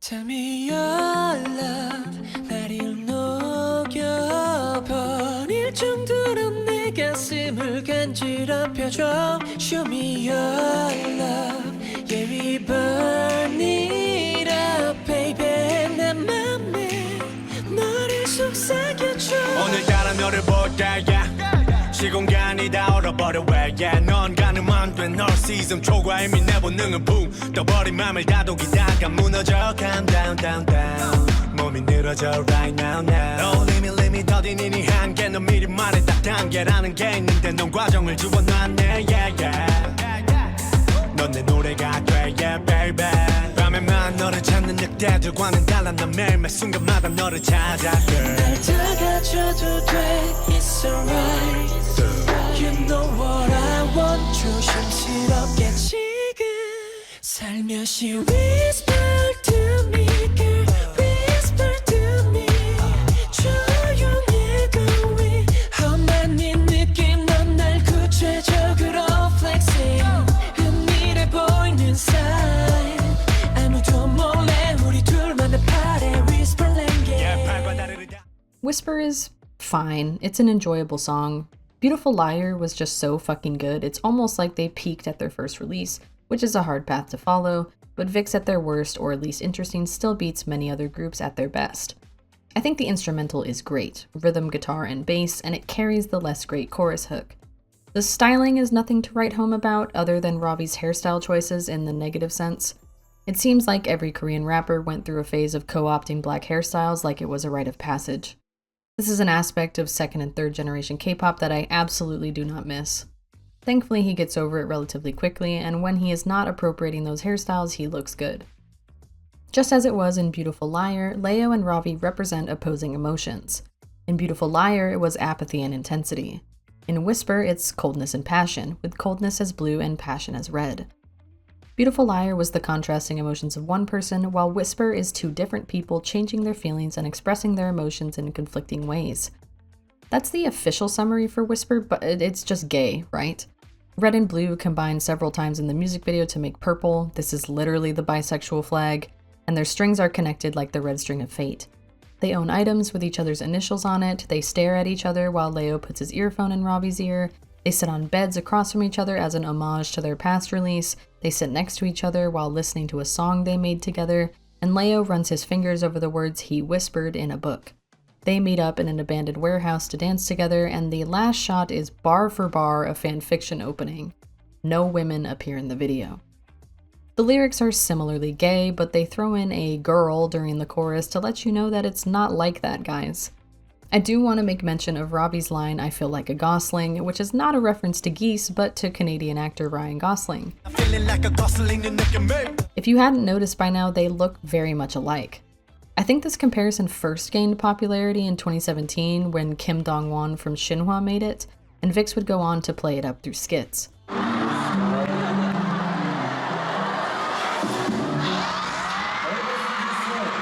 Ravi also expressed his personal thanks to Argos, saying, 저는 제가 이렇게 광고를 찍게 될 줄은. Big shout out to Ryan Gosling. Plus this response to Gosling's casting as Ken in the Barbie movie, which makes me crack up every time. Whisper peaked at number 1 on Gaon and at number 2 on Billboard's US World Albums chart. It sold around 43,000 copies in the first 2 months and would go on to sell around 70,000, which again is pretty good for a 2-member subgroup. VIXLR would then go on to have their first duo concert, Eclipse, which was held in November. During a year-end music show, MBC's Gayo Daejun, VIXX performed a remix of Shangri-La. Alongside a section with traditional Korean dance choreographed by N, this was titled The Wind of Starlight. Some details include the style of their hanboks, which were modeled after sochanggi, traditionally worn by noblemen during the Joseon dynasty, their fans being twice as big as normal and patterned with a constellation, and the title itself. Wind in Korean is param, which can also mean hope or wish. In other words, the title for this remix can be The Wish of Starlight, meaning that this was a performance made to fulfill what Starlights wish to see. And their fans have stars on them, like their fans are called Starlights. Get it?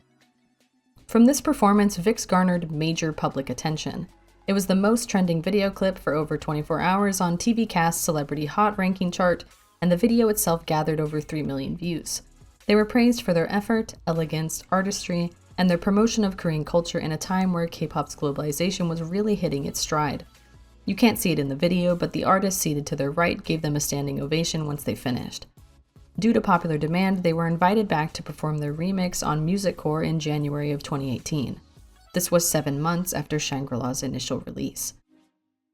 As you might remember, this was also the year when the Winter Olympics were hosted in Pyeongchang, South Korea. After VIXX's newfound attention, it was announced that they would take part as an act in the opening ceremony of the celebratory cultural performance of the International Olympic Committee's 132nd conference, hosted at the Gangneung Art Center. They performed there on February 5th, with N and Hongbin later attending the IOC President's Dinner. It was very cool to see their artistry be recognized on a national level, and it was also extremely funny to see them gathered around all the other performers at the end. They look like gods of death towering over everyone. Also in January, Ravi released his second mixtape, Nirvana.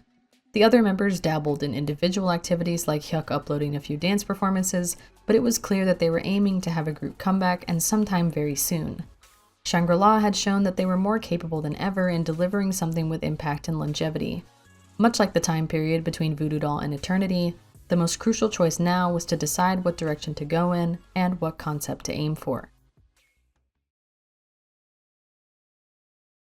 On March 30th, 2018, Jellyfish shared an announcement image for VIXX's third full studio album, VIXX, set to be released on April 17th. This would be their first full-length album since Chained Up back in late 2015.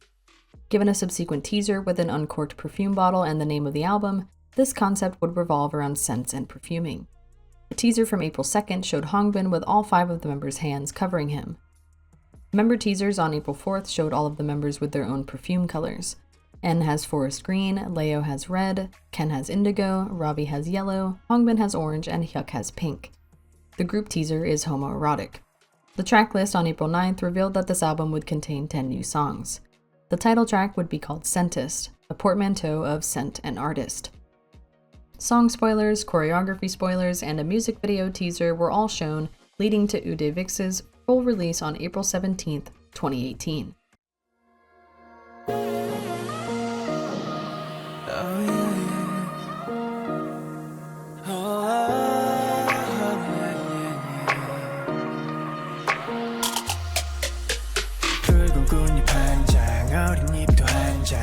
환상의 수지와 곤두세운 조각 얼음 같은 달빛 먹구름의 눈빛 간절한 속삭임 틀림없는 공식 꽃잎에 눈물을 받아내는 달콤한 실험 얇아진 눈물은 또 새롭게 피어나고 숨을 참았지 안개 속에 너를 찾아낸 순간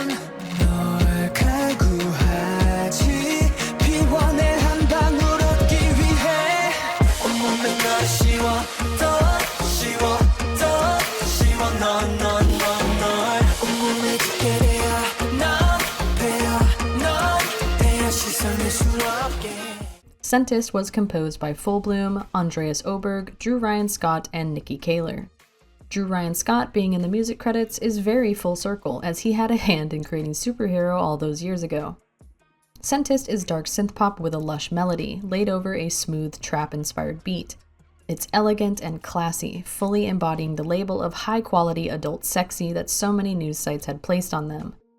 Again, for those who were fans of their more intense songs, it might feel like another edge fest, languishing in its smoothness as a huge slow burn as described by Billboard. But for me, the groovy chorus it leads to is enough of a payoff, especially that last altered chorus with Ken on the floor. It's so fucking good.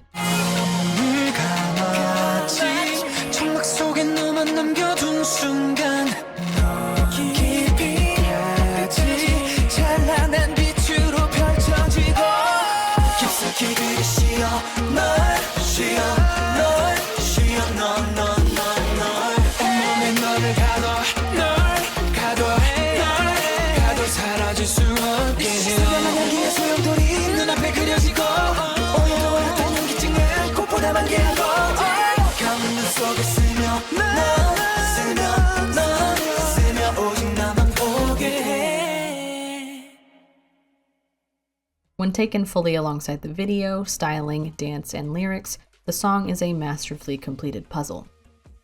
Scentist is based on the novel Perfume, The Story of a Murderer, written in 1985 by German author Patrick Suskind. Perfume follows an orphan in 18th century France, Jean-Baptiste, who was born with an exceptional sense of smell. He becomes a perfumer, but later becomes involved in a murder when he encounters a young girl with a scent that elicits something within him and that he cannot find anywhere else. The novel explores this sense of smell and its relationship with emotions, and Jean-Baptiste kills tens of women to practice preserving human scents. He's eventually caught by police and put to death, but wears a perfume created from his victims, which causes the town people to fawn over him, and the magistrate reverses the court's verdict.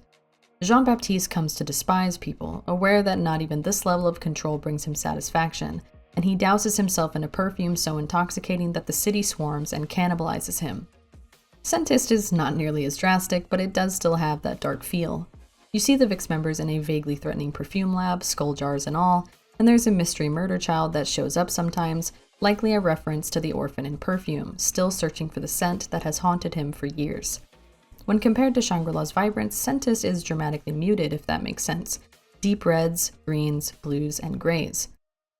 The lyrics tell much the same story as the video, a sensual quest for something unlike any other, revolving around the scent of a lover. They find her in the mist, demanding a drop of her blood to bloom their perfume. They use petals and their tears, covering themselves in her scent. The biggest nod to Perfume, the novel, is Ken's line, with N going on to say, 찾아왔어 가장 최초의 향기를 꼼짝 못하게 묶어버리는 꼭 너 같은 자극을.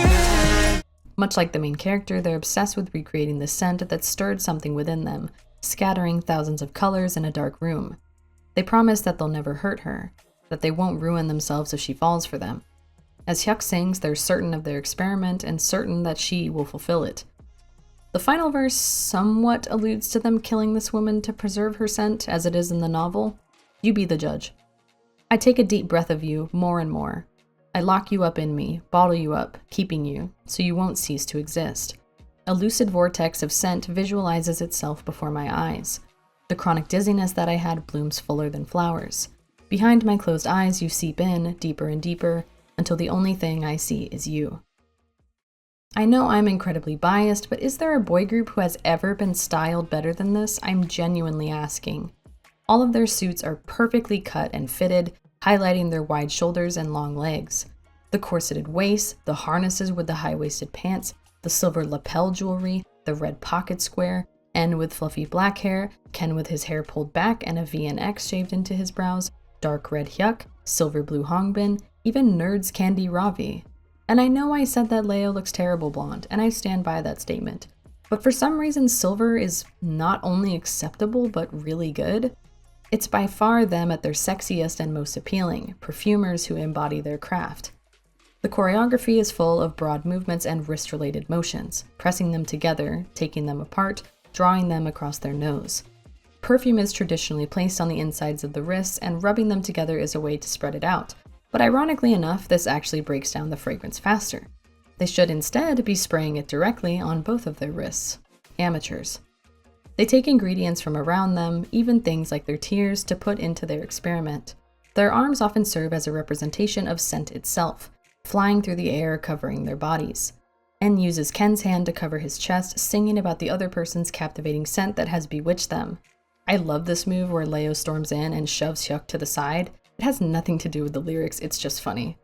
They bottle the scent in the final chorus and it seeps into them deeper and deeper. Okay, I know I've mentioned how good N is at dancing like the last 3 promotional periods, but seriously, no one is seeing this man. The B-side promoted with Scentist was My Valentine, which is an R&B kinda bossa nova-ish love song with a chair dance. To be honest, I don't care too much for the song itself, but chair dances are my ultimate favorite kind of prop dance. Shiny's Love Like Oxygen, Red Velvet's Be Natural, Brave Girls Rollin', Fiestar's You're Pitiful, 2PM's Ad Toy, there are so many great examples. For boy group chair dances, there are only 2 ways to go. Energetic like Love Like Oxygen, or unapologetically slutty like Ad Toy. VIXX, of course, went unapologetically slutty, body rolling and stretching out their legs to new heights, lest you forget how tall they are. This move that N does is insane. And the most replayed part on every video, I know what you people are. Honorable mention to Ken's move where he drops into the chair. From beginning to end, Ude VIXX is the closest thing to a perfect VIXX album we have.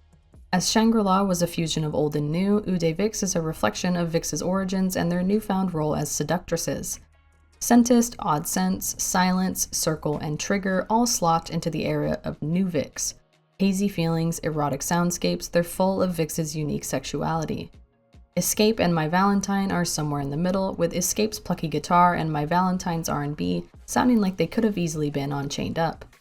Good Day and Navy and Shining Gold are nods to VIXX's fast-paced, upbeat songs of old, Navy and Shining Gold being a sappy fan song.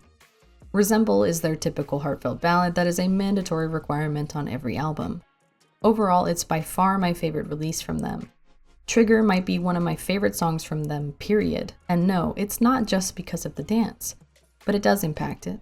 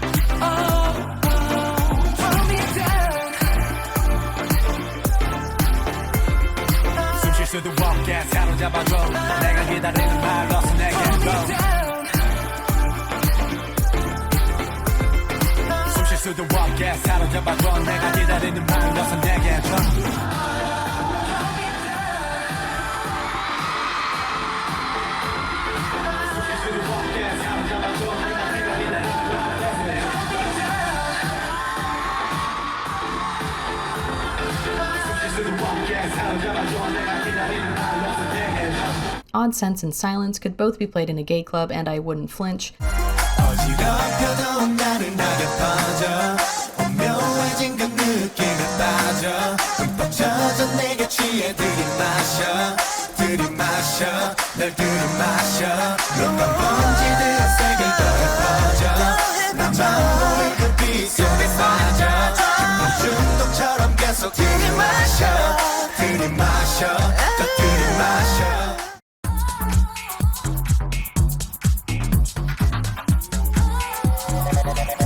And Ken sounds smooth as fuck in Escape.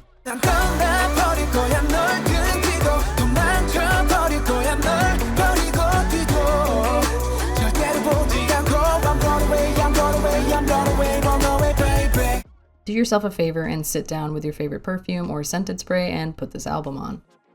The members were also more involved in the songwriting and production aspects of this album compared to their other releases.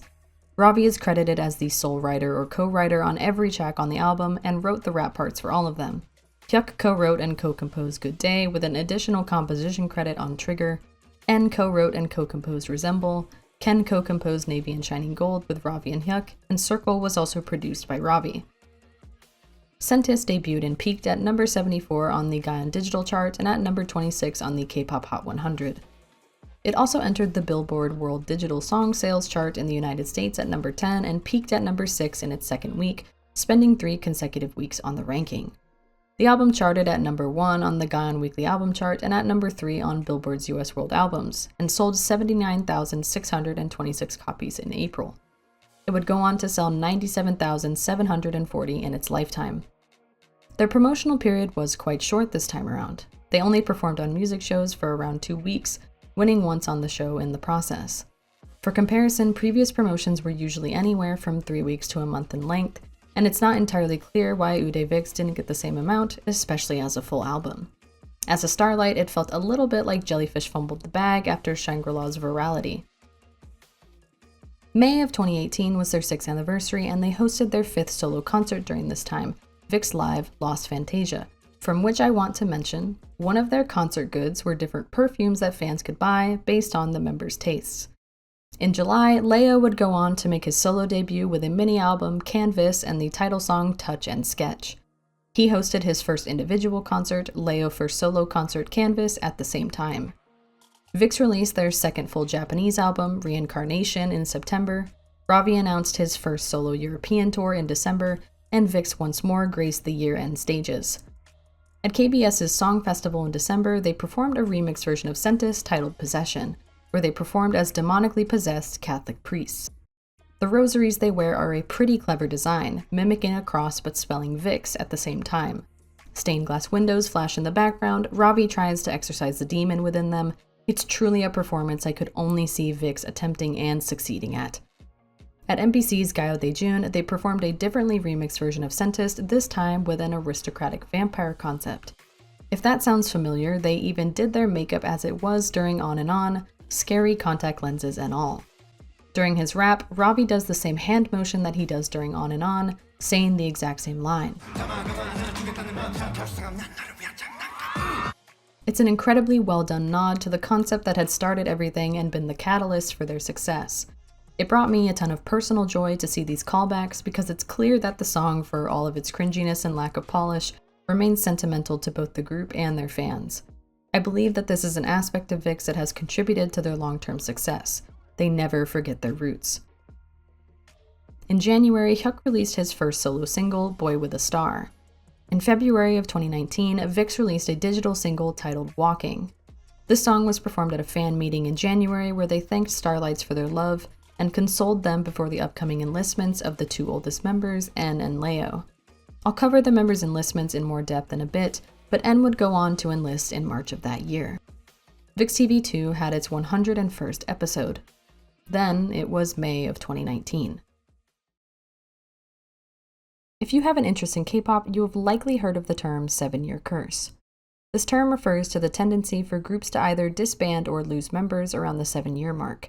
Examples of this include groups like 4 Minute, Sistar, Rainbow, Miss A, 2NE1, Hello Venus, Hotshot, and BAP fully disbanding, and groups like A-Pink, Oh My Girl, Kara, and Beast losing members. This is not actually a curse, but is instead the length of a standard idol contract, which exists because of TVXQ. Originally a 5-member group, 3 of the members, Jaejung, Yuchun, and Junsu, sued their company, SM Entertainment, in 2009. SM had signed them to 13-year-long slave contracts that they alleged were excessively long. They also cited that schedules were held without the confirmation or permission of the members, contract terms had been extended and changed without their knowledge or consent, and the group's earnings were not fairly distributed to the members. TVXQ was massively popular at the time, and news of their lawsuit was enough to cause SM's stock price to drop over 10%. Injunctions were filed across the board, with SM throwing a tantrum and barring the 3 members, JYJ, from performing in Korea. The end of the case in 2012 saw both parties, JYJ and SM, withdrawing their lawsuits, terminating JYJ's contracts, and the Fair Trade Commission of South Korea setting the standard of a 7-year tenure period in idol contracts. In the modern era, many groups have been able to successfully navigate the 7-year curse. The 6-member boy group Shinhwa, ironically also formed by SM Entertainment back in 1998, are the longest-running K-pop boy group with no member changes and relatively consistent promotions, now over 2 decades into their group career. BTS renewed their contracts without any member changes, as did 17, Twice, and Red Velvet. Many group members may not renew their individual contracts with their original agency, but will instead sign an individual contract with a new agency, while allowing their group activities to be managed by the original agency. This has most recently been done by Taemin and Onu of SHINee, who left SM Entertainment in 2024, but are committed to group promotions with SHINee going forward, which SM will manage. On May 24, 2019, after 7 years together, it was announced that Leo, Ken, Hongbin, and Hyuk had opted to renew their contracts with Jellyfish Entertainment. As En was enlisted in the military at the time, his contract renewal would be discussed upon his return, but he had expressed his desire to continue forward with them. Ravi opted to leave Jellyfish, founding his own hip-hop entertainment company, Groovelyn, which he revealed on June 27th. He noted his intention to continue on as a VIXX member, and Jellyfish would continue to manage the activities that he did with them. So, VIXX had effectively beaten the 7-year curse. I wish I could say that I never doubted them, and of course I knew they would all renew, but, well. Jellyfish debuted a girl group, Gugudan, in 2016, and another boy group, Very Very, in 2019. Much of Jellyfish's attention shifted to propping them up and helping them succeed, which was understandable, but VIXX had been pushed to the sidelines. They were no longer the solo idol group from this company. They were now one of 3, and the one that they used the resources from to make the others. Jellyfish failed to capitalize off of Shangri-La's huge virality, Scentist promotions lasted for only 2 weeks, and the members often had to take their individual promotions into their own hands. I thought that these annoyances might have pushed some of them towards not wanting to continue with the group and instead search for greener pastures. But at least for now, Navy and Shining Gold was forever. VIXX TV was renewed with a fresh version 3 rebrand in June of 2019. Leo made his first solo comeback in May with the album Muse, the title song Romanticism, and his second solo concert series, Second Solo Concert Muse.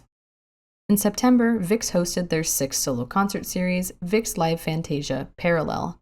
This was the first group concert they had hosted without all of the members present, as N was enlisted at the time. With it, they released the song Parallel, which is a mystery. I remember watching Parallel's music video, if you can call it that. It's really just the 5 members in normal-ass clothes with some CGI effects, and I even had a clip of it downloaded. But at some point, it was just deleted. It's not on the Real VIXX YouTube channel at all, nor is it on any of the other official channels. I assume that there's a few reasons for this. The first being that it was subpar quality in comparison to their other music videos. The second being that the 5 VIXX members had stated they would be taking a break and would not promote as 5, and a music video can count as promotion. Either way, the song is fine, but I don't consider it to be a title song. Leo, the second oldest member, then went on to enlist in December of 2019. Times have been fun up until now, but things change. Buckle in for the section I've been referring to in the script as shit goes down. Around and after the release of Parallel, VIXX chilled it on the group activities. N had enlisted, as had Leo. The other 4 members now had to find individual activities to tide them over for the foreseeable future. Ravi is a hustler who was always promoting in some way, Ken was always in a musical, and Hyuk had taken to composing. One thing Hongbin decided to do was to release a Pepsi commercial with Hyungwon from Monsta X. Okay, he did do that, but what he really decided to do was to start streaming on Twitch. Twitch is an American video live streaming service that primarily focuses on video game live streaming. Hongbin had always been a hashtag gamer, as have Leo and Ken, but this section isn't about them. Gaming runs in his blood. He began playing in kindergarten, and his older sister worked at Sega, helping to produce Sonic games. Back in 2016, the hero shooter Overwatch was released and became widely popular all over the world, but particularly in South Korea. Hongbin was an avid player of the game and was actually really good. At one point, he was ranked number 7 on the character Hanzo worldwide. There's an entire episode of the show Jongdaeman from 2016 where Hongbin and Hyuk play Overwatch, opposite the Monsta X members Minhyuk, Kihyun, and IM. Hongbin began streaming on Twitch in March of 2019 on the channel Water Hyacinth, playing a variety of games, including Sekiro, Shadows Die Twice, Dead by Daylight, Hollow Knight, Spelunky, Monster Hunter World, and Apex Legends.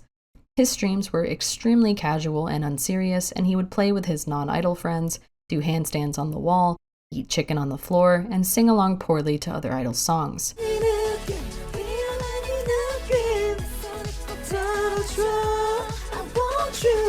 As an accessible way for fans to see and interact with him, it was great, and the money received from Twitch donations wasn't bad either.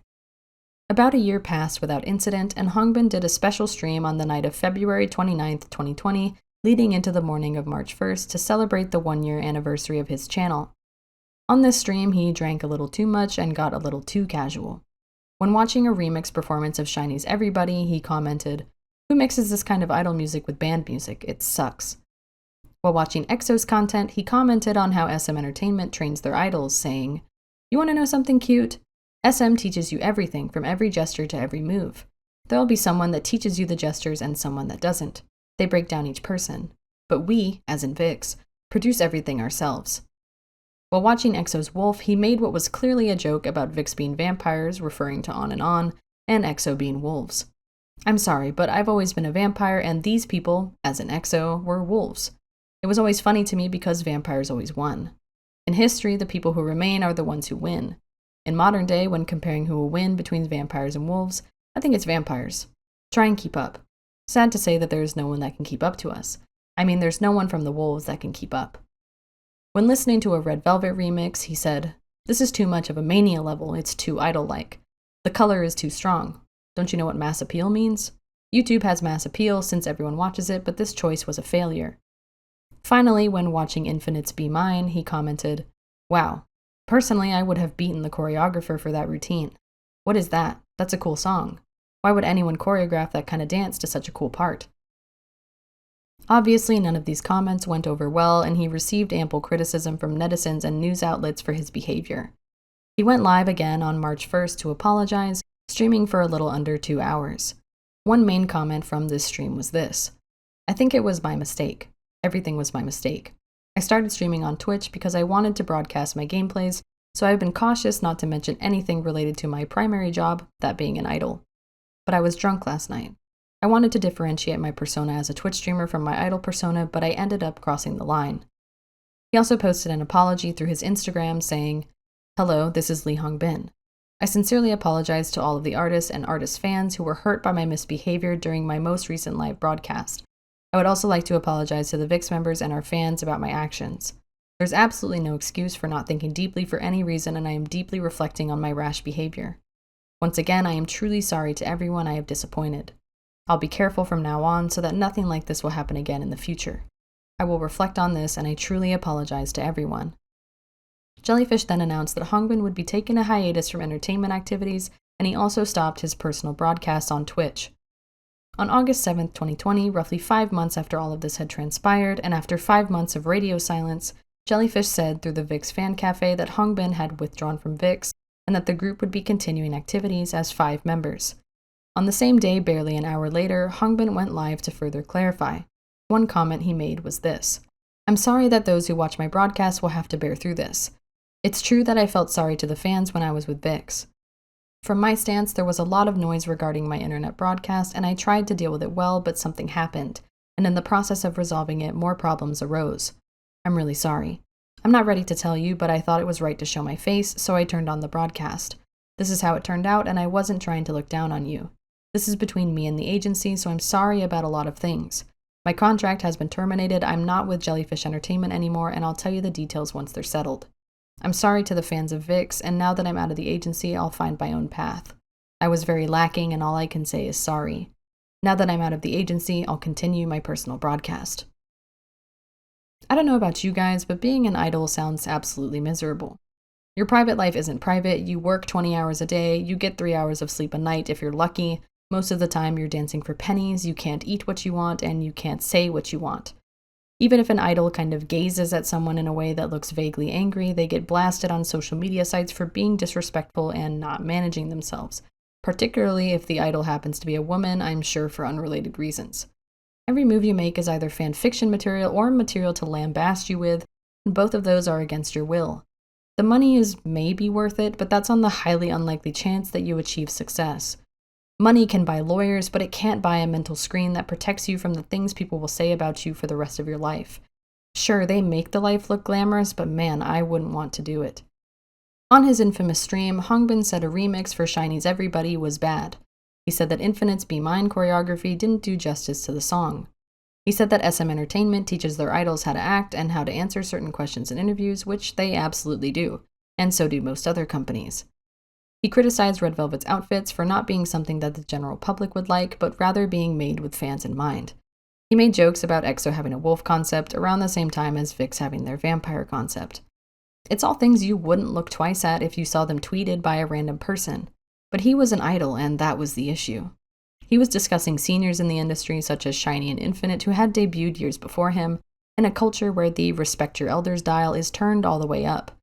He was critiquing outfits and songs when the unspoken rule between idols is just to say you like something to be polite, and then move on with your life, no matter how untrue it is. For a few hours he was a normal person, letting the mask slip a bit too far. What he did was incredibly disrespectful and unprofessional.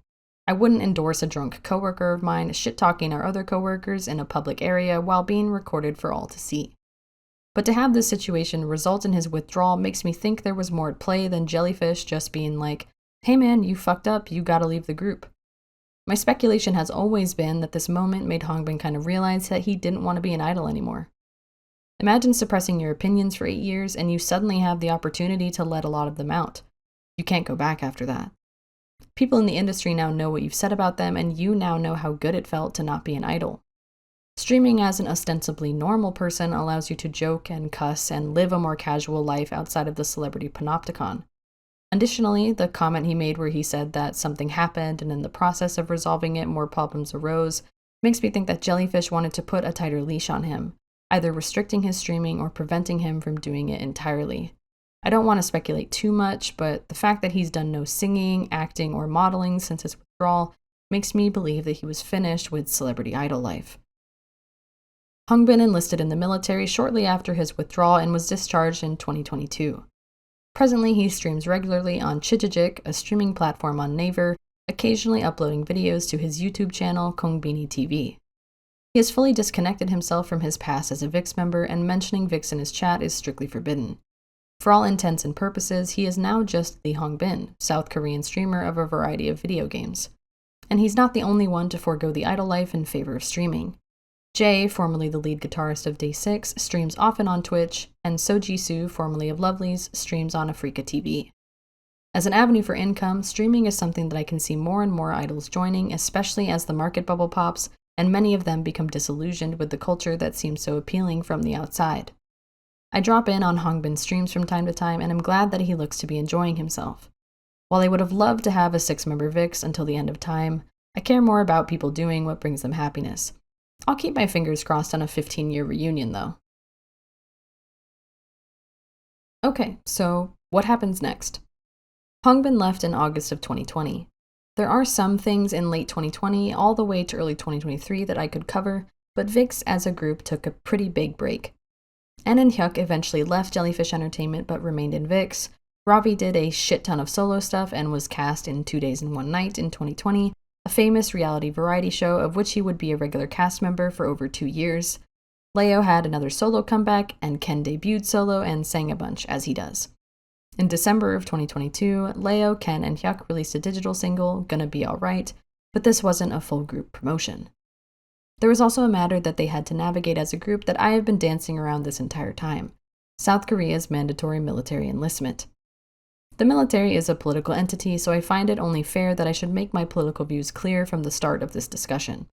I believe that mandatory military conscription is an unethical practice, no matter the country that does it or the context that it occurs in. I don't believe that anyone should be forced to enlist in a military on the basis of their sex and/or nationality. At the same time, I know how to conceptualize something within a cultural context, and I recognize that the military is an important part of Korean society, so I will speak respectfully. I just can't do it objectively, and I don't want to pretend like I can. Mandatory military conscription in South Korea has existed since 1957.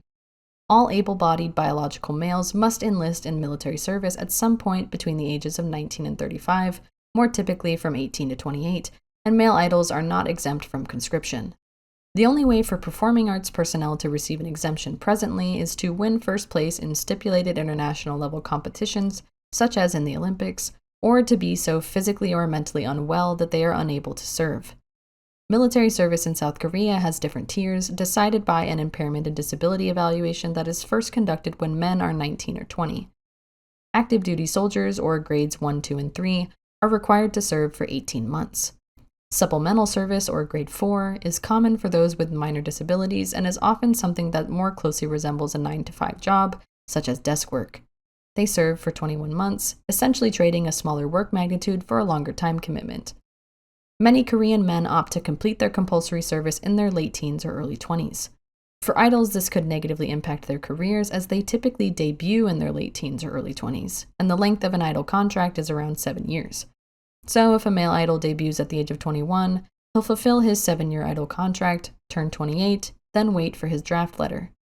Essentially, Korean men who haven't been deemed exempt and who haven't yet served will periodically get draft letters. They can postpone their service as long as they're under the age limit, which is 28. It can be assumed that this is why some idols like EXO's Kai don't enlist until they are a little older than 28. In Kai's case, he turned 28 and then just didn't receive a draft letter until he was 29. A law was passed in 2020 that allows for postponement until the age of 30 if a pop culture artist is deemed to have, quote-unquote, greatly enhanced the image of Korea both within the nation and throughout the world, but I think only BTS have met qualifications for that. As of the creation of this video, all 6 of the VIXX members have either enlisted or completed enlistment. En enlisted into active duty on March 19, 2019 at the age of 28 and served for 18 months, discharged in October of 2020. Leo enlisted on December 2, 2019 at the age of 29, serving as a public service worker due to mental health diagnoses of severe panic disorder and depression. Mental health diagnoses such as these qualify for a minor disability, meaning that Leo was categorized under grade 4. He served for 21 months, discharged in September of 2021. Ken enlisted into active duty on July 6, 2020 at the age of 28 and was discharged in January of 2022, serving for 18 months. Hongbin enlisted into active duty on August 18, 2020, at the age of 26, and was discharged in February of 2022, serving for 17 months due to COVID regulations. Finally, Hyuk enlisted on April 18, 2024, at the age of 28, and he will likely be discharged around January of 2026, as he has enlisted into public service under Grade 4. Ravi is conspicuously absent from my recount for good reason. In October of 2022, Ravi enlisted as a public service worker, Grade 4, at the age of 29 without much fanfare.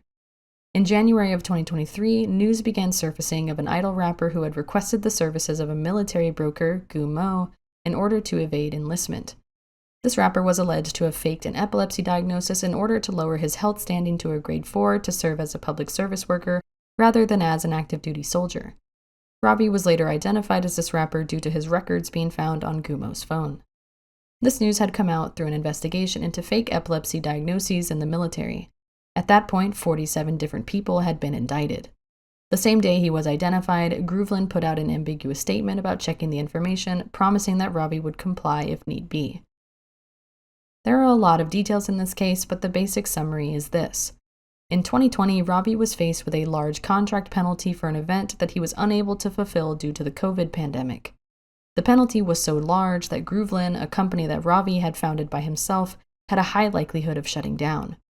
Knowing that upcoming military service could impact his ability to stabilize Groveland financially, Ravi applied to postpone his enlistment to fulfill his contractual obligations in February of 2021 when he was 28 years old.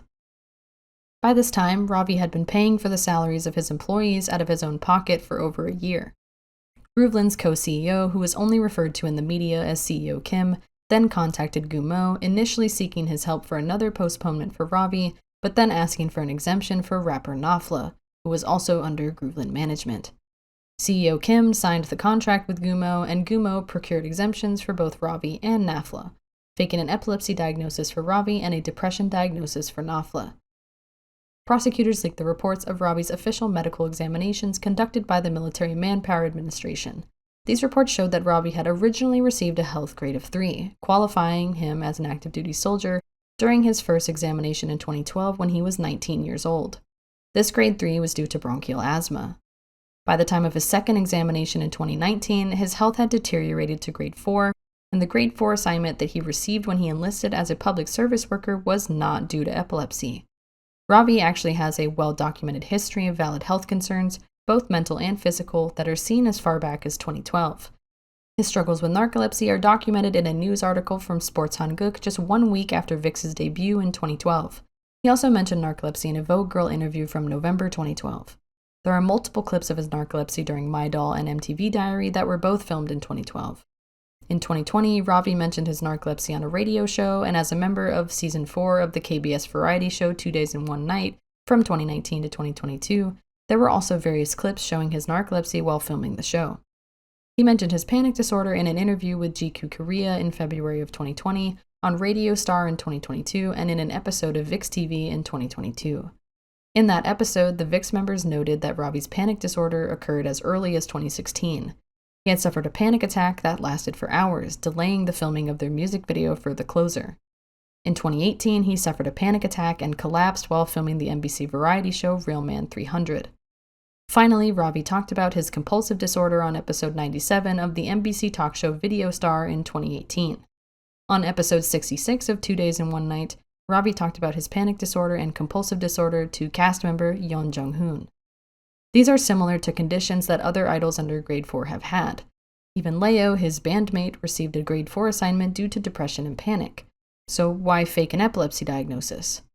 I want to be clear that this is all speculation based on the alleged evidence, but it was likely to attempt a full exemption, not just a lowering of his grade.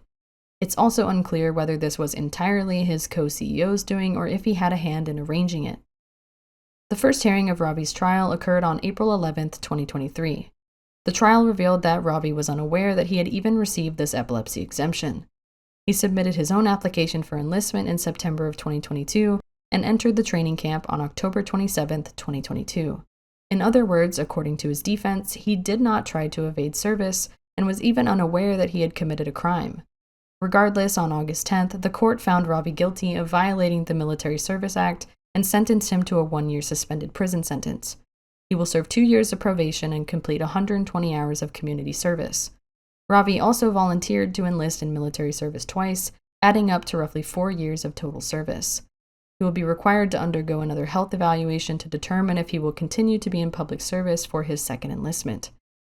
This case garnered wide public attention. The military is a very serious thing in South Korea, and more than a few male idols have taken hits to their careers for trying to evade service. Ravi ended up accepting all of the charges, and Jellyfish announced his withdrawal from VIXX on the first day of his trial, April 11th, 2023.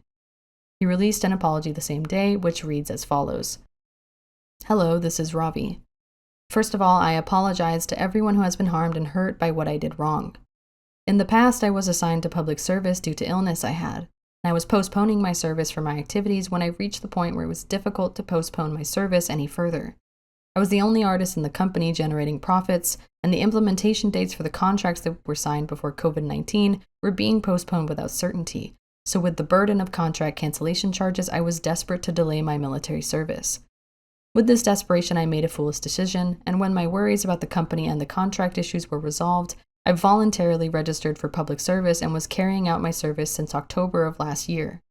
I would like to sincerely apologize to the epilepsy patients and their families who must have been hurt by this self-justified wrong decision I made in this process, along with everyone required to serve who is diligently carrying out their duty even at this moment. Furthermore, I sincerely apologize to all the people who were hurt by me and to the fans who passionately supported my life beyond my existence as an artist, for making you all experience the feeling that the time we spent together is being denied and falling apart. I wanted to be someone you could be proud of, but I have no excuse for showing such a shameful side of myself. Compared to everyone's valuable feelings, which were developed sincerely over a long period of time, I think I was very lacking. Lastly, I decided to leave VIXX so that no further damage would be given to the team members who were harmed by my fault. I'm sincerely grateful to all the members who have been with me for the long period of 11 years, and I feel apologetic beyond words. I sincerely hope that there will be no more harm caused to the members' valuable efforts because of me. I think I'm a person who is lacking a lot and still has much to learn. I think it is my responsibility to take all of the criticism over this incident. The more you scold me, the more I will repent and learn from it. I know very well that my simple words of apology do not make my faults go away. I will continue to learn and work hard so that I can live as a better person by reflecting on this moment without forgetting it. I sincerely apologize. It's likely that this will go down as one of the stupidest ways an idol's career has ended. Many male idols have been outed as unsavory people. Abusers, perverts, rapists, sexual assaulters, sex traffickers, sex pests, or serial cheaters. But many times, save for an uncommon few, these outings do not result in their careers ending. They're still able to promote, whether that's in Korea or outside of it. They will always have fans somewhere who are willing to give them their money, no matter the atrocity that they may or may not have committed. Fans who can push through the cognitive dissonance because he would never do any of that. He denied it all. He's so nice on variety shows. He's an ISFP. Because if they admitted that their idol was this terrible person he's been shown to be, all of those years spent dedicating their time to him were for naught. Society is lenient on men who take advantage of and hurt women. They get a slap on the wrist and they promise to change their behavior that they evidently did not have a problem with doing until they were caught doing it. I do believe that people can change, but that change occurs because someone is challenged by the dysfunction that their behavior causes. This challenge is either self-imposed through feelings of guilt, shame, or embarrassment, or it can be imposed by others. As men like this often lack intrinsic feelings of guilt or shame, this responsibility falls to us, society, to let them know that what they are doing is not acceptable. So if we constantly give men passes and excuse their behavior, why would we expect them to change it? And if we don't punish and force them to confront their ways of interacting with the world, why should they? Seungri still hops around Singapore, Malaysia, and Thailand, dating beautiful women and attending extravagant parties. There is no incentive for him to change when he is still living his life just as he wants to. His fans will viciously attack anyone online who dares to hold him accountable for his actions, and he doesn't have to lift a finger or give them anything in return for it. Junghyun gets to release music, Yuchan and Hyungjun get to hold fan meetings, and Lucas got a whole mini-documentary on how him being a piece of shit made him feel like a piece of shit, so we should feel bad for him, I guess. I could do an entirely separate video on this topic, so I won't delve any further into it. My point is that male idols, on the basis of them being men, are allowed to exist in the world as they are. even if the person that they are hurts and harms other people. I believe that Ravi deserved to be punished, and punished he was. But while what he did was wrong, I don't believe that he hurt anyone. If anything, if we take his account at face value, he ended his career because he cared about his label and the people on his payroll. The fact that he was punished with more fervor and certainty than men like Seungri, who are serial abusers, is extremely telling of a broader culture of misogyny that pervades not only South Korea, but the world at large. Though ultimately, Ravi is a South Korean man who grew up in South Korean culture. The absolute last thing I'm here to do is to make excuses for him. As it is in America, citizens are indoctrinated with military ideology from the day they're born. Men know that they will grow up and serve, and this is something that they should be proud of. He knew the risks of messing with his service, and he tried it anyway. Everyone else in VIXX served without issue, and opportunities would have been lined up for him after his enlistment finished. To fake a severe condition like epilepsy is deeply disrespectful and insensitive to those who have it. The entire situation is dumb as fuck and infuriating as a fan, but I can't help but feel a pang of sympathy every time I think about it. Many of my favorite idols have suffered from devastating mental health problems, and I imagine that there are many more who have not had the space or ability to discuss theirs. The Korean military is infamous for hazing and bullying, resulting in over 50 suicides being completed within it each year. Ravi always came across as a highly sensitive person, and the thought of what could happen because of that must have been scary, in addition to existing physical health problems and financial issues. I can't blame him at all for trying to avoid it, but I can criticize his methods. I think that once a few years pass and people's feelings wane, Ravi will still be able to write and compose songs on the down low for other artists. He may even be able to promote somewhat like MC Mong, another rapper who had issues with his military conscription. This is that aforementioned benefit of being a male idol showing its worth, as female idols have been exiled from the industry for much less. But the goodwill that he garnered from his promotions, particularly on 2 Days and One Night, is mostly gone. Fear, stupidity, ignorance, whatever you want to call it, he only has that to blame. As someone who is against mandatory military conscription, no matter what country it's within, I want to remain hopeful that South Koreans are able to push back against this oppressive requirement in the future.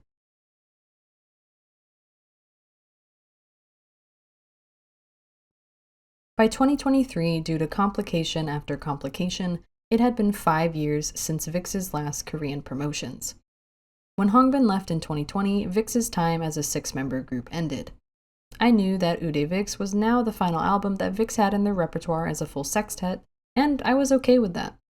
As it stands, their discography is one of the most diverse and impressive boy group discographies in K-pop, and while there are concepts that I would have loved to see them do, Dark Circus, I feel fully satisfied with the ones they did.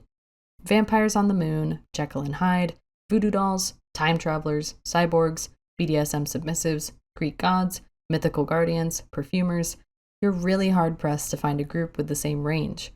But when Hongbin left, there was still the potential of promotions with a 5-member VIXX.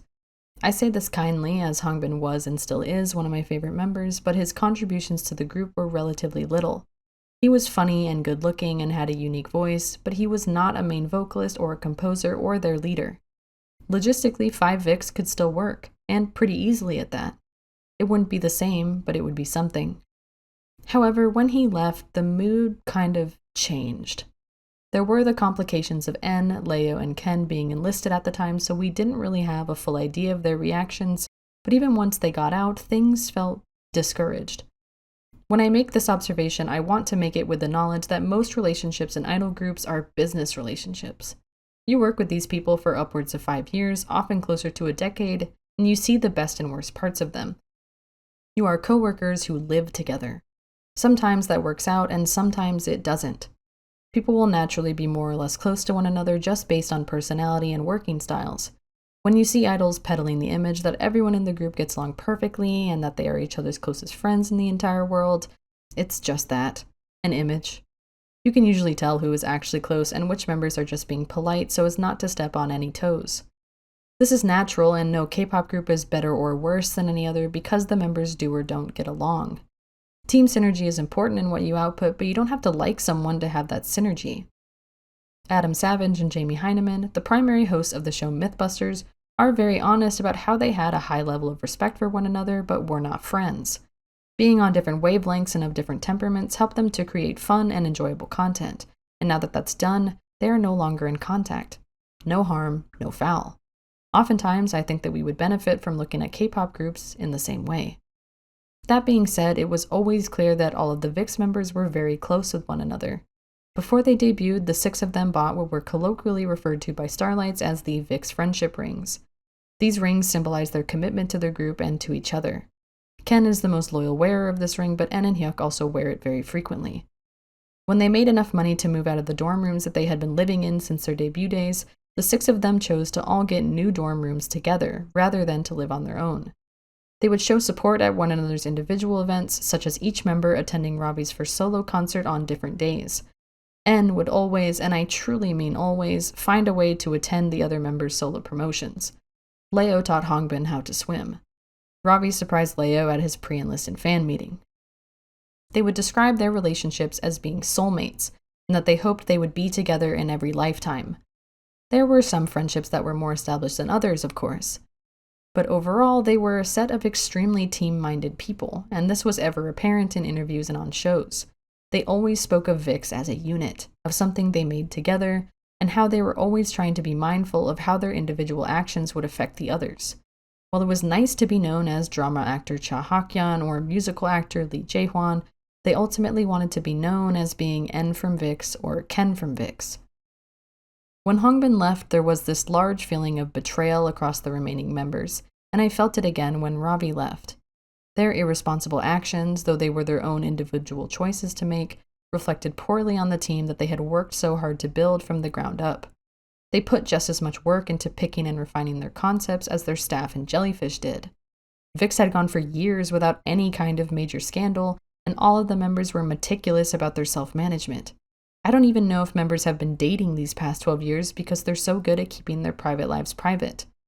To have such stupid and avoidable things happen to result in their removal was a slap in the face, especially with how immediate both of them were, or at least seemed.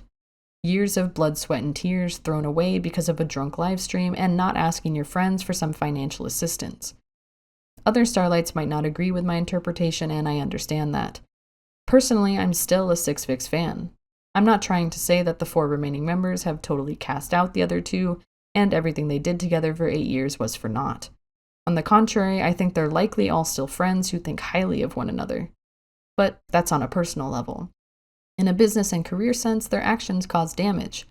To think you were all in it for the long haul and then to have the rug pulled from underneath you, I fail to see how that wouldn't result in some anger and disappointment. They're only human at the end of the day. I think these feelings contributed to the group's extended hiatus. When Ken was discharged in 2022, they had time to have a comeback with 5 members before Ravi's enlistment later that year, but they didn't. A large portion of it was time constraints and the difficulty in matching schedules, but I also wonder if some of it was considering how they would even work as a 5-member group, and if they even wanted to try it. They had done all of their promotions as 6, so how much would the loss be felt? How would they change Hyde, which relied on 3-and-3 formations? What about Voodoo Doll, where Hongbin was the main character? This was exacerbated when Ravi withdrew. If it would be easy to fill the gap Hongbin left, it would be a huge struggle to fill Ravi's. He had been their primary writer, a driving force behind their concepts, and had gathered a lot of affection from the general public. He had also been very outspoken about his dedication and love for the group, but then he was gone. These complicated situations were happening alongside the members exploring their individual careers. En had been acting in dramas since 2014, but was now really hitting his stride. Leo and Ken were both often involved in musicals, with Leo also having his own solo idol debut, and Hyuk had been acting, songwriting, and composing. They were all discovering who they were beyond the idol moniker. Hyuk especially had spent the most important developmental years of his life promoting with VIXX from the ages of 16 to 24. All he had ever known was being an idol, likely missing out on many formative experiences that happened in high school and college, but now he could finally take things a bit slower. They all really seemed to enjoy being able to choose these different paths for themselves, not worrying so much about the hustle and bustle of music shows, traveling, interviews, and suffocating expectations. All of this to say that as a Starlight with navy and shining gold blood, I fully expected VIXX as a group to never come back. Maybe a digital release here and there, like Leo, Ken, and Hyuk did with Gonna Be Alright, or something like an anniversary single, but I never expected another promotional period. And while that seems sad on the surface, it didn't really bother me. I'm now in a different phase of my life than I was from when I was 17 to 22, where my own life is so busy that I don't have the time nor willpower to slog through fandom spaces or attend to every comeback for every group I like. I enjoyed Six VIXX while they lasted, and I'm grateful for all of the memories, laughs, and the great music that I continue to listen to. They did the damn thing for 8 years. I think asking for any more would be very bold. However, in 2023, and of course on Halloween, Jellyfish announced that VIXX would be coming back as a trio on November 21st. N would be absent due to scheduling complications with his acting career, so it was Leo, Ken, and Hyuk for now. But this would be their first Korean promotions, music shows and all, since Udae VIXX in 2018. There were immediate questions on what kind of concept they would choose, if they would choose one at all, and how different it would feel. After all, going from 6 to 3 active members is quite the change. This release was later revealed to be their 5th mini-album, named Continuum, containing 5 new songs. As the title suggests, the key word here is continuity. Leo said in an interview with Wonderland magazine, "It's an album about the path VIXX has taken so far and the path that will continue indefinitely." Continuum was released on November 21st, 2023, with the title track Amnesia.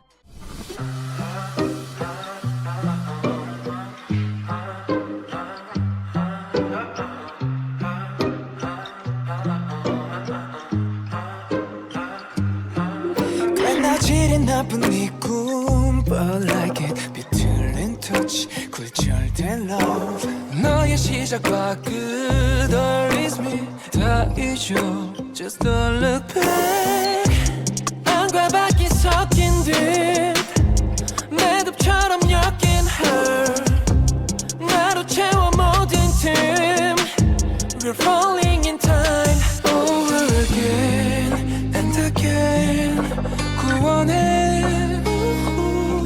왜곡된 기억 속 나 왜 다른 don't forget I got amnesia 비틀린 채 이어진 네 connection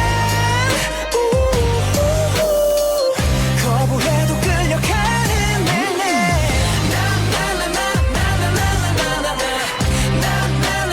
네 기억을 감춰봐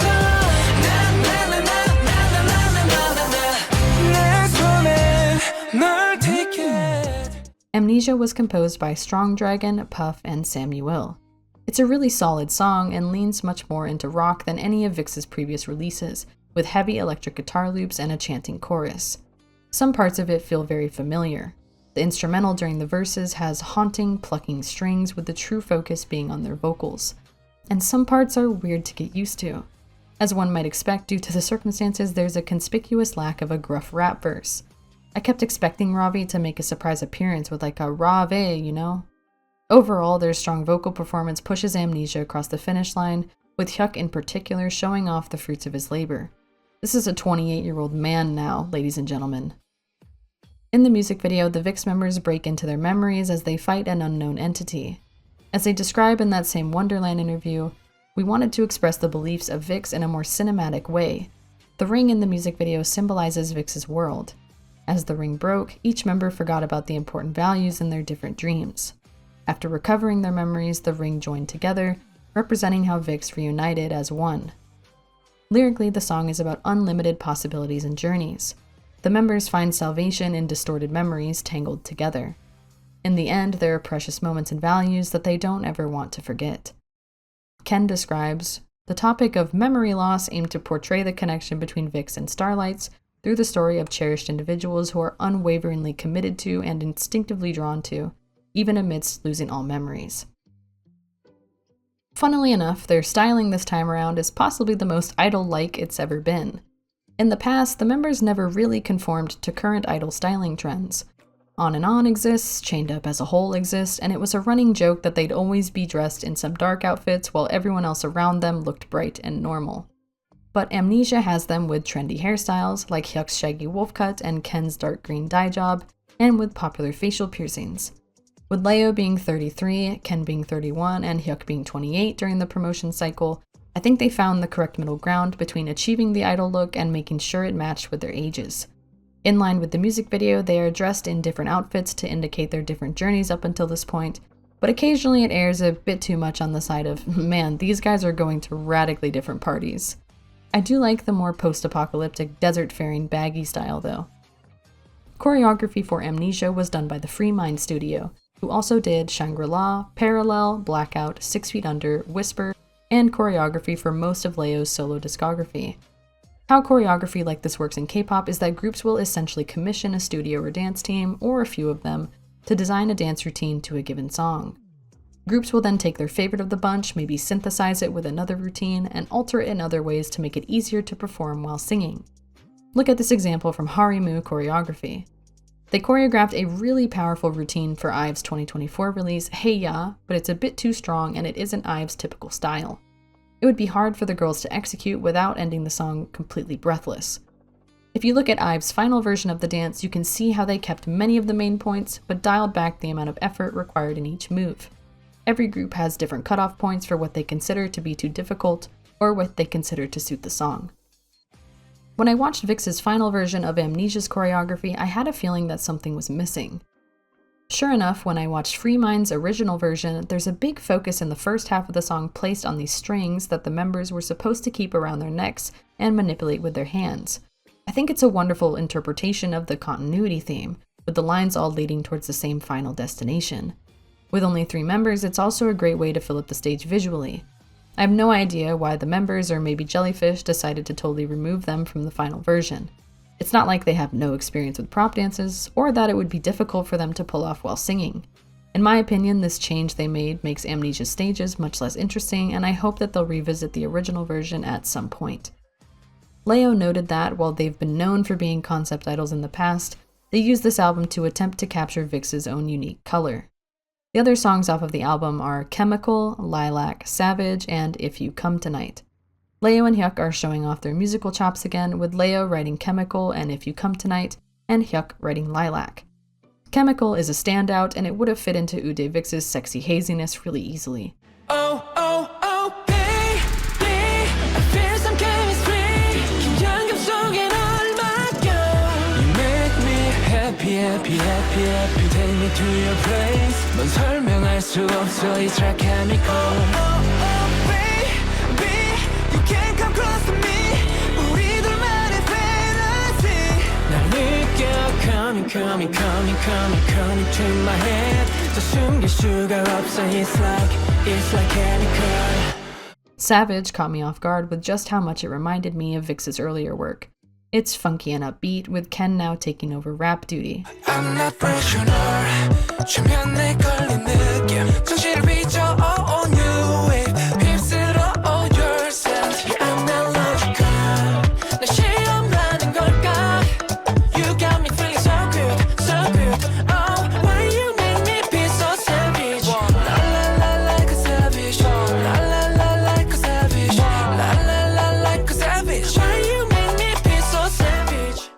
Lilac is a heartfelt lullaby, and If You Come Tonight is an appreciative, nostalgic song for Starlights. To be entirely honest with you, this album could have had the worst songs on earth in it, and I still might have gaslit myself into liking it because of how happy I was to have new VIXX music. But I didn't have to do that, as all the songs are enjoyable, so thanks guys. If you were curious about what their sales would look like after such a long hiatus and losing 2 members, so was I. Amnesia didn't chart, but Continuum had 14,039 copies sold on its first day of release, becoming VIXX's best-selling album in first-day sales. This record was previously held by Shangri-La, which had a little over 13,000 first-day sales. Continuum would go on to sell 84,417 copies by the end of the year. If you're keeping track of the numbers, this is very similar to how albums like Eternity and Shangri-La performed. Either the VIXX members had gathered more fans through their individual promotions, or Starlights are extremely loyal. Or both. It's likely both.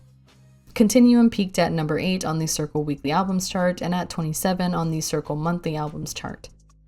During this time, the 3 members also hosted their 7th solo concert series, VIXX Live Fantasia Continuum, performing in South Korea, Japan, China, and Taiwan, which led into 2024. Surprise supportive appearance from N Backstage, too. After a few painful years, both for the members and for their fans, VIXX were back in some form, and ready to re-engage with idol culture on their own terms. In April of 2024, Hyuk enlisted in the military at the age of 28, the last member to do so. En, Leo, and Ken held a fan meeting for VIXX's 12th anniversary in May. I believe that this was En's first time meeting with Starlights in nearly 5 years, since all the way back in 2019 before he enlisted. I hope that his participation in this fan meeting indicates that he'll participate in any comebacks that may happen in the future. Knock on wood, but once Hyuk is discharged, I could picture another round of promotions. So, as of the creation of this video, which will hopefully be sometime in the fall of 2024, that's VIXX. All of the members have since left Jellyfish Entertainment, with En under 51K, Leo under Big Boss Entertainment, Hyuk under Companion Company, and Ken currently as an independent artist.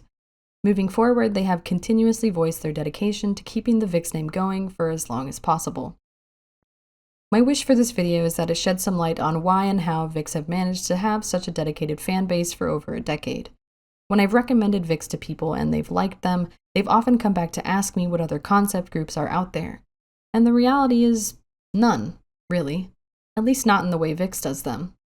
Some people might say Red Velvet, or aespa, or Luna, or TXT, or G-Idol, and it is fair to refer to all of those groups as concept groups, but I still feel like there is a lack of true front-to-back conceptals. Groups who pick a specific concept and fulfill it in one promotion cycle, rather than maintaining a similar concept across many promotions.